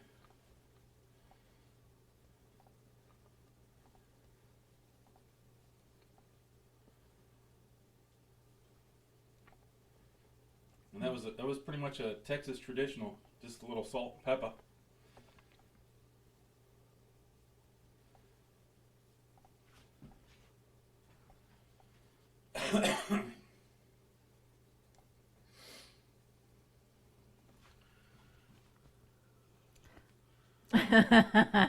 Maybe. Maybe. I call bull crap on that, maybe. Right.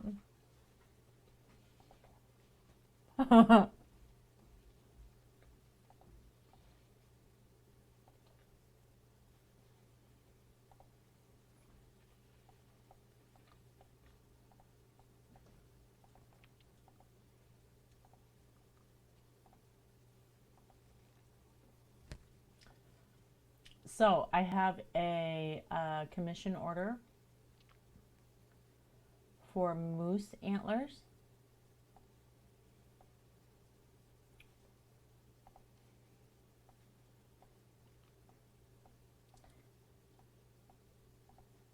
For random thing number 5,000 that we're doing today.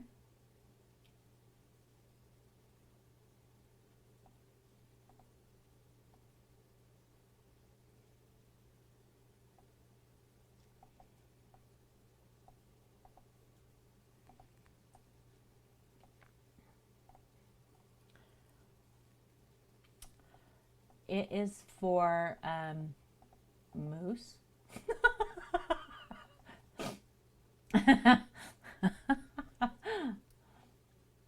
Mixer streamer named Moose.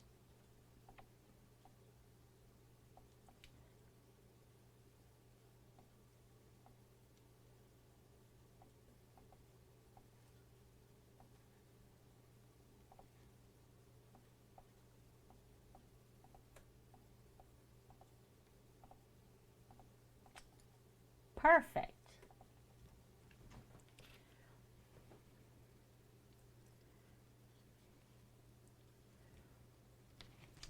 Perfect, perfect, perfect. Look at this big old piece of brisket. This is gigantic. Really? That's impressive.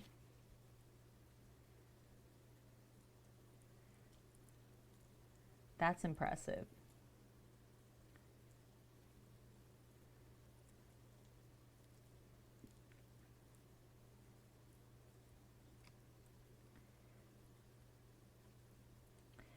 Yeah, I think we make our own rubs. And there's a couple of rubs that I've made that I'm pretty sure could stand up at a competition.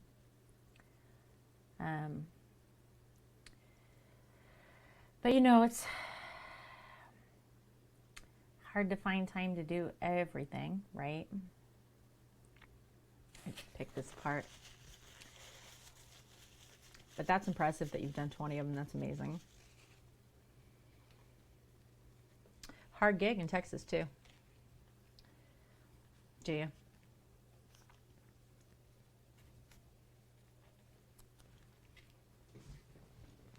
I need another napkin. I'm making a mess.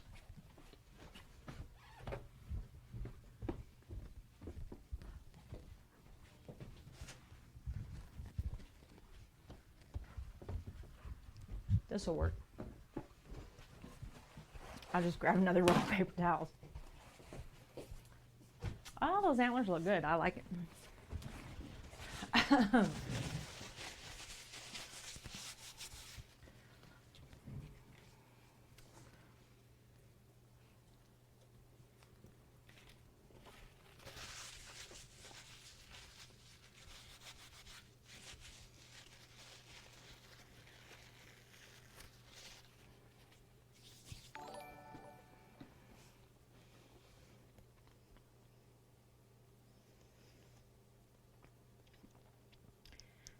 Indo-Asia with the great big host. Look at you. Hey, Kiki, how are you? That is so nice. She has the sweetest community. I'm eating a brisket sandwich. I'm so good right now. We're all over the place today, Geeky. I've done 1,000 things. I'm just trying to get everything done for the week. I inspired you to eat teriyaki rice. How did I do that?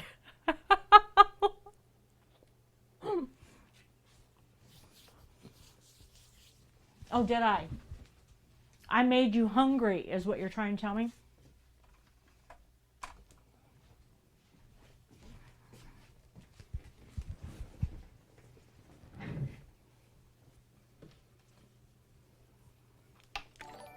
Mm.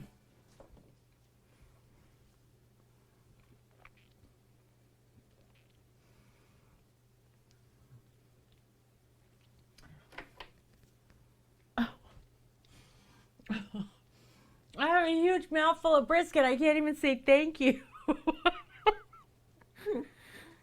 Thank you so much for the embers. Wow. I love you, Panda, but that was mean. Oh my gosh. Panda, thank you so much.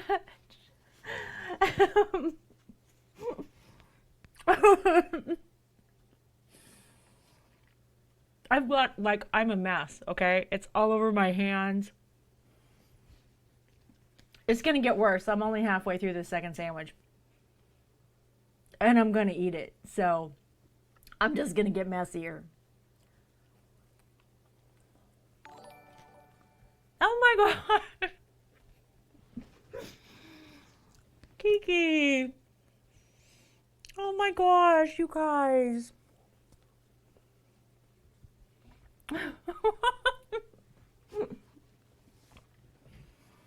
Thank you so much.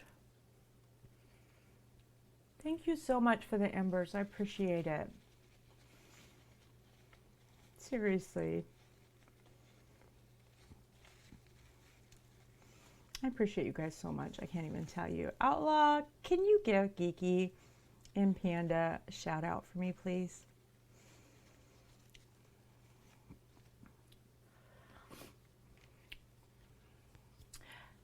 Geeky makes custom t-shirts and he's amazing. Panda, Panda's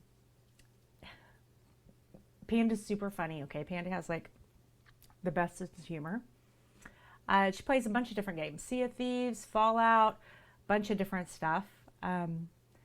Horribly fun to just hang out with. If you want a good day, go hang out with Panda. Because she's just fun. Yes, you are. Yes, you are. I laugh with you every time I'm in your stream. If I'm in somebody else's stream and you're just in their Discord talking and playing with them, I'm still laughing because you're just fun. You're just a fun person. I'm not saying you're like a comedian. I'm saying you're just a really fun person.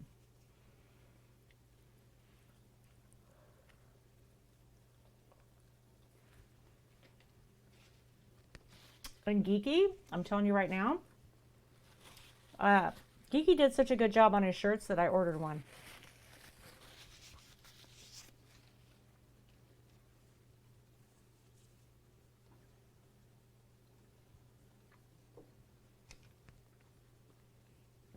So don't think that I'm just saying that to be nice. I bought one. Because that's a thing. I'm not just saying that about Panda to be nice. I show up in Panda streams and spend time with Panda because she means something to me. And she's fun and she makes my day better. So I know people say, oh, go follow this person. Oh, go follow that person. And I know that they're probably close and they really, really mean it. But I'm telling you right now, you guys, lots of communities out there. And God knows that I've stolen people from all of them. But I only stole the good people. So they're all here.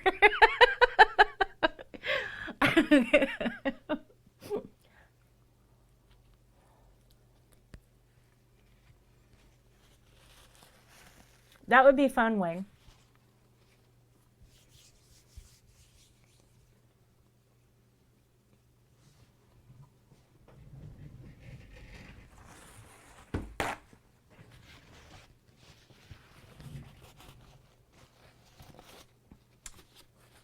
You know it's a good sandwich when you're on like a paper towel number 3, right?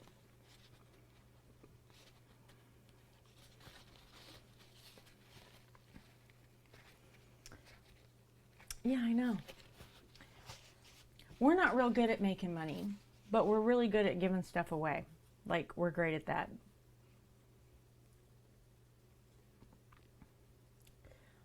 We're just not, you know, independently wealthy.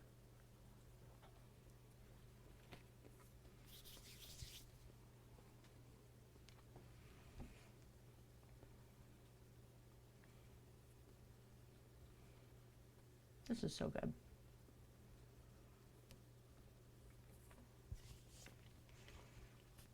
So good. And you know what? I don't feel the least bit bad about eating because let me tell you something. Indo Angel, who gave me a wonderful host today, she eats like I do. So I'm not feeling bad about that.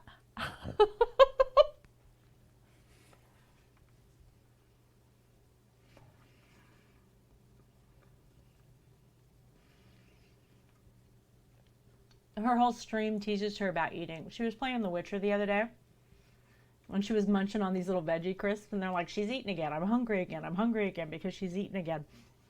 And she's like, I eat all the time. I have to eat when I watch this because it's like a movie. And I was like, you're not wrong. I don't blame you, right? The Witcher plays like a movie, so it was funny.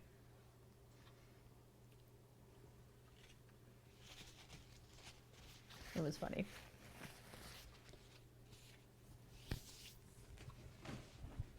Okay, so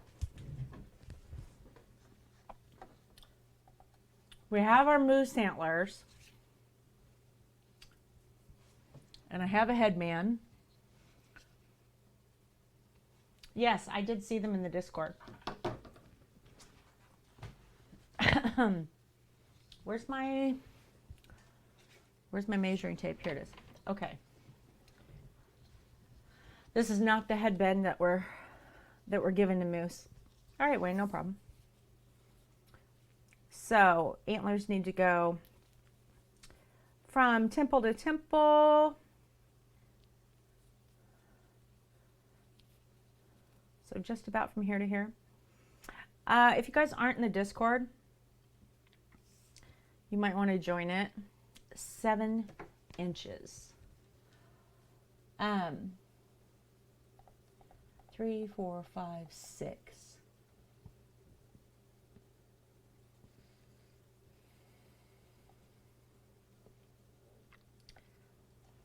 So if there's 6 inches, you're all right, Wayne. So if they're 6 inches to the outside, they would be 2 inches.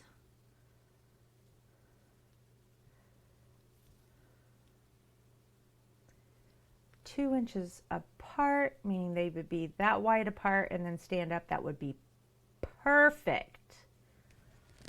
Excellent. You know what we're going to do?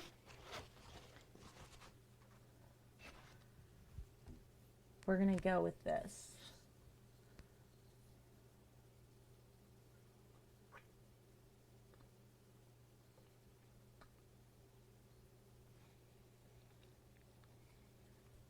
I've got brisket all over my mouth. Okay, so these are going to get wire wrapped onto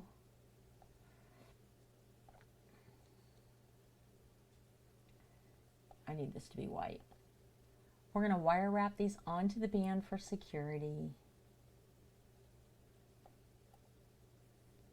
That is 1/4 of an inch. I need it much smaller than that.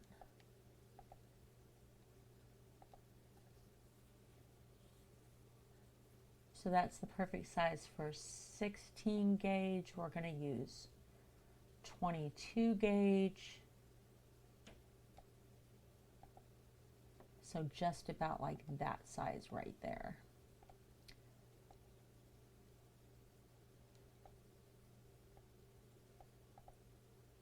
So we're going to put those holes there.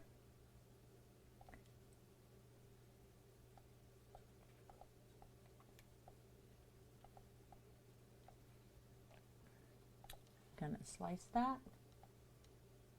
Take this hole out. I'm going to put a second one right there. Slice that. We're going to cut these moose antlers out of chipboard.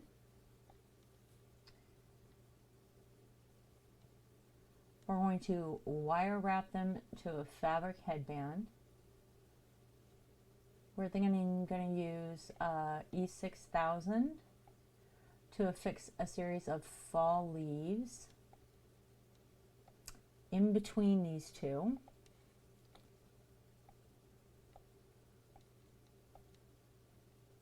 And then theoretically, our little headband will be done. So there's a mixer streamer named Moose that asked me to create this.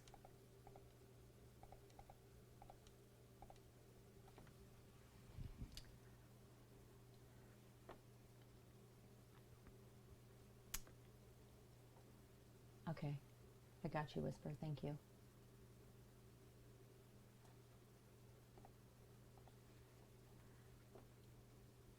So they could have a moose headband to wear with their headphones.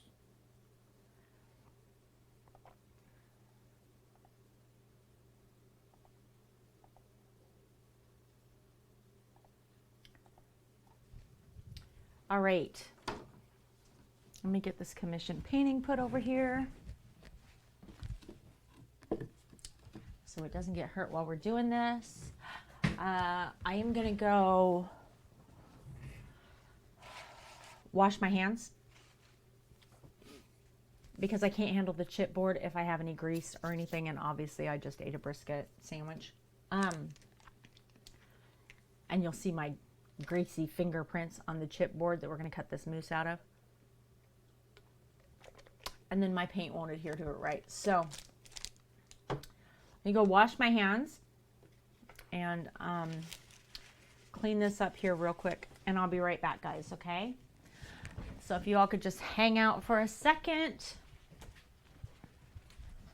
I would appreciate it. It won't take me very long at all. And I know it's weird that you can still hear me, but I have a killer mic that can go with me all over my house. So you can still hear me. I just can't see chat.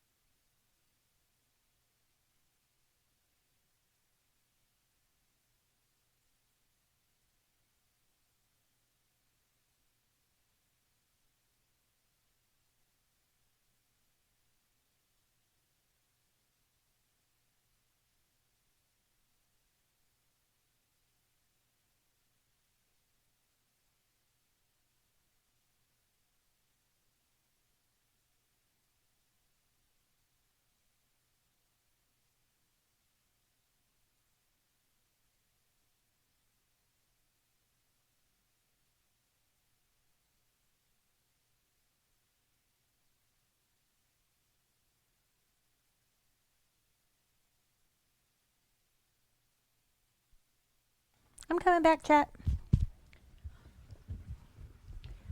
I can hear myself downstairs on Outlaw. Outlaw's listening to us on his stream. You're back. Welcome back.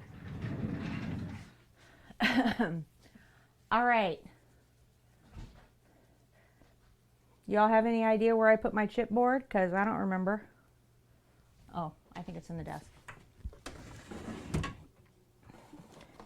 I'm pretty sure it's in here.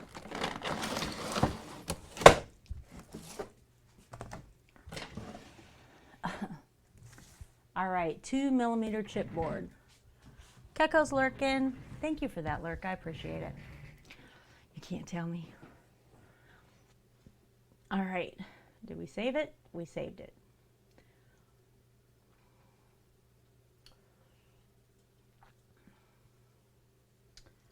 So I'm going to need to use the knife blade. And we're going to see how loud this is. I haven't cut chipboard on stream. Hey, Squid, what's up? How are you doing? We're doing all the things today, Squid. We're all over the place.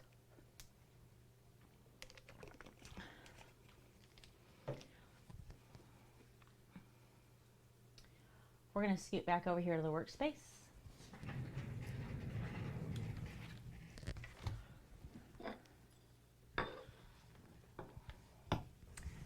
And pull out the Cricut. Cut that on stream. Yeah, there's a lot going on Twitter and everywhere else today, isn't there?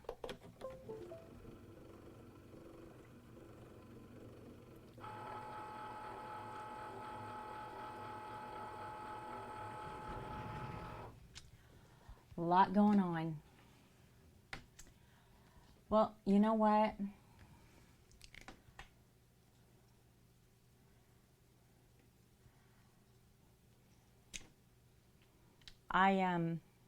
My little stream is a safe place, always, right? For anybody, anytime. We love peppers. We grow our own purple jalapenos and a bunch of other ones. And it's really important to me that it stay a safe place. So I try to make sure that people know that. And I think the more you demonstrate that you're a safe place and that you don't have any tolerance for people doing harm to one another, that's exactly what you can do. You continue to be a safe place for people, Squid. I don't think that sometimes we understand how important it is just to provide some place safe for people to be. Right? You can just be here and you're safe and we're here. And when someone reaches out, to just be there to listen. And I realize it sounds really simple, but it's a thing. It's important. When people say that they're struggling, reach out and say, hey, I'm here. Right? There's a little message that I have on a timer that tells people that they are important and that I value them. And I specifically wrote that myself, put it on there with purpose, because I want a constant reminder that every single one of you is valued as an individual human being and that you're safe here. I can't stop horrible things from happening in the world. I can't stop people from getting hurt. But I can help people heal from the damage. And you can do that. You already do it, Squid. You already do. You're there for people that you care about. You make sure that you're present. You're already doing it.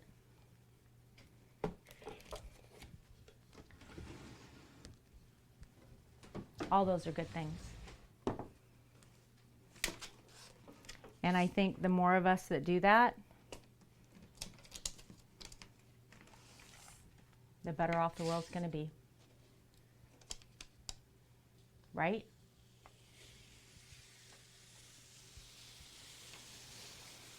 somebody reaches out and says, hey, I'm having a hard time, you don't even need to know what the hard time is. Just be there. They don't have to tell you, right?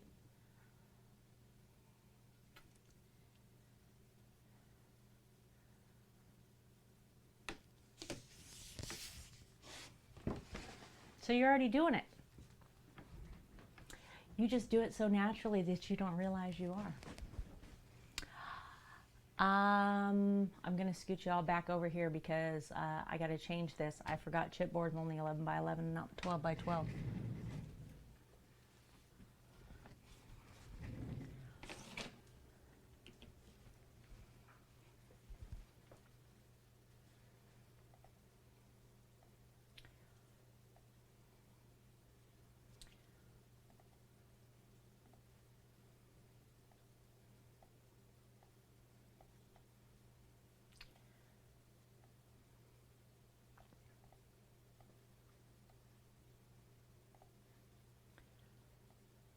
So we're going to break this into 2 pieces here. Now these can move around.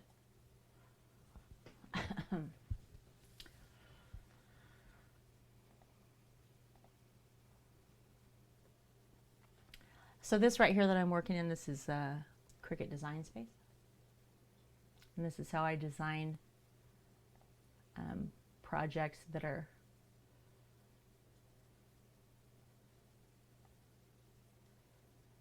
going to become actual things. So this is 11 by 11.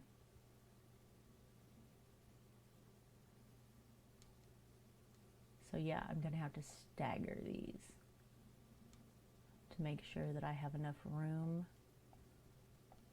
to do what I need to do. That looks good. Oh, I can change it to 11 by 11. Let's do that. Oh, look. Now it wants me to do 2 mats. I don't want to do 2 mats. I want to do 1.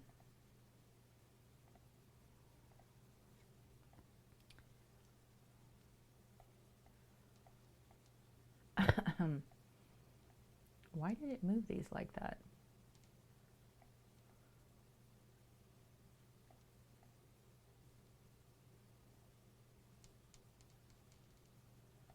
That's 11 by 11.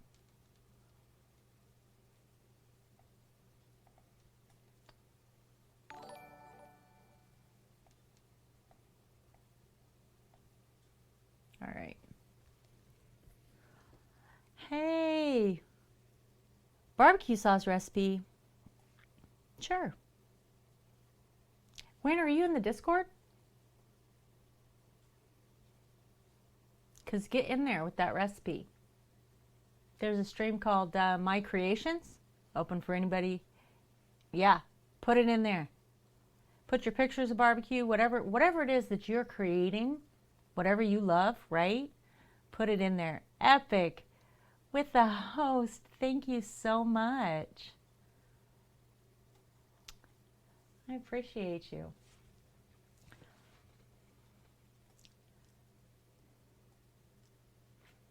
All right. Continue. I've got a knife blade in there.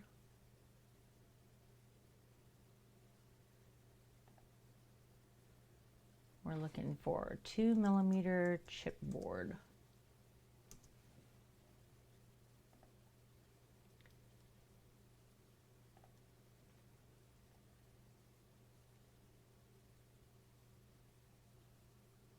Yes, calibrate my knife blade.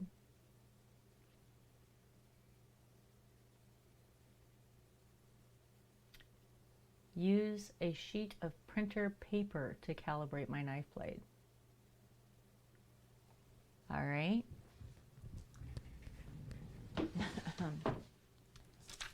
Printer paper seems awful thin to calibrate with this knife blade, but let's do that. That's what Cricut says to do. That's what we'll do.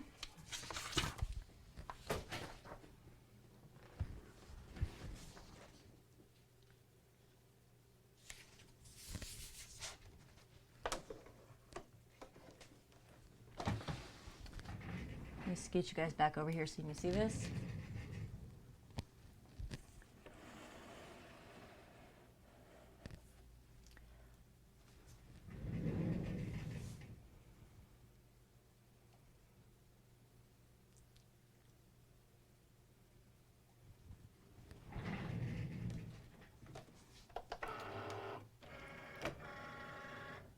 This makes me nervous. I feel like it's going to cut right through my mat.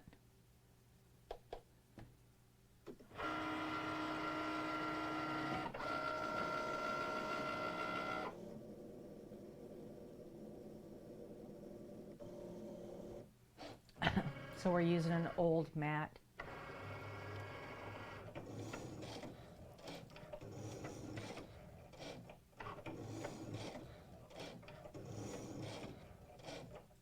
How loud is that to you guys? Is it loud?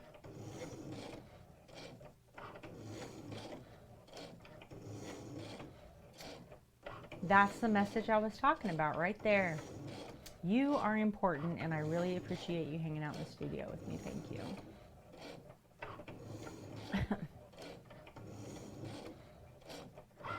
I mean it.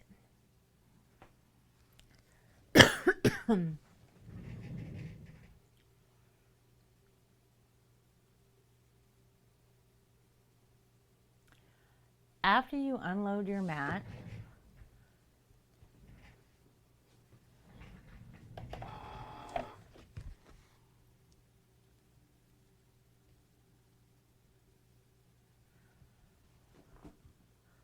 count down from the top and select group of lines that overlap the most.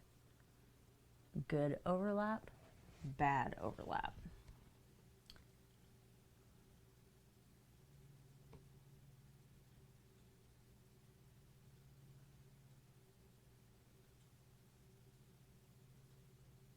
So it looks like bottom 3 overlap the most.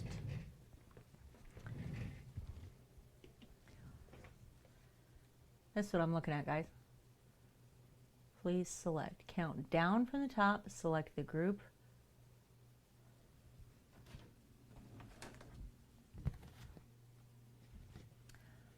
So 5,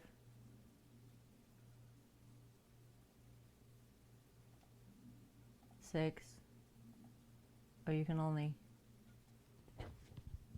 only select 1. Okay.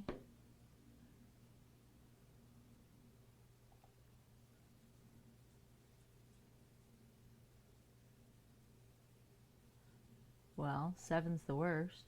Is that how I do it? Continue.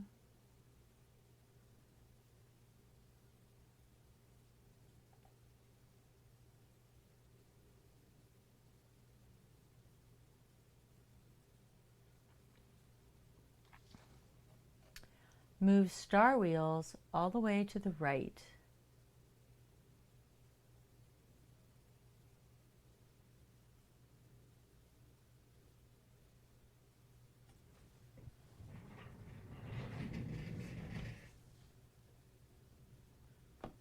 What? Make sure material is no wider than 11 inches, is on a strong grip mat, and has masking tape on all 4 sides. Okay, so star wheels all the way to the right. Got it.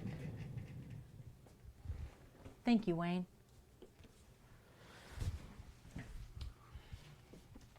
And we need to tape this down on all 4 sides. It's on a strong grip mat, so we got that part. This is making me a little bit nervous.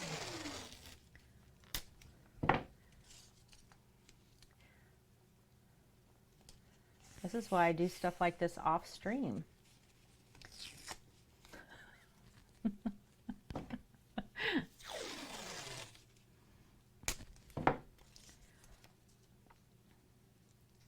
But that's okay.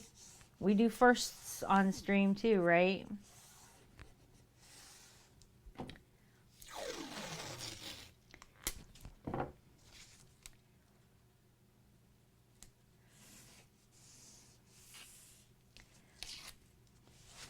we had a first on stream today already, which is pretty cool.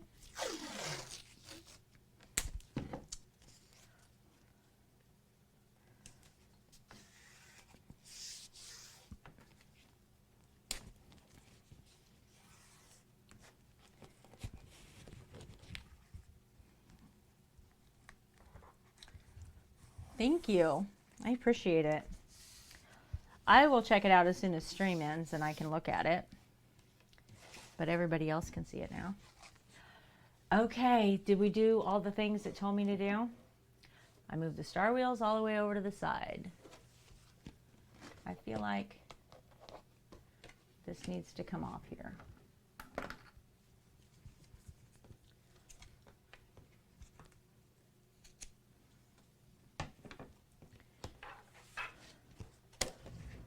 Put this on a strong grip mat. I taped it down on all four sides. I calibrated my knife blade. Are we ready to try this? Handle the heat, we'll see. Outlaw loves Chipotle is his favorite thing. Not super hot, but he likes the smoke. Okay, here we go.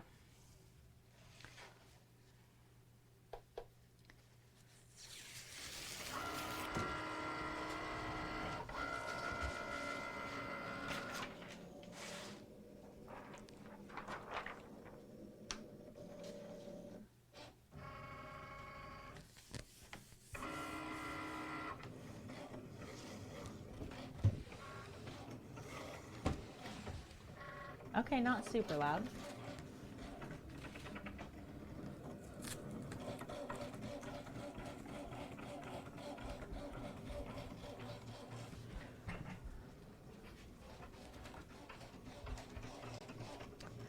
One of 24 passes. Okay, so we're going to be doing this for a while. Holy crap.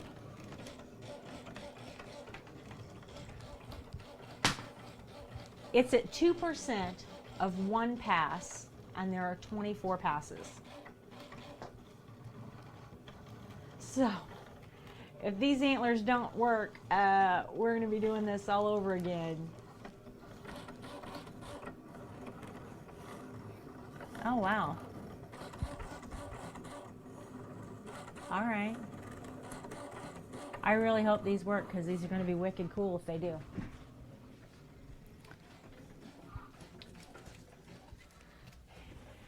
And if this works, this will become the basis for how I make the 3D ram horns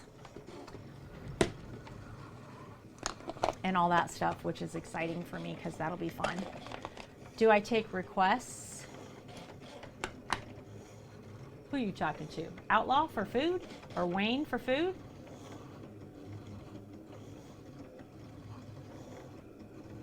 I hear you whisper. Oh, do I take requests? Of course I do. I did one commission for you, Squid. Right? I know, I'm like, that's why I thought you must be talking to somebody else. Oh, you want his food? Well, come on up. We'll feed you. I'd feed you, Squid.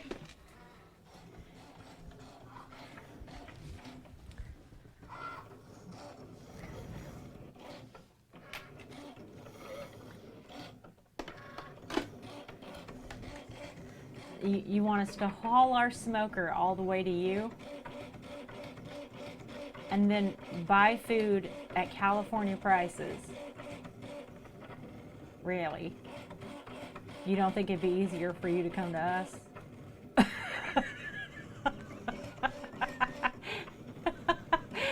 Right? You have any idea what it would take for us to take that smoker to California? Oh.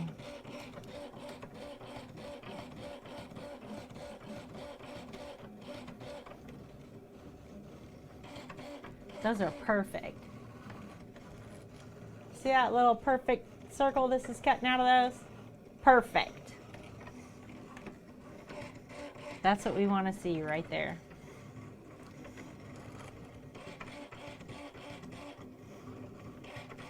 Kansas?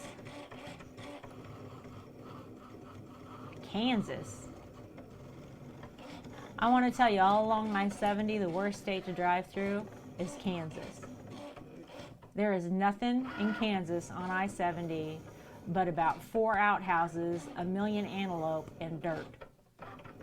That's it. It is the longest drive on 70 of any other state. Oh, and every now and then they got one of those stone fence posts. I'm not saying it's the whole state, okay? Kansas has got some good barbecue. But I'm telling you right now, the drive on 70 is rough. It's rough.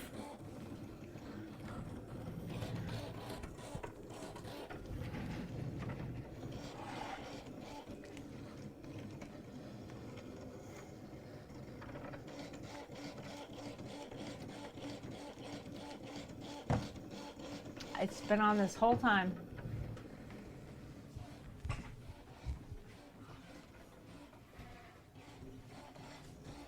Been on this whole time.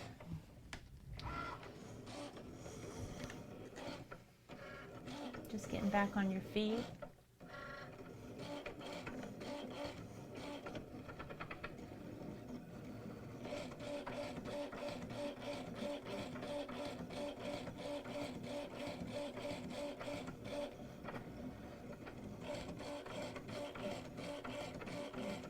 Right?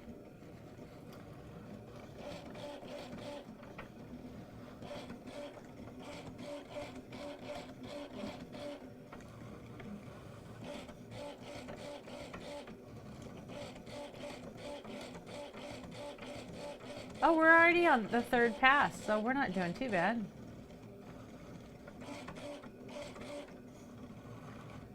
These are going to be wicked cool, you guys. Can you see that? You can just start to see the outline of them.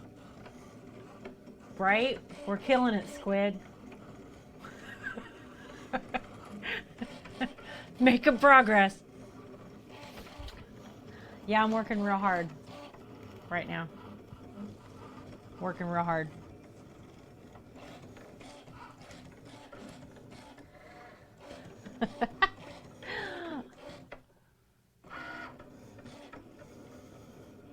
Work's gonna come in a minute when I gotta make these bad boys stand up on top of a headband and not move.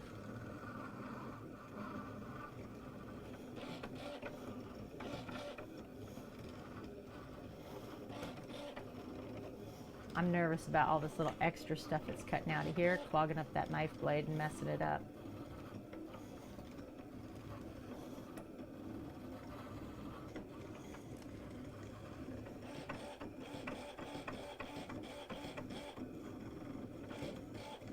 You could do it, 100%. You can buy that little tool for $10, $15, something like that.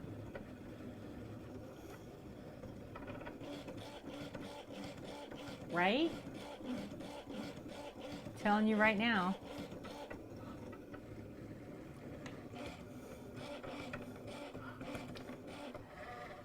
It'll heal your soul.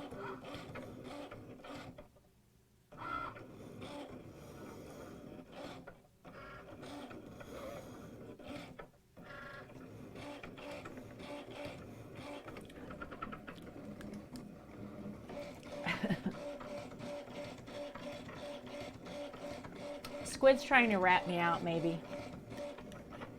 Cass with the host.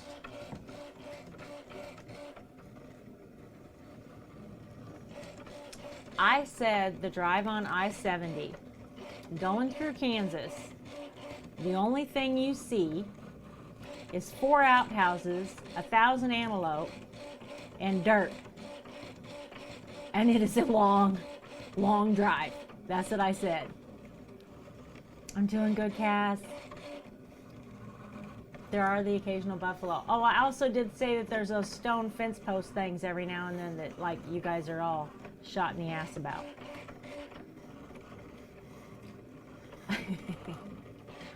That's right. Shout out for Cass.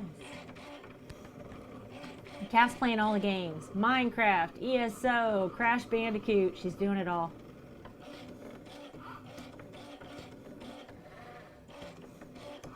I did not, Squid. Don't you lie on me. You're just mad because she's not mad because I'm right.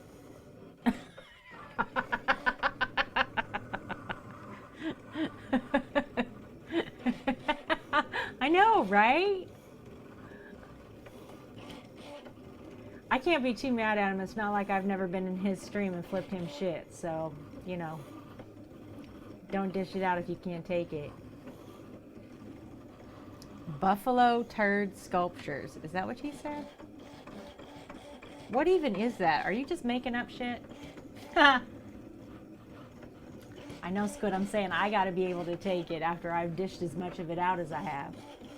I can't be mad at you. It's tornado season.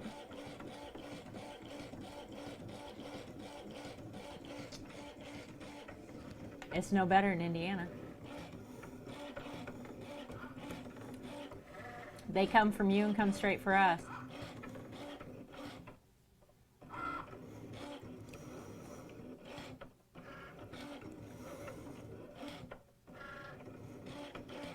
Get in the smoker. Really? You can only fit 2 people in it. I'm serious, you could probably fit 2 people in it. But I'm not getting in it. I can tell you that right now.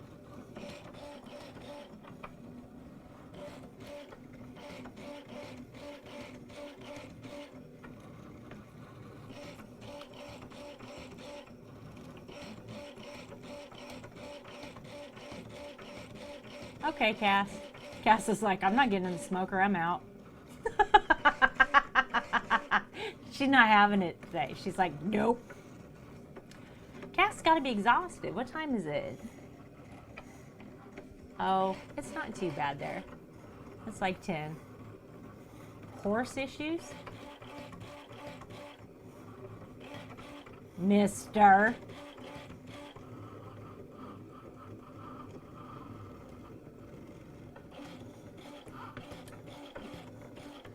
You heard her, mister. Can't ban Cass. Oh, all right. That makes more sense. No, you can't, Outlaw.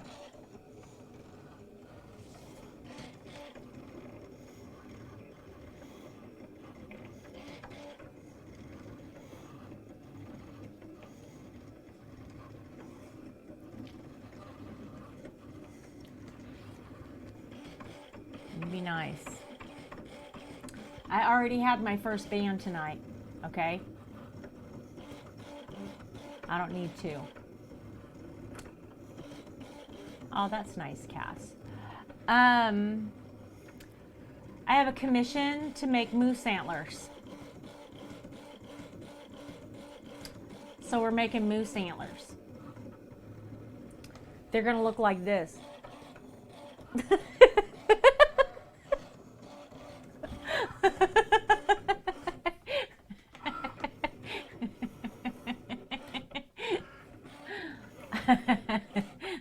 Yeah, that's what I'm going for. Here's my pattern.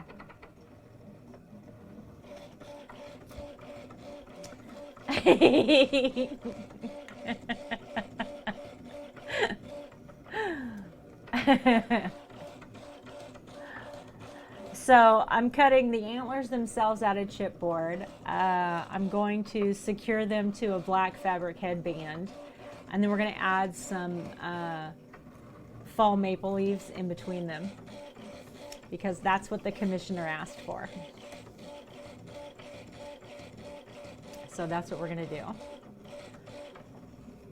What are you clipping? What you trying to clip? What you trying to do, Outlaw? Oh, look at that. Clip fail.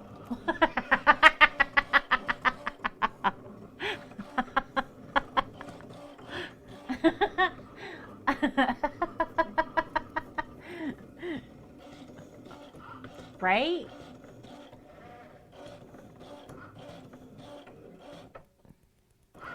Oh, did you make one? Look at you. Maybe made one. What do you mean no? It's all right. Why? Welcome back, Luan. I can't delete it. My hands are busy making moose antlers. Sorry. Cass has horse issues. Who knows what the default mod's doing?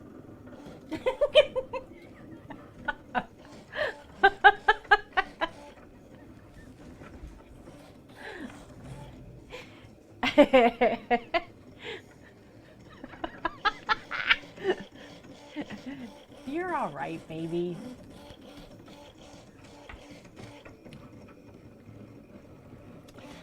You think it matters to me if you throw up a link in here with your stuff on it after I've talked about your stream as much as I have? It's not going to bother me a bit. Oh, you made a clip of me doing the antlers. This makes more sense now. I get it.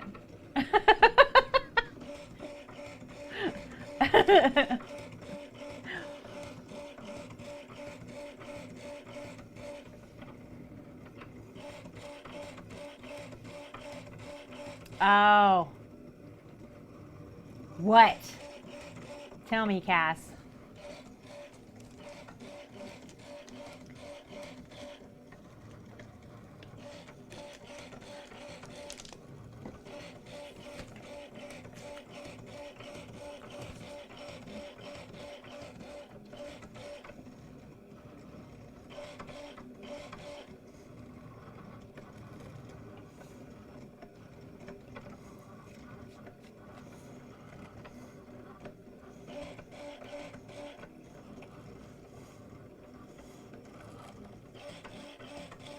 Sorry, busy trolling the wife.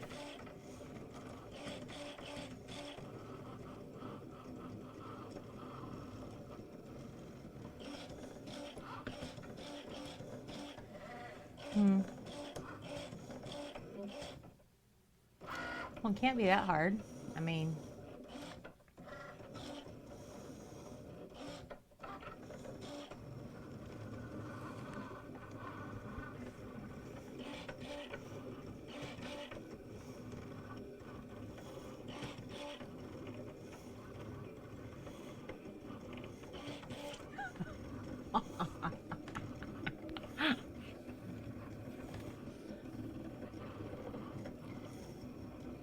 That's funny.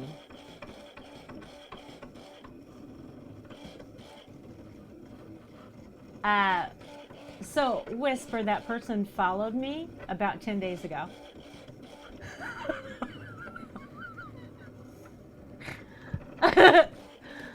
Right? Right?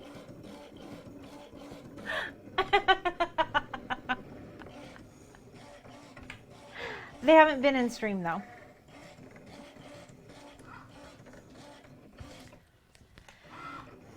She's a mod.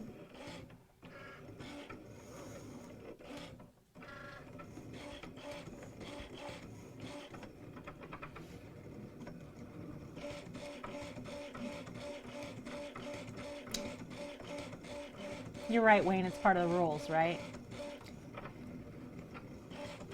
Right? It should be like Queencast W for Whisper.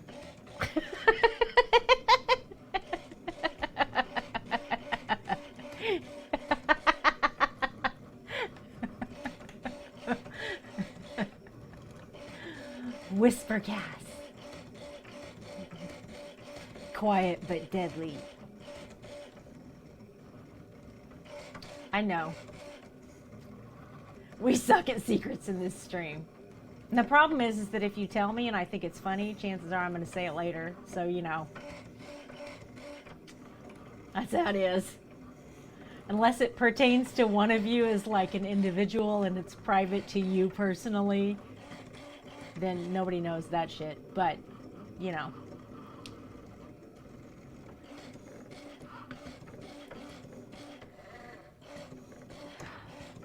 A person on Mixer that Cass was in their stream said that they were going to do wood burning because nobody on Mixer does that. And so Cass is like, excuse me, Mrs. does. Here's the thing, I'm not even the best on Mixer as far as wood burning is concerned. Evil's Workshop is by far. He is spectacular. He does carving, he does wood burning, he paints them, like spectacular work. It's amazing. Matter of fact, Dan Hobbs, that you guys see in here and in my Discord, has done quite a few of his, he's made the design graphically, right? He's done his graphic designs for him and then sent them for Evil, and then Evil makes them into huge pieces of art. He just did one of a Grim Reaper that was an 8-person oval tabletop, right? Cut out a whole thing around the Grim Reaper that was a mirror that was put behind it. And then on the base, he did a clock. And the entire thing it's amazing. Okay, so what's wrong with your horse? What help do you need? And yes, Dan Hobbs did do Outlaws panels. He did a good job. Stream the stuff I do on cars. You can.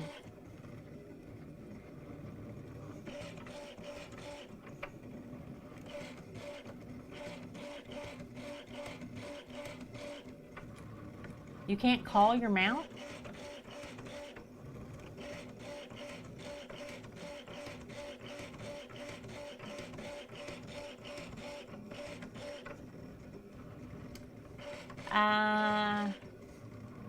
When you go into collections and then mounts, do you have it selected?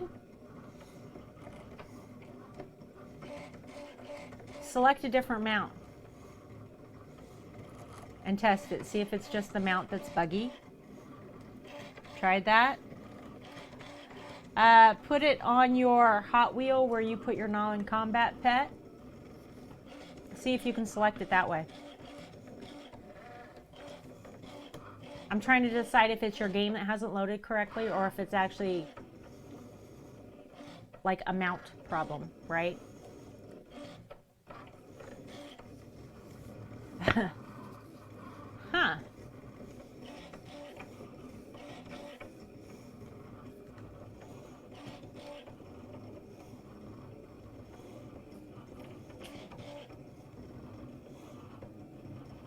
I don't know.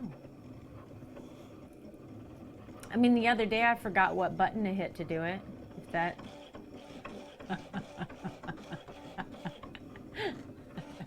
I'm assuming that's not your problem. I did completely, I forgot. So like I just was standing there, thank God I was by myself. Just standing there hitting this button instead of this button, right? So I literally am just standing up and squatting and standing up and squatting and standing up and squatting. And I'm like, where's the horse? I was clicking the button, being annoyed. What the hell? Where's my horse? Oh, this one. So, you know, it could be worse, Cass. You could really like not have a problem, but just create your own because you're, you know, a dipshit and do things like that.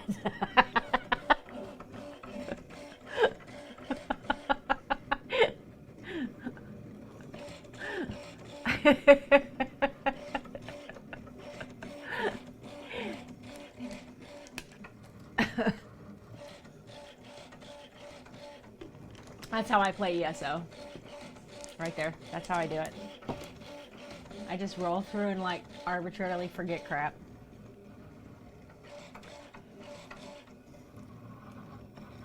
And then wonder what's wrong.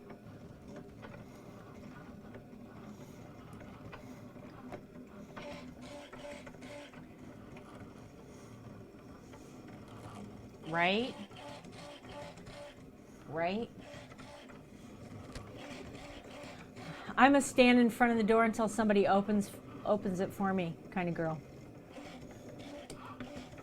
Outlaw opens doors for me, and he's been doing that for so long, and I'm so accustomed to it that if I'm with my girlfriends and we approach a door, I will stand there and wait for them to reach around from behind me to open it.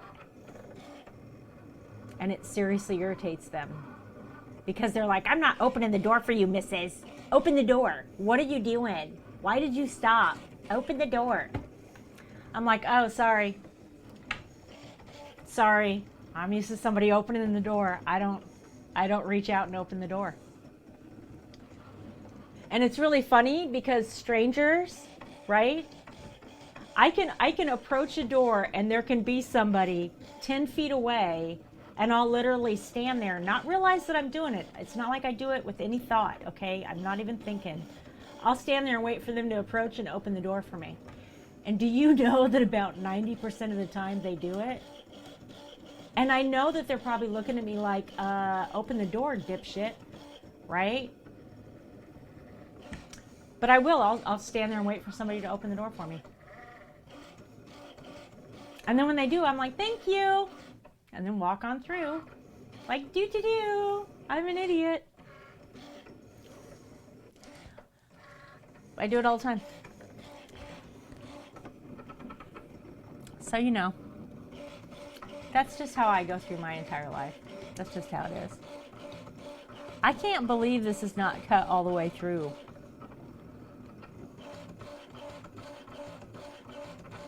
This is crazy. We're almost halfway there.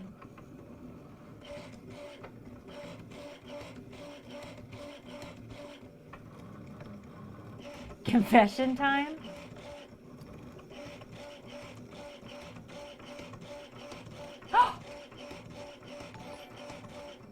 Whisper. Did you really? Okay, I gotta see it. Have you really, Cass? No, you haven't. Have you been pressing the wrong button this whole time for your horse? D. Ross with the host. Thank you so much.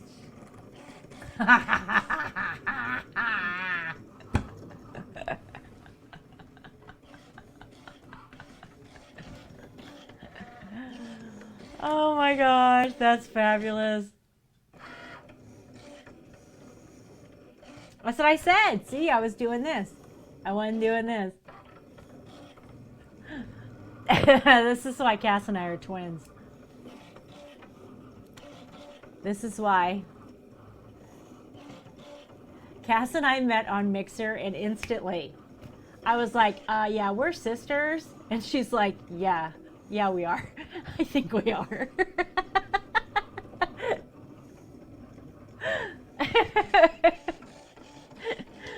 Oh, God, that's funny. How long have you been working on that, Cass? I squatted 3 times before I figured it out. How long have you been working on that?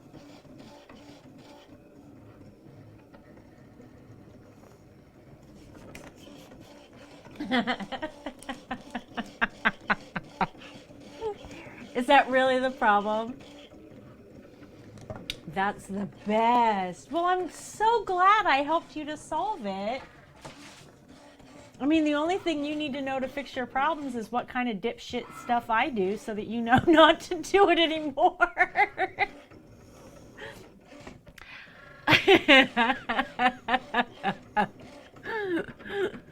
Oh.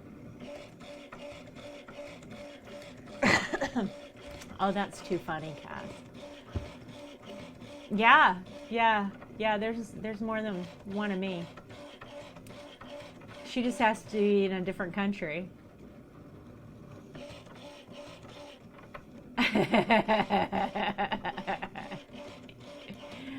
You gonna tell him?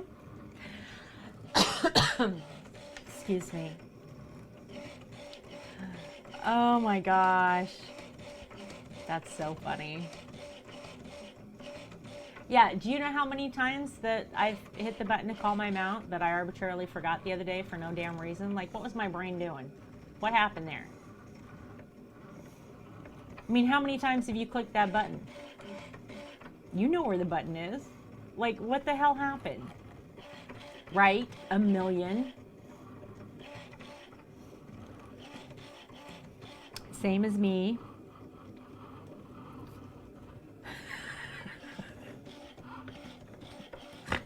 That's so great. That is so great.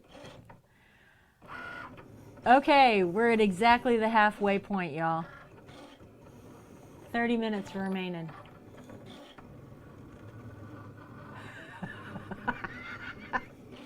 Look at that scroll. Oh my gosh. I need a belly laugh counter. Over here digging my own grave. Oh, that's okay.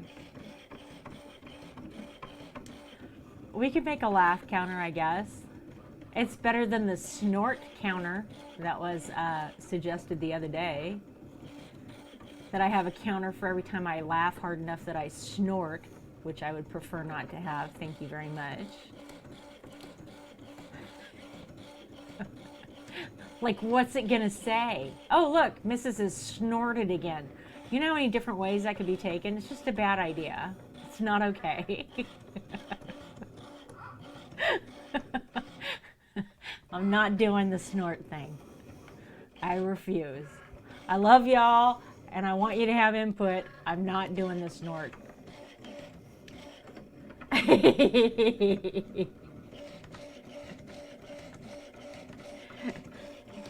It's a great community, Wayne. It's a great community, and I'm glad that you're part of it now. Right, Whisper? I wasn't either. Right, Little Mon? It's a lot of fun. I love having everybody here. I hope these antlers are worth it.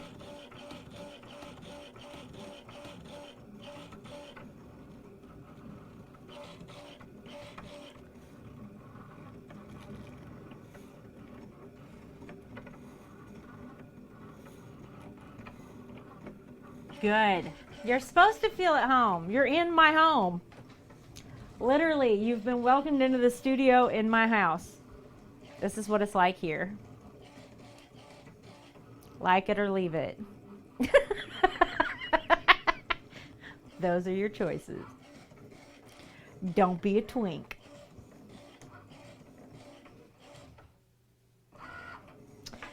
Okay, so... All right, Cass, tell me what Theo says. Right? Yeah, so the cool thing about having this wireless mic that reaches so far is that Outlaw streams on another story than me, so he's downstairs. And I can walk from here all the way down there getting his stream. You can still hear me talk in this stream, but you can watch me on his. So what I like to do is sneak up behind him when he's playing, Tarkov or Call of Duty or something, and scare the living shit out of him, and then he gets dead. I mean, I've never really killed him on purpose, but he has got accidentally dead, okay? I mean, Am I sure he got accidentally dead? Yeah, he got dead.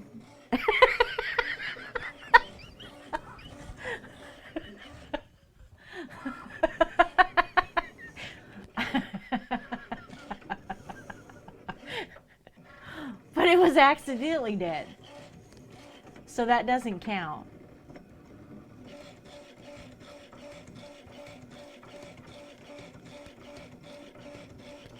That's not the same as purposely dead. You can call bullshit all you want. It's still dead.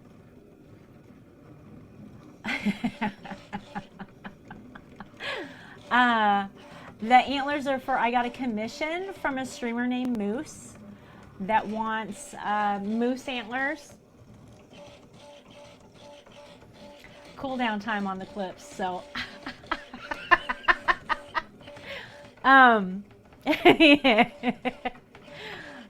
so I'm gonna make that to go with their headset for streaming. So I'm making them a set of moose antlers, and we're gonna attach this to a headband and add some fall leaves to the base of it. I'm gonna paint them so they're nice and pretty. But I'm making them out of 2mm heavy chipboard, so that they don't move around a lot, right? Outlaw followed me. Outlaw's always following me. Chipboard. That's what this material is that I'm cutting these out of. It's like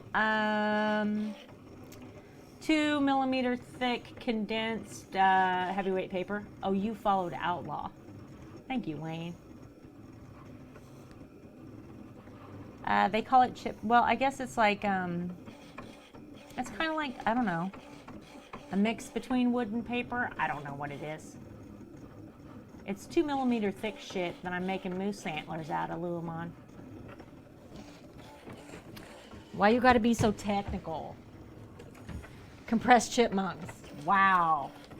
You know what? I don't like chipmunks, so it's this. Heavy chipboard, 2mm.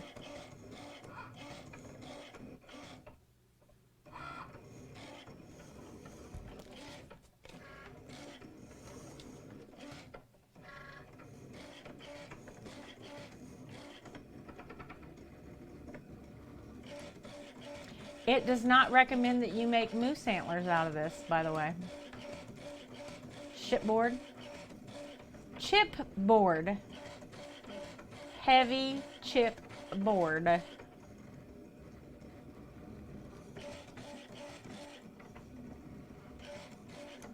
Yeah, it doesn't say anything about moose antlers and the recommended things to make out of it.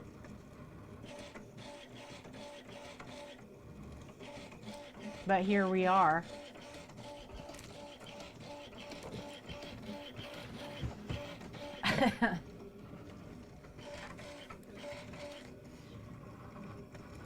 You think a moose antler headband qualifies as home decor?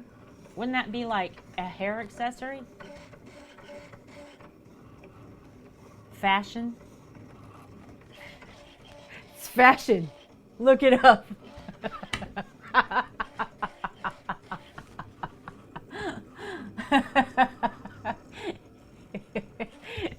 Moose and Oos.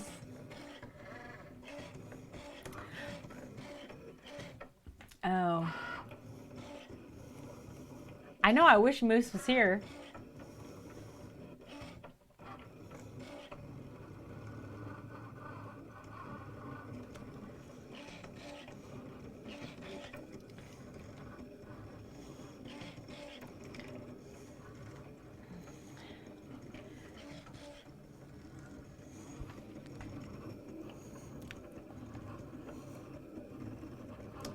Oh my gosh. 63%. I had to make 24 passes with this knife, so I've got 22 more minutes until this thing's finished. Cutting chipboard on a Cricut is like as time consuming as making something with a 3D printer, Roman. It's not quick. Because it makes pass after pass after pass after pass after pass. Only it's doing the opposite. Instead of building up like the 3D printer, it's cutting down.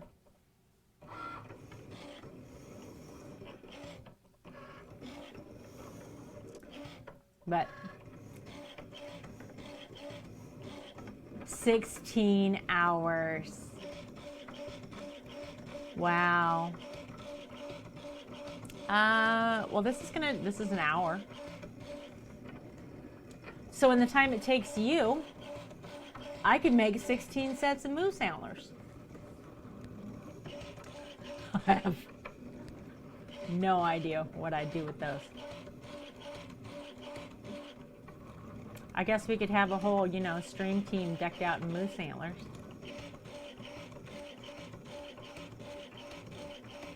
The recipe.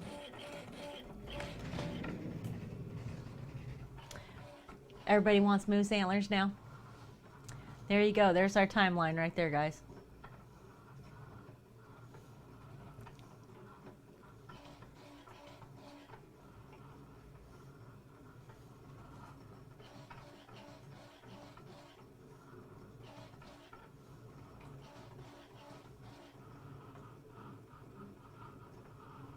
Half a habanero, 3 tablespoons of dark brown sugar, cup of ketchup, and teaspoon of hickory smoked paprika, 1 whole clove, and a half a clove of garlic.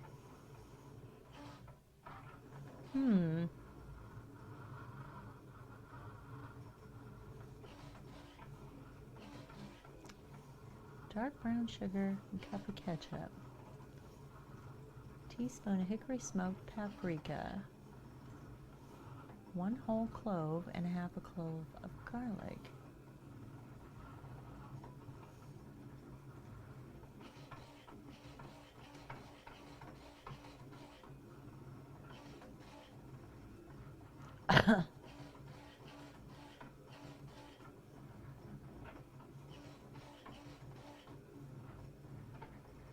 Oh my gosh, look at all Lemon's cupcakes.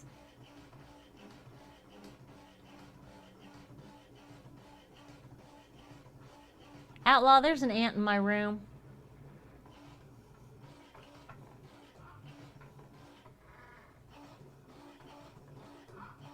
There is a big ant in my room. Are you serious right now? I can't reach it. I am not tall enough to reach it. I would kill it if I could get it. Where did this even come from? Never mind, it's all the way to the ceiling now. Oh, it's coming back down. I got it. You can't get to it. They saw it. You can't get to it. Yes, I can. Don't knock over my lights. not. Here. Squish it with that. Where did it go? It's fine. It's on your light now. It's on my light.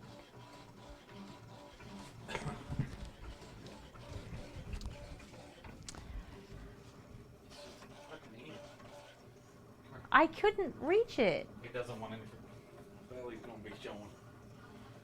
Oh my I God. don't see it now. Hit the stream deck. What do I gotta hit the stream deck for?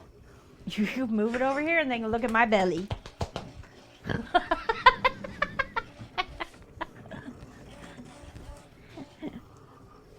Cut out a bow and arrow on that thing and shoot it. It's like a carpenter ant or something? Yeah, it is. It's like a big ant. It's not a big deal. I think it's inside it now. Are you serious? Yeah. Okay, that's fine. I don't see it. Thanks for It's coming. not a fucking spider. I'm not tall enough to reach it. It was not bothering you. I could see it. So? So that was bothering me, wasn't it? No, we don't have fly swatter. We don't Yes, really- Wayne. It's called me. We don't have. Oh my God! Shut up. What the fuck? Just FYI, for those of you new here, this is why we have to be 18 plus. So this shit right Hold here. still. Alright. I got stuff all over me from doing those frames. Well, I don't kill spiders in the house. I kill spiders. I take care of everything else. I'm terrified of spiders. Yeah, he's afraid of spiders. I screamed like a little girl in combat zone He does. when I saw a freaking camel spider. I promised Obi we'd tell the arachnophobia story. He's not around. And you already told it. I haven't seen the movie since. Never finished it. You Not don't- ever gonna watch it. You don't want to sit here with me, and we'll talk about arachnophobia. No. You don't want to have that conversation. You can gives me the look, gives me the fucking willies thinking about it.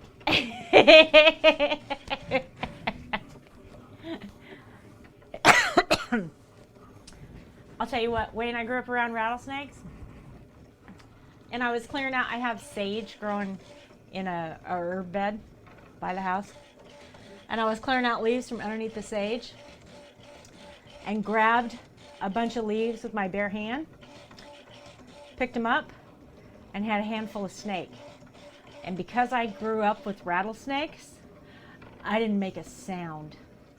I literally flung that snake about 3 car lengths to get it away from me.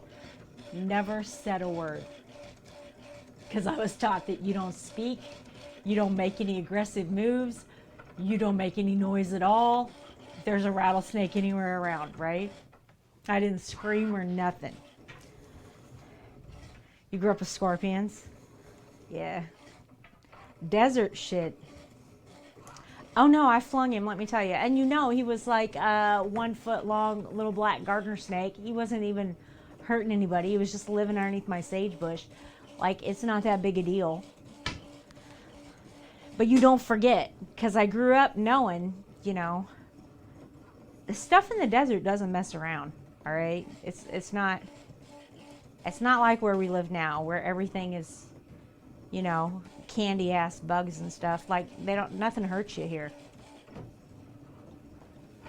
But, you know, you grow up in the desert and everything's like, for instance, if I see a spider here and I walk towards it, the spider runs away, okay? Back home, if I saw a spider and I walk towards it, it does this business and comes towards you. It attempts to attack you. It gets all hoppy and shit. Stuff is aggressive in the desert. It's nothing to play around with. Alright, I got a story. All right, go tell the story. No, got a story right here. Wait a second. What is this doing? I don't know what it's doing. Got a story. Follow up to arachnophobia. Do I want you to tell this story on my stream? Yeah, it's okay. It's fine. Is it flattering to me? It's fine. I'm just asking, because, you know, So, they're not always. After, you'll have to hear the arachnophobia story. But after that incident and after the movie, okay, when we were dating at her mother-in-law's house, this house had spiders all over it. And I was asleep, and I wake up to her screaming, "Matt, there's a spider coming." And there was literally a wolf spider, this freaking big, walking across the middle of the floor and under our bed. Now, they had the spider cam in, you know, like arachnophobia, right? Where you could see the legs coming up over the couch, which really freaked me out. So she's like, "Kill it." And I lean over the bed, and all I can see is this fucking spider coming at me. That's all I'm thinking in my head. So I jump out of the bed to the middle of the floor, get down and look under the bed, and I don't see it anywhere. Don't see it along the wall, and I'm like, it may be going up the wall. I don't know. I don't know where it is. And I said, but I'm the fuck out of here. So I walk out of the room. He did not walk out of the room.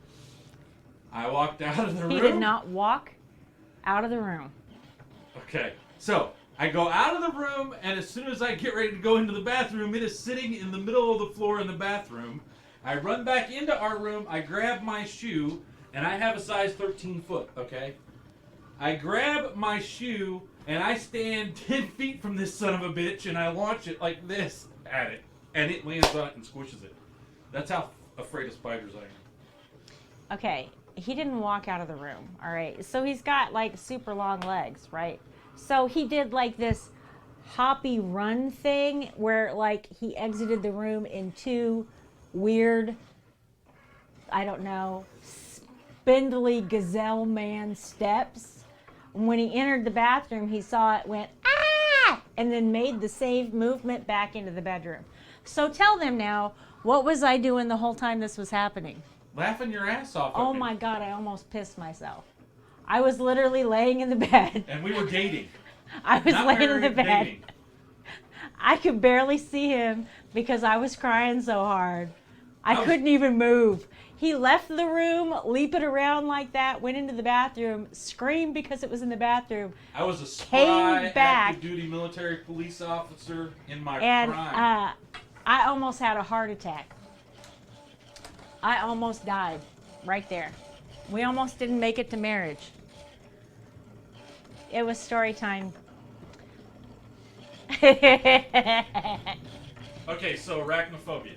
You gonna tell it a second Alright. time? Go tell Geeky. No, I'm gonna tell the actual arachnophobia story. Okay, well then come take my mic. No, just I sit have to there. take I have to take a small break. Oh my goodness. So here you go. You sit in my chair. You be Mr. Fuck off. Be Mr. in the studio. Okay. So everybody knows the movie Arachnophobia, right?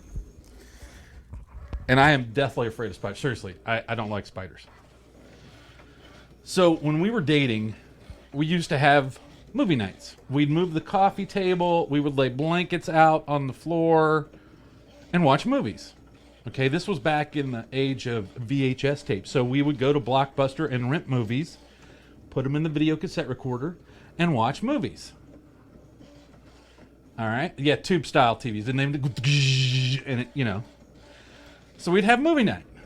So we decided we're gonna watch Arachnophobia. So I'm like, yeah, that's okay, that's fine. I'm terrified of spiders. It's all right.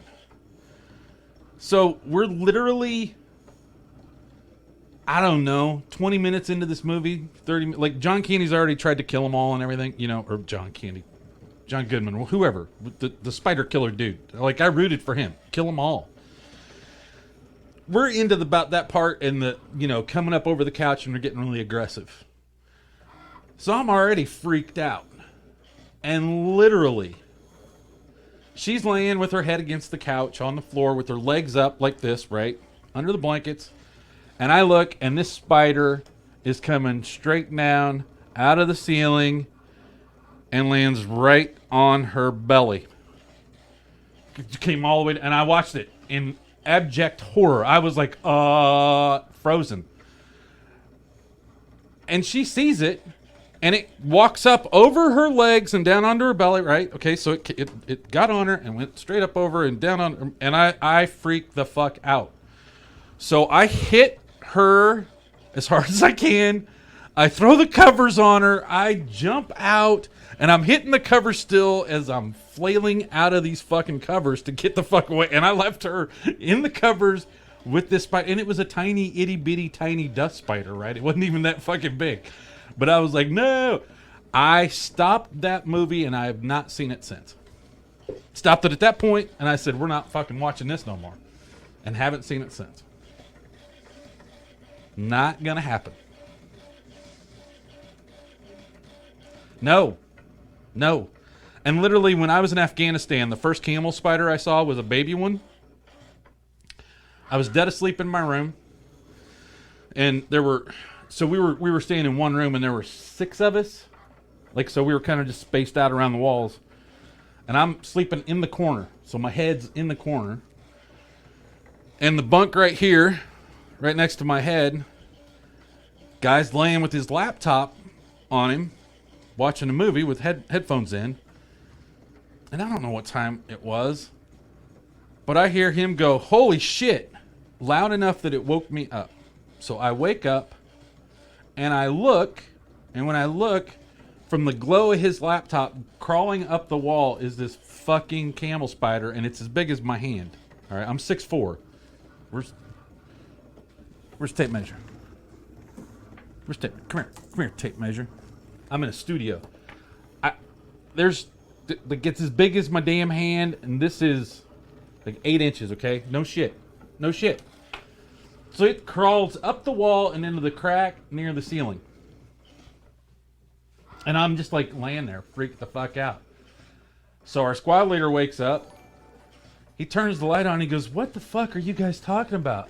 You wusses. Why are you guys even... What's the matter with you? Sarge, that fucking spider's up there. And you could see its legs sticking out of the wall, right? So he's like, well, we'll just kill it. We're like, okay, kill it. So I'm just laying in bed watching this. He takes bug repellent not bug killer, bug repellent, and shoots it like he stands up on this dude's bunk, stands up there, shoots it in there. He's got his hand right by it. It jumps out, like literally jumps out, lands on the middle of the floor, and it comes running at me. And I just start screaming, kill it, kill it, kill it, kill it. Holy fucking kill it, kill it, kill it. I couldn't move. I was froze in terror. They finally kill it and they laugh at me. And I jumped out of my cot then doing the spindly leg to get the fuck out of here. And I walked out of the room and was like, Yeah, look. It gives me goosebumps right now talking about spiders. Freaks me out. I hate them. You're fine. Hate them. Hate them. You'll be okay. So there you go. There you go. Guest story time by Outlaw. I told Just him for you all. I told him the arachnophobia story. And then Kiki's like, have you seen the 8-legged freaks? And I'm like, hell no. Hey, Enigma. Thanks for the host. How are you doing? Sorry, missed the host. Thanks, Enigma. We're just having a little Reminiscing. about little our younger story days. time. I'm doing really good. We've had a fun stream today. It's been all over the place. We've been kind of a mess. Theo. Enigma. Cass. Do you know? I know. Did you hear me blame you? Did you see that? I did. 100%. I don't even need a button. I can just look at this camera and she knows.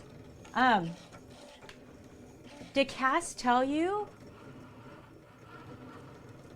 Did Cass tell you what happened?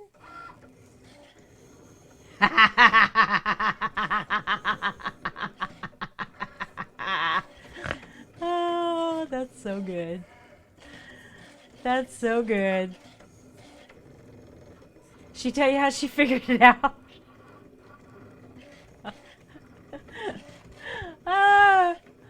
Oh, that's the best. I love it. I love it. I'm over here trying to tell her it could be worse, and turns out it is worse. I should have just said, oh, I know exactly what you're doing, because you're my kind of dipshit.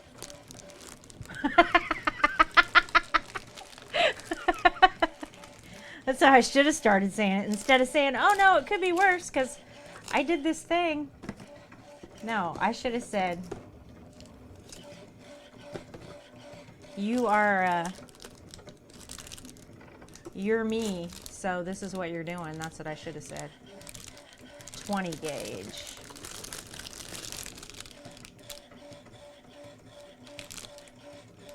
$18 gauge.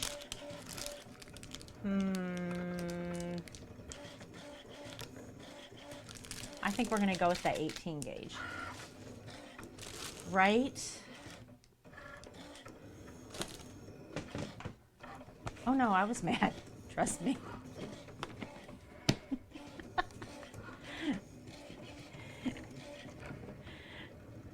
Spitting and sputtering.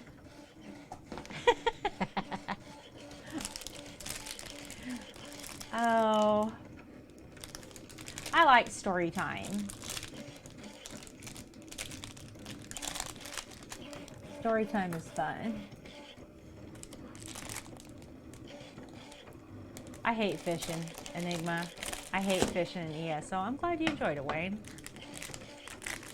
I really do. The only one that I completed the fish on was Northern Elsewhere, because I think it takes one or two. And I caught him the first time I tried. And then I went to finish 100%. I wanted 100% grotwood. I've done it all but the fish.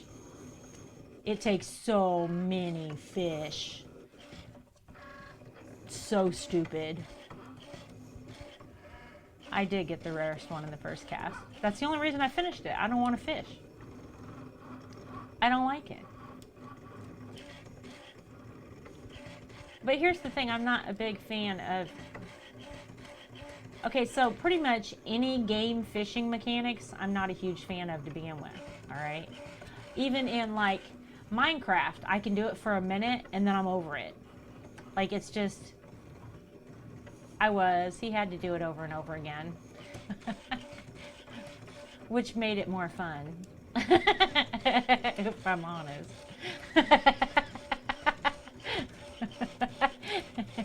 Well, more fun for me. But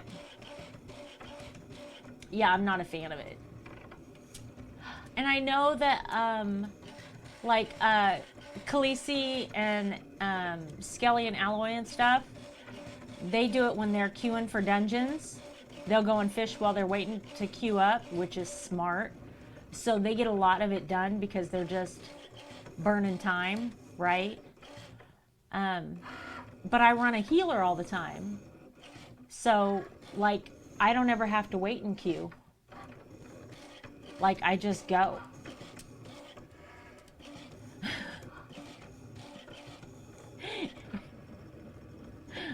When you're talking about real fishing, they're talking about fishing in Elder Scrolls.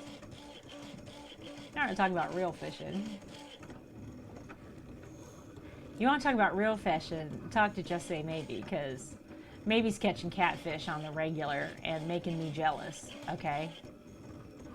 Like, seriously, making me jealous. Best fishing I ever had in my life was in Lake of the Woods, Canada.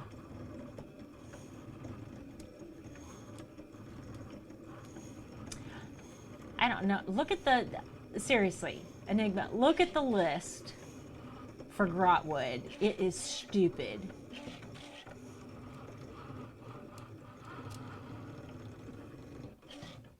Well, there is also that, Cass, yes.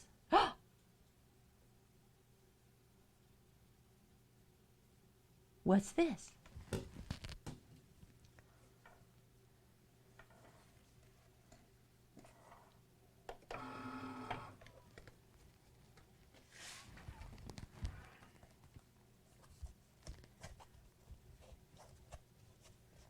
Do we have antlers? Is it actually cut?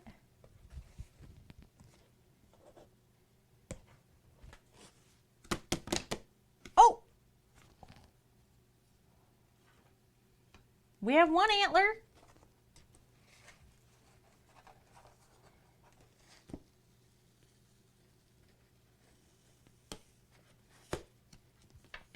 We have two antlers.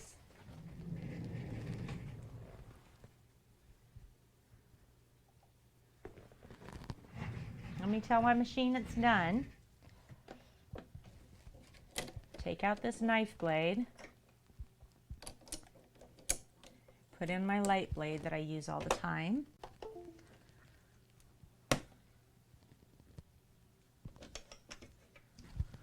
Ban. You be still, outlaw. At least she's not out there shooting her friends. You know.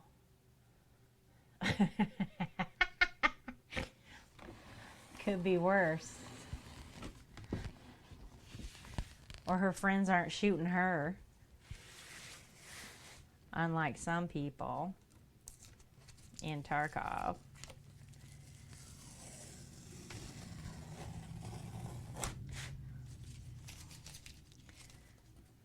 You've never shot your friends in Tarkov. That's never happened. You only shot fish in the knee because... Oh, okay. Okay. If that isn't victim blaming, I don't know what is. You literally shot somebody. You can't say it's their fault after you shoot them.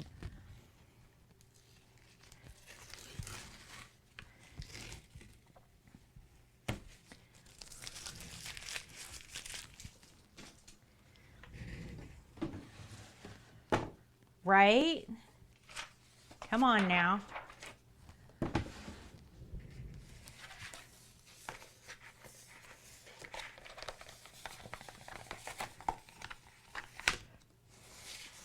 Wow, this makes a mess.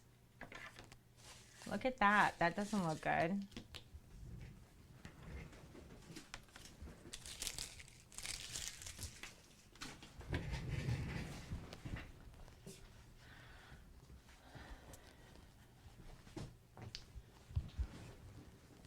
That's true. He made you jump coming around the corner, so you shot him. Did you think fish was a spider?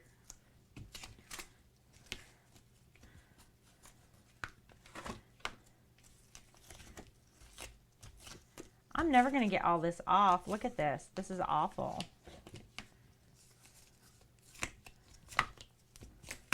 This is a brand new mat. Outlaw, I just ruined a brand new mat. How are you supposed to get this stuff off of here?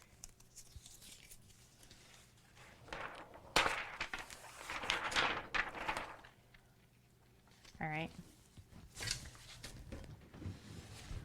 We're going to call that a day and work on that later.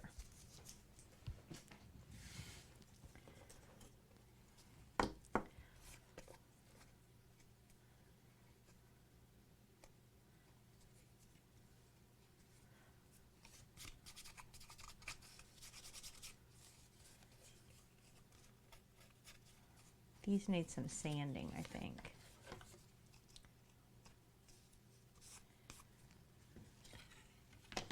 All right. These look like moose antlers. What do you think?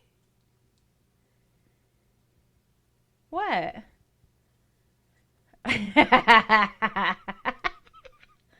That's how I know you're actually laughing, is when you can't type it. I think they're cute.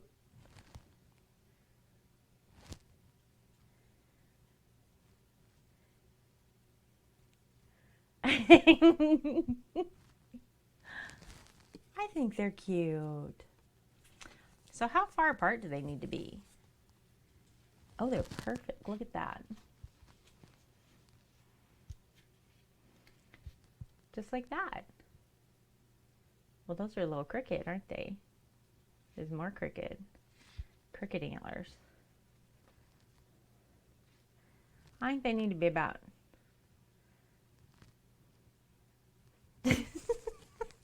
This is so hard to do in a camera instead of a mirror. I can't even tell you. Everything's reversed.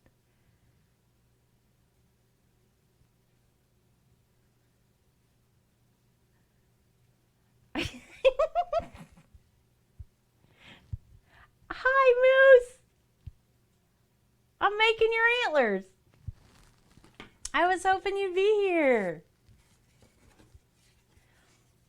Yeah, so here's the base of them. Should be about that far apart, right? So what you think? And then we'll have leaves all the way around the base of them.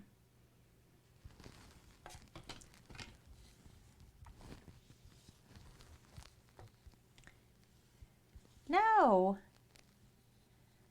We're going to go on there just like that. You killing me. A mixer streamer named Moose commissioned me to make moose antlers that they can wear. Lord, love a duck, Cass. Okay, good. I'm glad you're with us now, Cass. Welcome to the stream.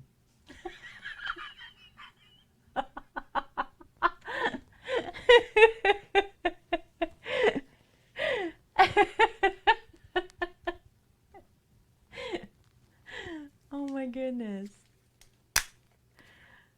Oh.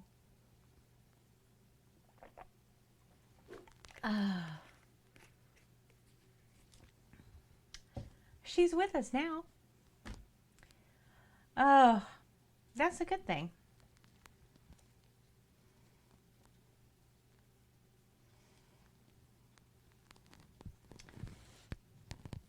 So that's what that's going to look like.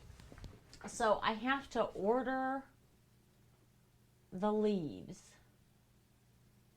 All of the leaves that I have are green. Oh, so funny.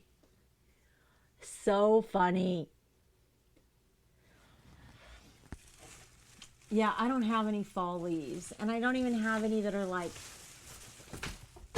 oh crap. Everything's fallen.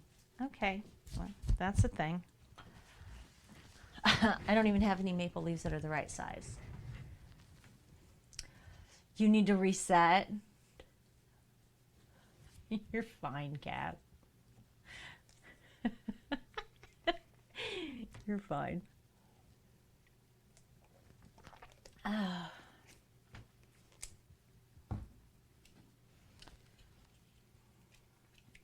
Why?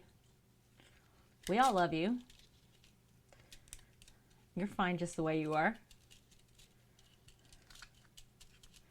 Do I have thin plywood? Like Luan? Right? You don't need to change. Yes, I have Luan. I'm falling over myself in here.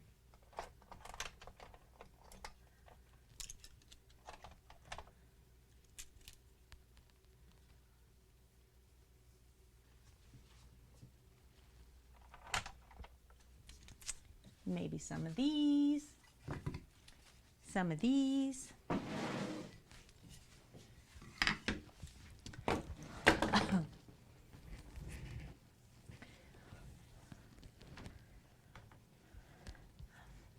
We have Luan. I didn't want any wood grain. I didn't want the texture. Because these are going to get painted.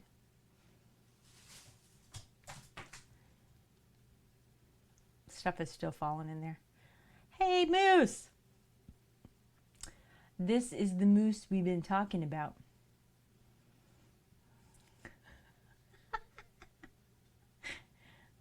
It's all starting to make sense now. This is the actual moose. Yeah, that's the actual moose. Look at Moose's avatar. It's Moose.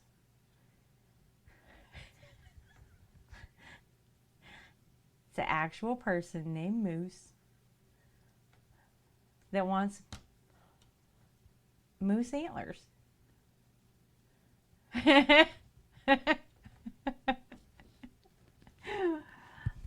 Okay, so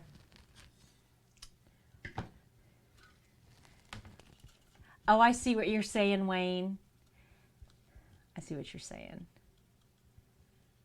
And wood burn them. Hard to type with these giant ass hooves.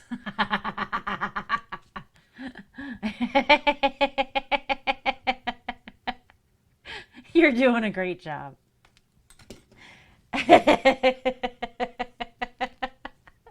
Oh my goodness. Outlaw.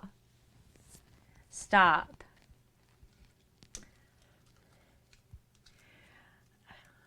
Moose doesn't have antlers yet. I'm making them. They're prosthetics. Oh my God.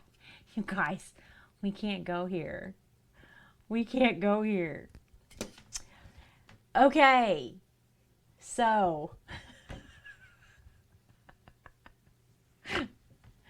I saw you. Don't pretend you're innocent now.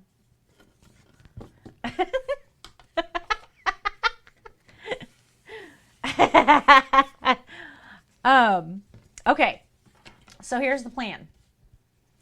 Cut holes in these here, right?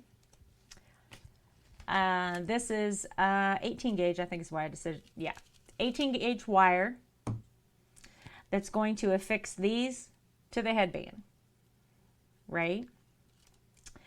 And then this base right here,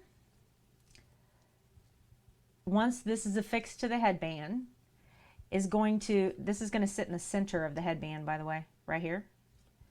And then we're going to put those leaves all the way across the front and around the back. So no matter which way, for instance, if you're wearing these and you get up on stream and walk away, it'll look exactly the same from the back as it looks from the front. Outlaw. Be nice. And then it'll be stronger as well, right? So those leaves are going to be affixed to this with E6000, right? So they'll be affixed both to the band and to the chipboard. So these will actually be wire wrapped on here, so they're not going to move. You are going to have wires that go through here, but it's 18 gauge, right? So really, really small. And you're going to end up with one wire that goes through here. You're not going to feel it. And it'll be on the top part of this headband. Were I to wire wrap them farther down, you'd feel it on the sides of your head. But you won't feel it up here on the top. Does that make sense? So here's an example. All right. So these are here. Something like this, right? Can you see that gap underneath the headband between my head? So there's a gap here, right? That's where your wires are going to go. So it's not actually going to touch. There's no gap here, so you won't have any there. So even if you put on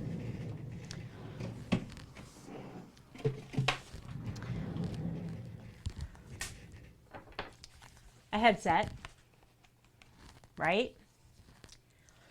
And then you put this on like this, these antlers are going to stick right here. So is that how you want it to look if you're wearing these with a headset? Oh, it's not going to matter. These headbands fit on Outlaw's head, and your head can't be fatter than that.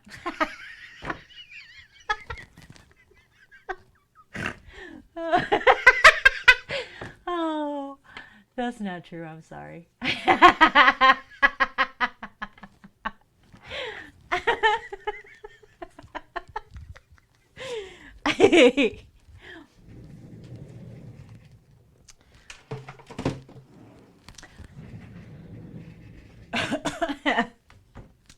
So does that work for how you want it to work, though? Seriously? They're clipping me. Oh, okay, good. All right. So would there be anything else that you would, we're going to paint them, okay? So they're going to be painted brown, and then I'm going to run through with some really, really light black veining, right? So on regular moose antlers, you have like this line that comes through like this, up through each one of these points. And that'll be the only thing that's on there. And those will be really, really fine. Like they'll probably be hard to see on stream. You'll just get the feeling of dimension. So you won't see the detail so much as you'll get kind of the feeling of dimension. So they won't look flat. Right? So gonna paint them dark brown with acrylic. I've got to sand them down first. But I'm going to paint them dark brown with acrylics, and then I'm going to go through with that acrylic and do that fine black line. Right? Yeah, I know what you're saying, Wayne. You're not wrong. They look really good wood burned. I'll do the same thing on this one, and then they're going to have to cure overnight. I'll flip them and then do the same thing on the back.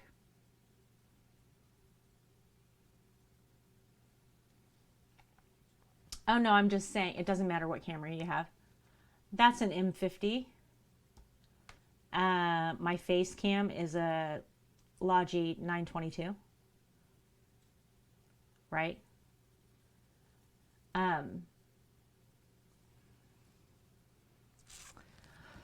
Let me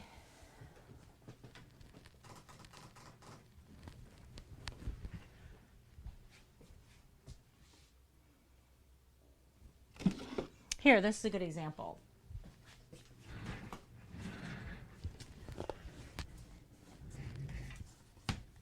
See these lines? They're going to be just a tiny bit thinner than that, right? I understand, Outlaw. Let me explain. So they're going to be a tiny bit thinner than that. So about this part of that line, that's how thick they're going to be. So when you look through this camera, it looks like there's depth to this, right? When you look through the 922, you can barely see that line. You can still see the depth. The camera still makes it look like there's depth there, but you can't really see the definition of the line. Does that make sense? So if you're closer than about 18 inches from your camera, this line in the center, that little brown line, that's what we're talking about, right? I will. So you can't really see that line, but you can see the depth. With the M50, you can see the line and the depth. So it's going to feel like they look like they're painted, like they look like moose antlers, but you're not really going to see the detail of the lines. Get what I'm saying? Okay. So are you happy with that, or do you want like something bolder that looks a little more cartoonish that people would be able to see really defined on stream?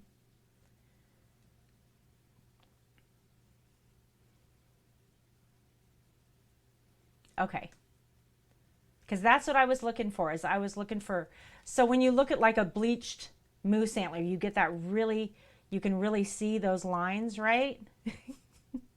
You can really see those lines. Those are the lines that I'm going for. And I'm just, you're fine. And I'm just going to do, if you haven't noticed the feel of the stream, then, you know, you're fine. But that's what I'm going for. So it'll give you kind of a depth of field.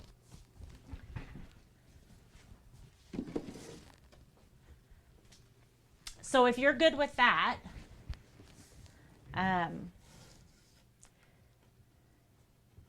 then these will get, it's so good to have both of you here. That's nice.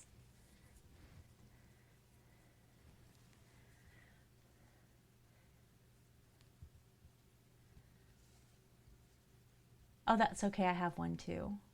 Snowier. I have one too. So if you're good with that, I will get started on sanding these down. We've got paint on one side for one day, second side the second day, and they've got to cure overnight. Third day they get wire wrapped. After they're wire wrapped, then I can start to affix the leaves across the front. Again, cure probably overnight. If not, depends on what time of day I do it. It only needs to cure for about 4 hours. And then I can do the back. So whole process, we're talking 4 or 5 days, right? So I'm going to do the Etsy photo shoot tonight for the things that I'm putting in this store. And when I do, I'll do your private listing. So I'll put it up there, and then I'll send you a direct message that says, here's your link to the listing, right? And then you guys can go in there and take care of that. And then I'll start on these. And at the point that I start on these, we've got a good 5 days start to finish, and then it ships. So does that work for you? Time frame wise and everything? Okay. I just wanted to make sure that, like, you didn't expect him to be made overnight or anything. It wouldn't be so bad if I was only going to do one side. You know what I mean? Because it has to cure overnight. But I really think they're going to look a lot better if we do both sides. Then order from Amazon. And get you some little stuffed ones. The little kid ones. You can find those there. Yeah, so that's my plan. So as long as you're good with that, then I'm good with that, and we'll start. Right? This is not the moose antlers that you're looking for.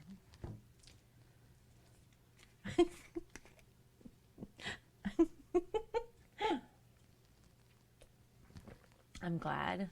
I'm glad.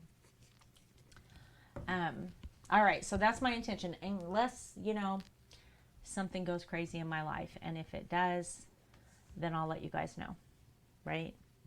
If there's any holdup at all, I'll let you guys know. There shouldn't be, but you never know.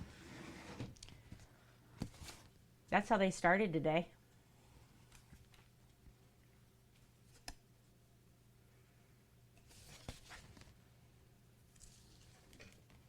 Drop moose to follow.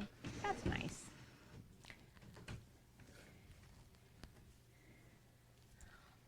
All right.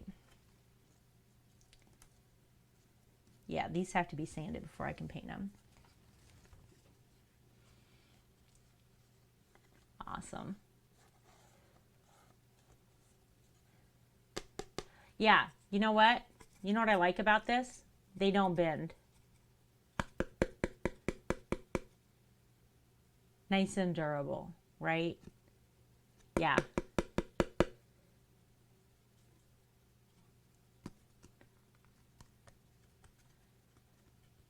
Of your granny's artwork.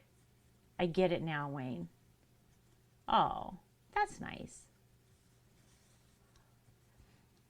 Well, I wouldn't go running them into ceiling fans. I mean, they're only 2 millimeters thick. But, which I suppose is probably possible.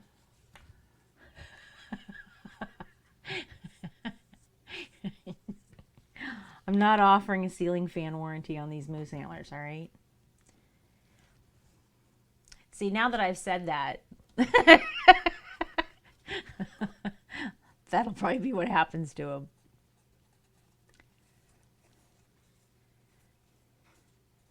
Yeah, these are definitely have to get sanded down.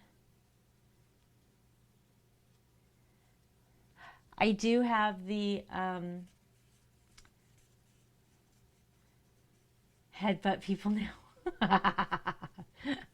Then you're going to need a pair made out of metal, and I know a guy you can talk to about that.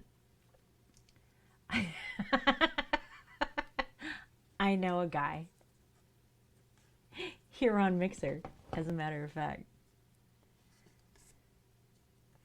Well, now that I think about it, I know 2 of them, so there's that.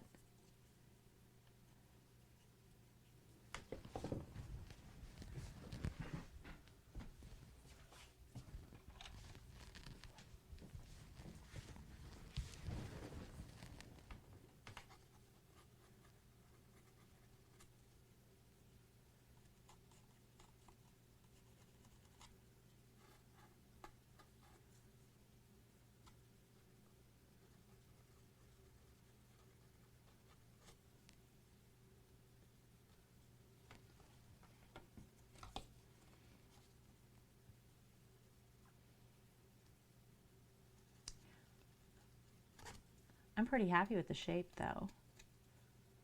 Took me a while to figure it out.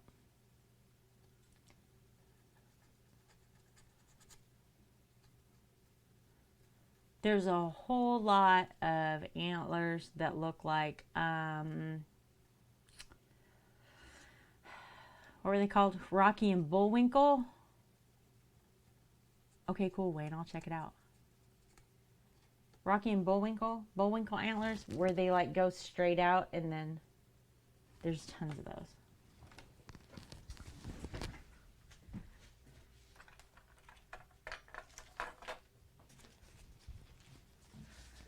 Tons of those.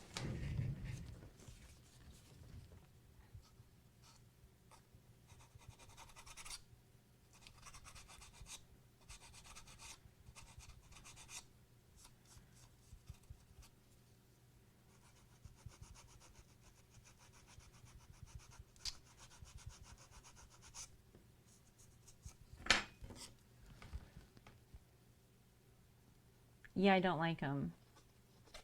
And I didn't think from the conversation we had about what you wanted that that would be like what you would like either. Right? Well, here's the other problem.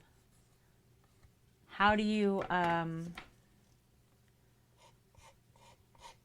wear that with a headset if you want to? Like, how does that work? Use your wood burning pen? You can.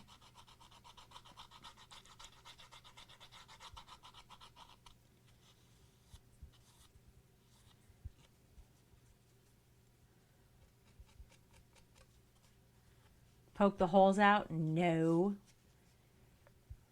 Can't do that. Makes it remarkably hard to paint over.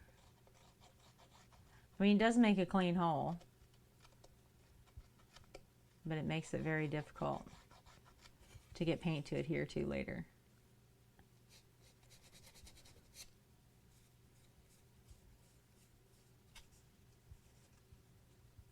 Go ahead. Go ahead. You're fine. I just wanted to make sure that we were on track. So, I am good. You enjoy Daisy.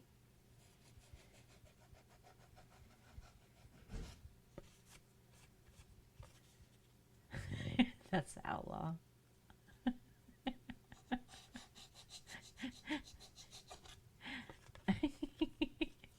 Yes, he's a mess.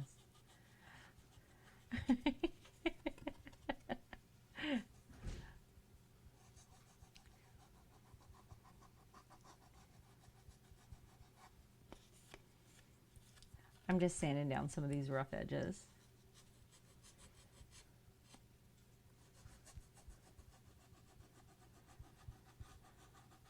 It doesn't really need to be sanded down, but I don't like that it looks like there's a front and a back, because when this cut, it made a little lip on this edge on one side and not on the other.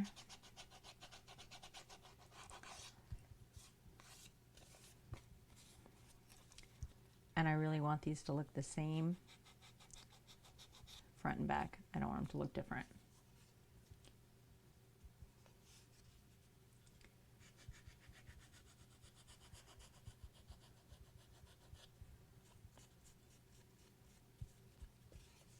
Yeah.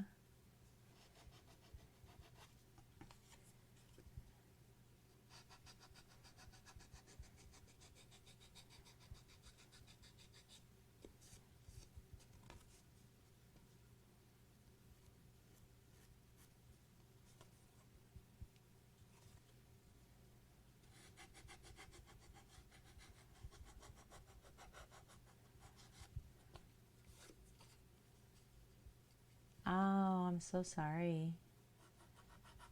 That's hard.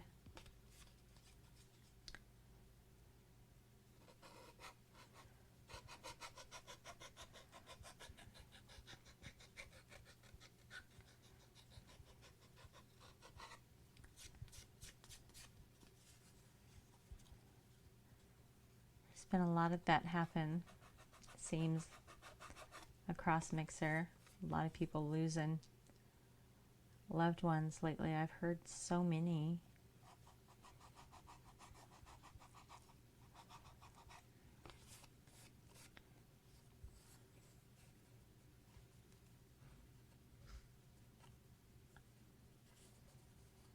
Okay, Snowier, thank you. I might have met her.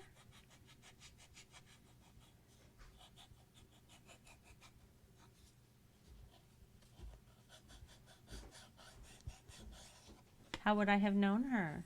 By what name?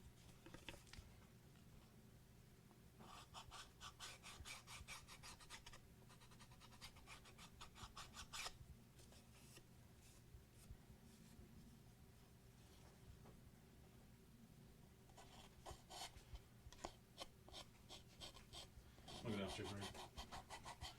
Anything? No, I'm just knocking off these edges. Just knocking off the edges. Betty Sue Rose? I don't know if I know that name. I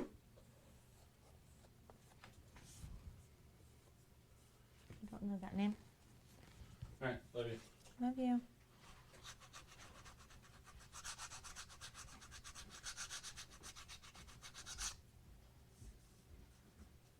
Oh.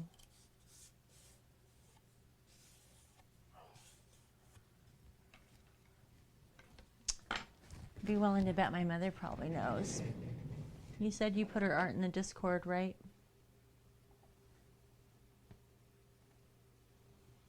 Oh.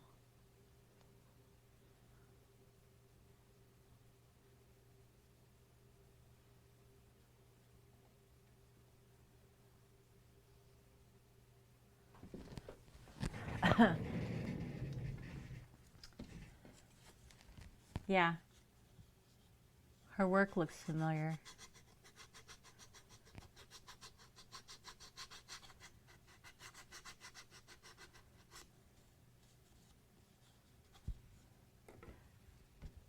I'm trying to think of who it reminds me of. My mother has a lithograph print really similar to that in her living room. Like really similar artistic style.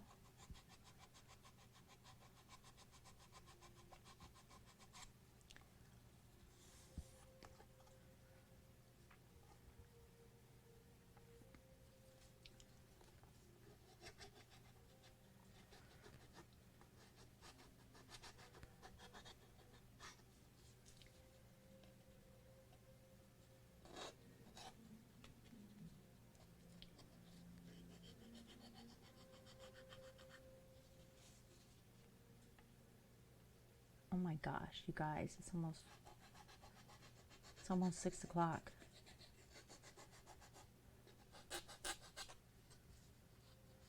Oh, really? Oh, that's amazing. What an incredible legacy to have your grandmother do artwork on your property. That's amazing.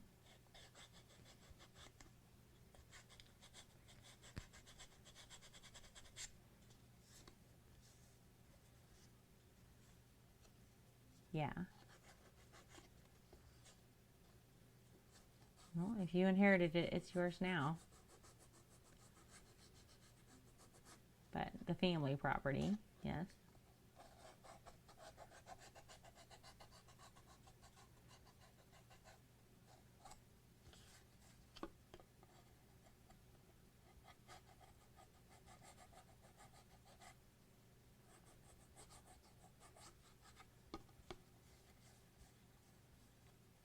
That's wonderful.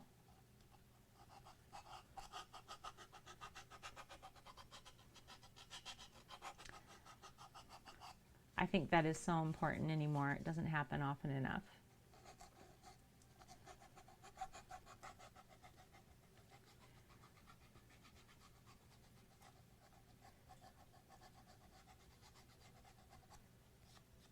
I mean, people don't have the means for that to happen often enough anymore. Not necessarily through fault or anything else, just, it's how life is sometimes. Oh, that's amazing.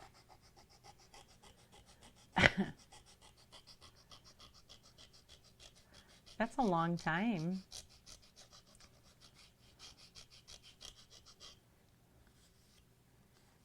My family moved here so recently that I'm only third generation. I'm the third generation to be born in America. They weren't here before that.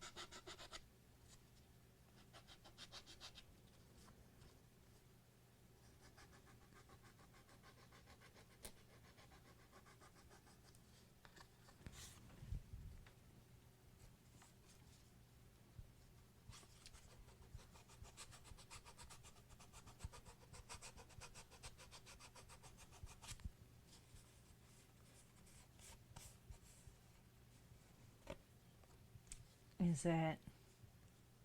That's very cool.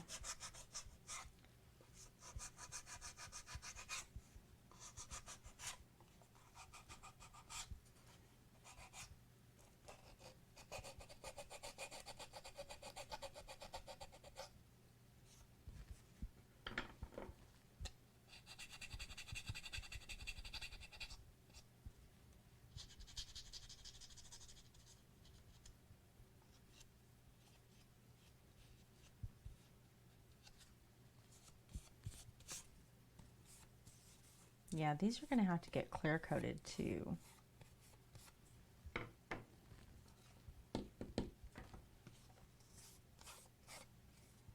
This is going to be quite the process. Is he? That's awesome.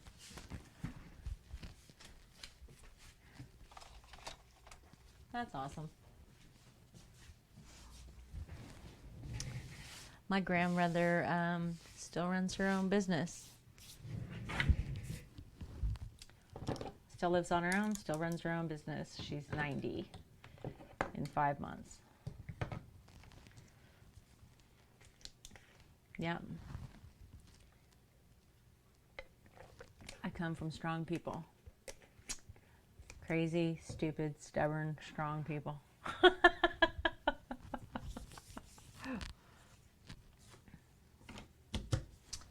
All right.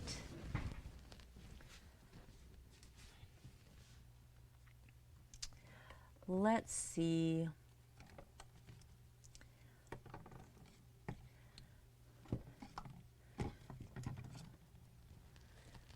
Some moose brown. And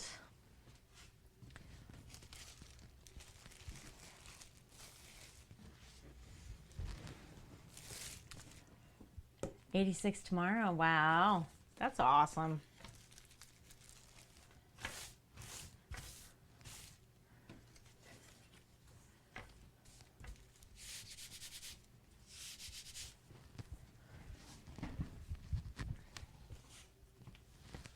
All right, so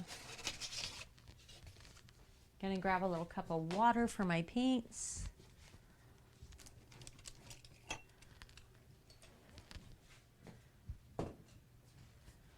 Ouch, that was my toe. Probably gonna need a little black. Let me grab some water.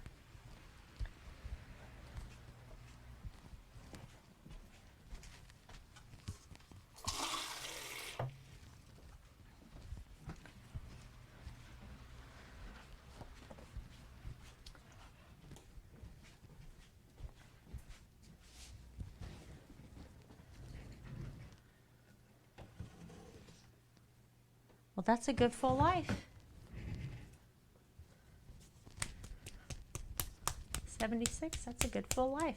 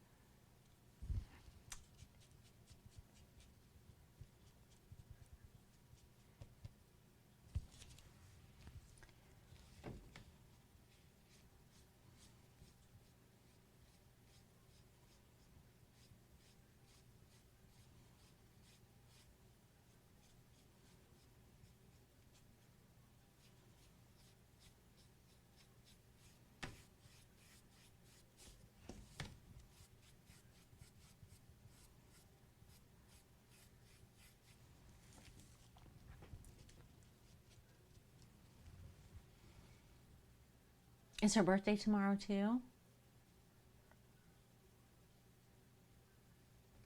They had their birthday on the same day?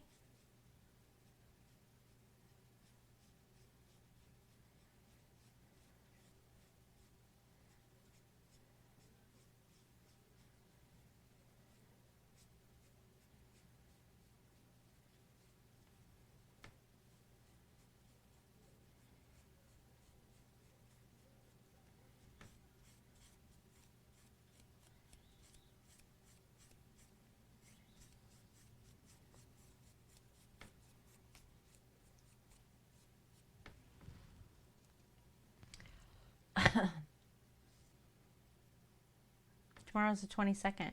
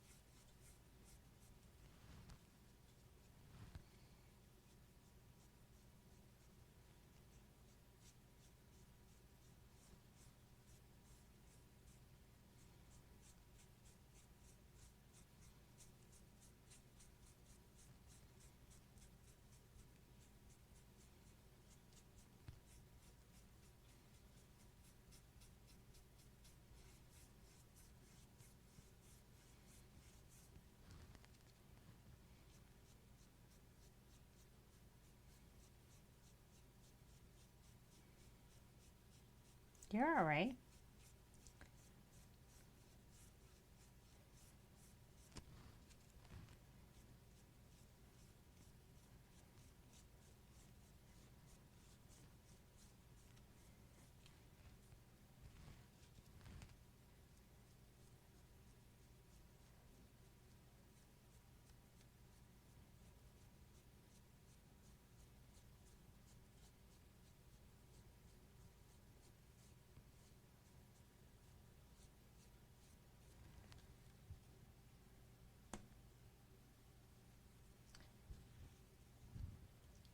What do you think? That look moose antler brown to you?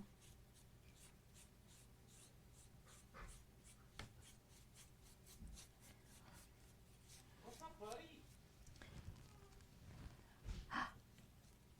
You got all over you. You been to a fair? Where'd you get slow ring? My grandson is here. You at a fair? You think it's too dark? You live in make a kettle corn anywhere? We're going to put fall leaves at the base of it, which are going to be pretty bright. Well, I don't want anybody. Go get your tricks out. I don't want them to stand out even on a green screen, no matter what. I want you to be able to see them.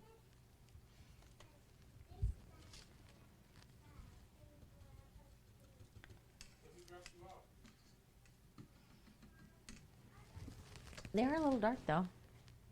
I kind of dig it though. Put the bright colors underneath them. I think they'll look good. Jerry and Jake dropped you off? What's up, Matthew? Hi.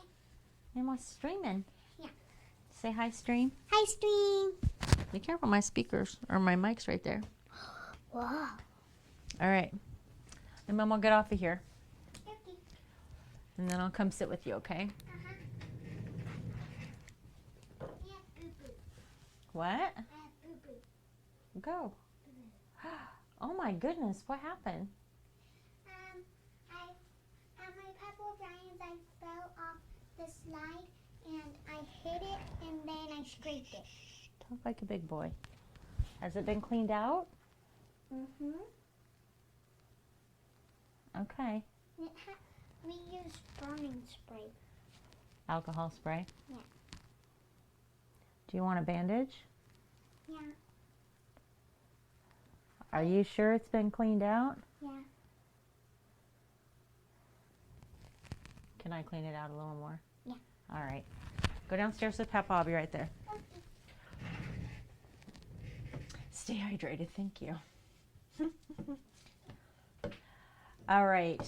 I am going to go clean out my grandson's boo-boo. He's got an owie on his knee.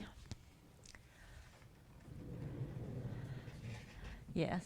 So I'm going to go take care of that.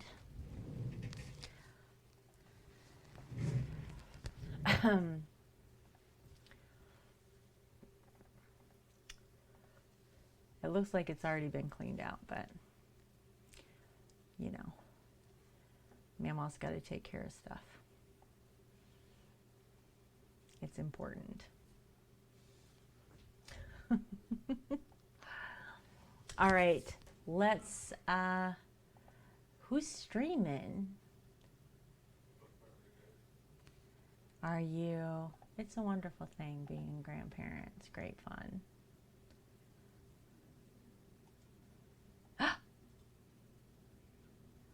I know who we're hosting.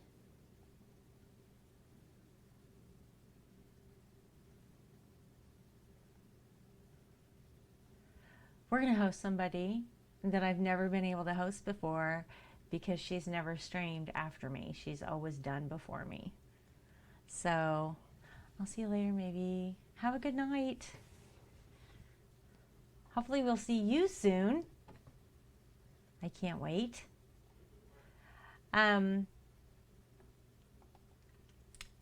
Yeah, so let's go do this. All right.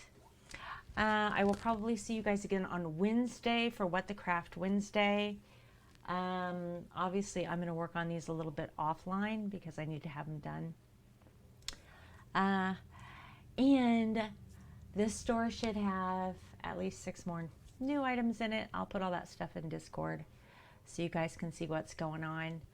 So, you too, Cass. I'll see you around Mixer. All right. I will see you guys later. Let's go host somebody. This will be a good host for her, I hope. All right. See you soon.